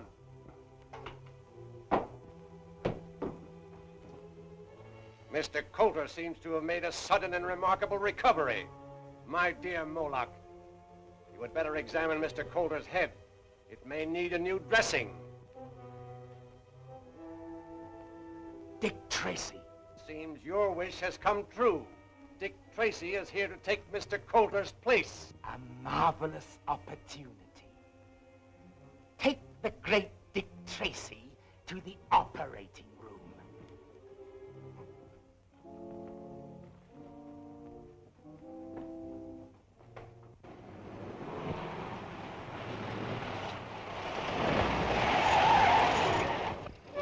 Why, you that flame up here? Hey, did you see a florist truck go by here? Yeah, I seen it. Went by here going lickety.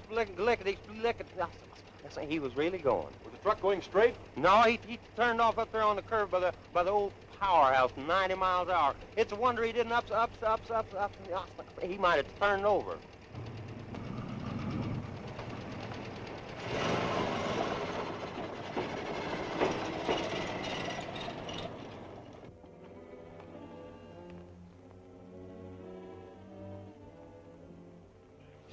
Get the ether ready and the cone.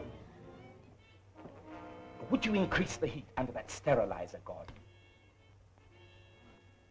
Gordon. Gordon. Is that my brother, Gordon Tracy? So, the great Dick Tracy did not recognize his own brother. What have you done to change him so? It was really a simple little operation on the brain. So, that's what you're planning to do to me? We planned it for Coulter, but since you have taken his place, the ether!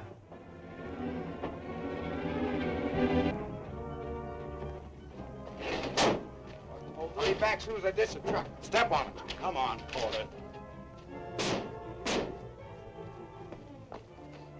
Come on, no funny work here.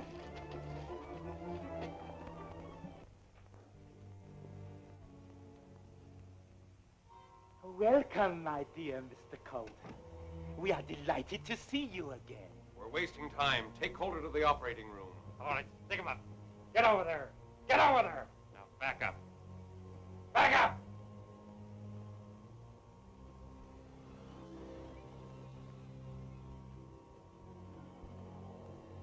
I wouldn't use that telephone. Drop that gun. My dear Moloch, you had better examine Mr. Coulter's head. It may need a new dressing. Dick Tracy.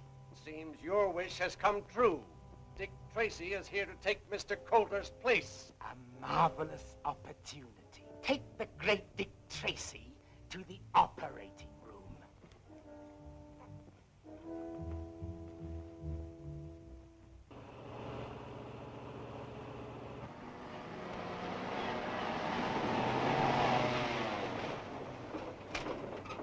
Hey, what's the big idea? Come on down out of that buggy. Mike, looking back.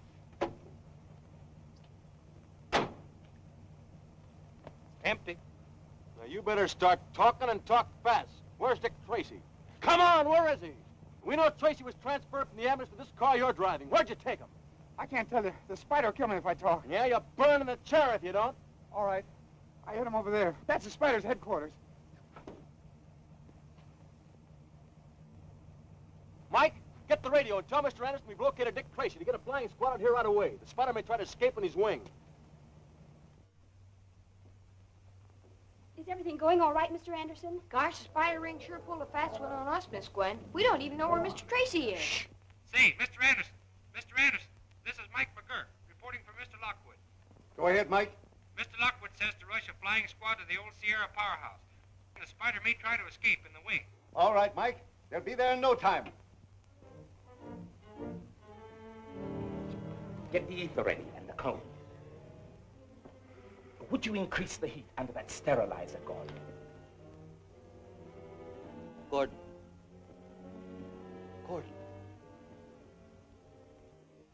Is that my brother, Gordon Tracy? So, the great Dick Tracy did not recognize his own brother. What have you done to change him so? It was really a simple little operation on the brain. So, and that's what you're planning to do to me? We planned it for Coulter, but since you have taken his place, the ether!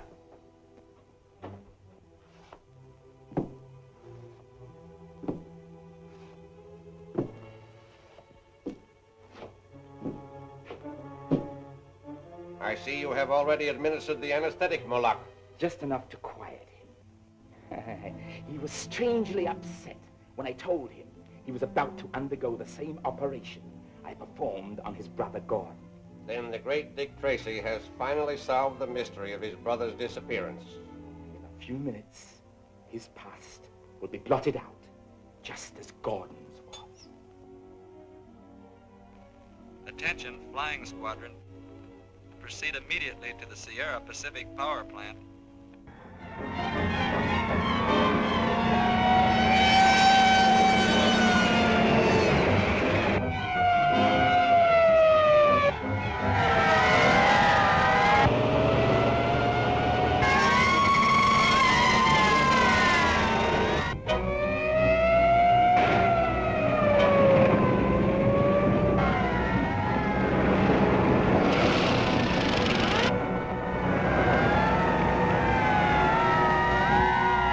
Loosen the straps. We shall have to change his position to operate.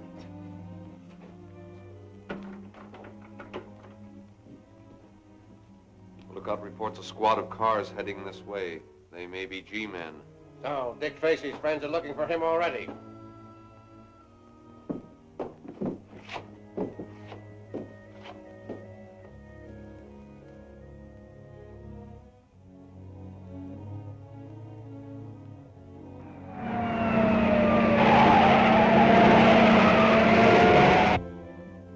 I shall prepare a fitting welcome for all G-men.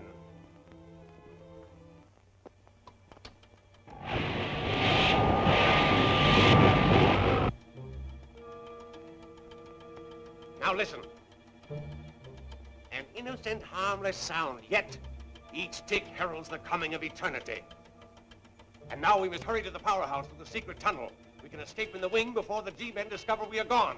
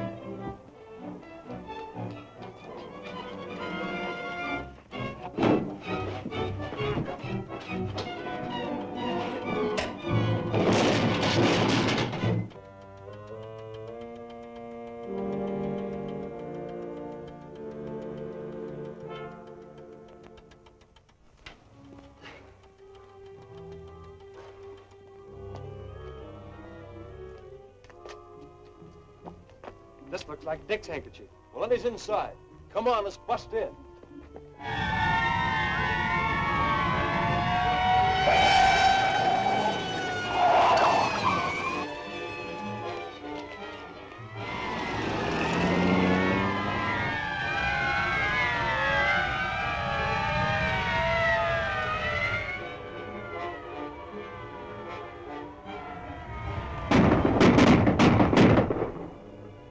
Better this way.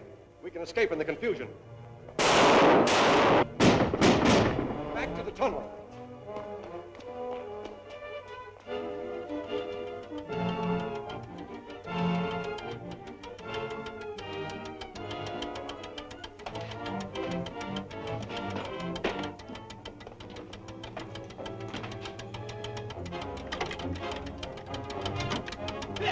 Dick Tracy, where are you? Get out of here quick. The house is mine. It'll blow up any minute. Where's the spider? Making for the powerhouse through the secret tunnel. I'm going after him. Clear out of here quick. Don't do it. You get blown to pieces. Just a few seconds more.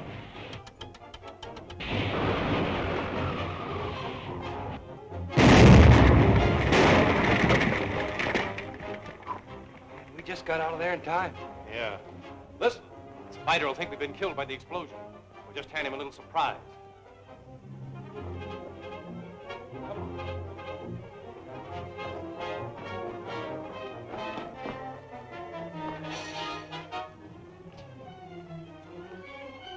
Remember, no shooting.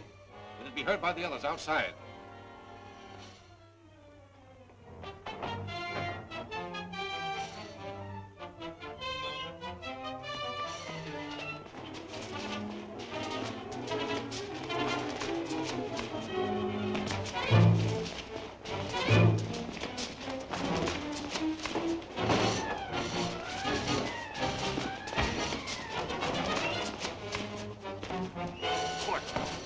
Gordon, don't you know me? It's your brother, Dick.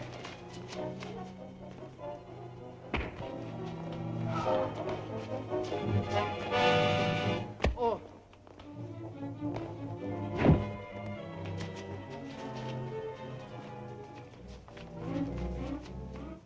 Who did? Keep back. You haven't got me yet.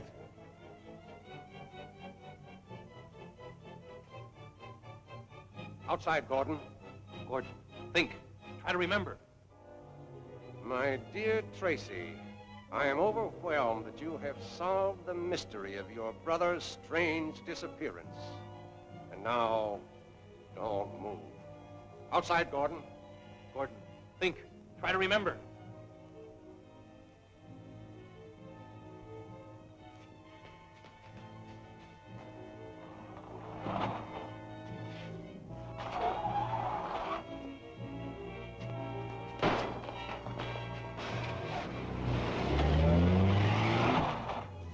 There they go. The police car. Come on.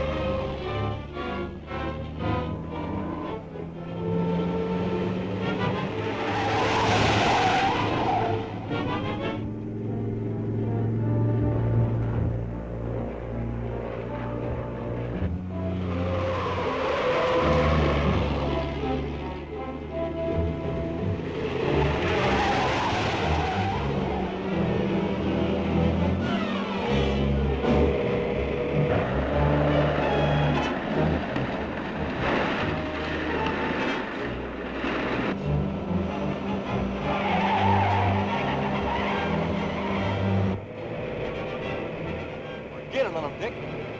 Oh, boy, look at that car go. Faster, Gordon! Faster! They're coming after us! If he doesn't watch, he's gonna wreck that car.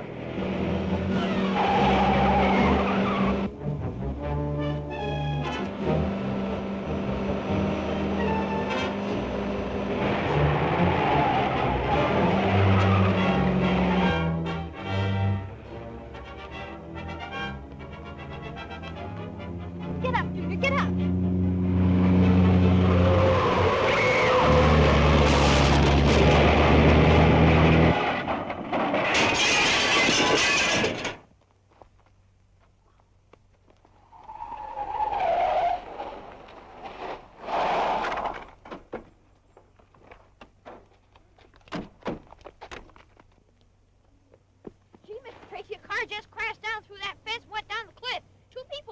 That was a spider, Junior. The spider? The spider? But he deliberately drove the car over the cliff to avoid hitting us. Spider wasn't driving the car. It was Gordon. You know who the spider is? Who? Mr. Odette. Mr. Odette? I knowed it all the time. I pretty near had my handcuffs on him, but he went and left in that car. There's Odette. I'll take care of him, old man. You look after your brother.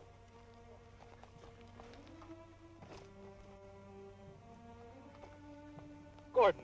Gordon. Dick. How come you're here? What's the big idea? Don't you remember, Gordon? I remember I was in a car, then something happened. It was Gwen and Junior. They were right in the path of your car. Gwen? Junior? You drove your car over the cliff to save them, don't you remember? It's all like a horrible nightmare, Dick. I can't seem to remember anything. Don't try. It's all over now and everything's going to be all right. Yes. I think I'm going places.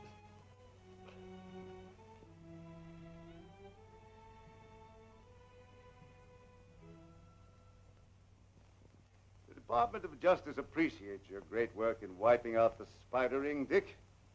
When you show up at the office, you'll find that that appreciation can take a very concrete form. Thanks, Clyde. But forget the fuss and feathers. All the part of a G-man's job. Maybe so. But you better show up at the office just the same. All right, Chief. If you say so, I'll be there. Goodbye, Dick. Goodbye. Oh, by the way, Steve, you better show up at the office, too. Right, sir. Oh, Dick, I'm so happy for you. This looks like another promotion. Where's Mike? We ought to let him in on this. Oh, he's in the laboratory trying some experiment. Mike, what happened? Oh, I was just experimenting with my new smoke screen, and I got it all right. I'll say you did. All over you. Oh, heck.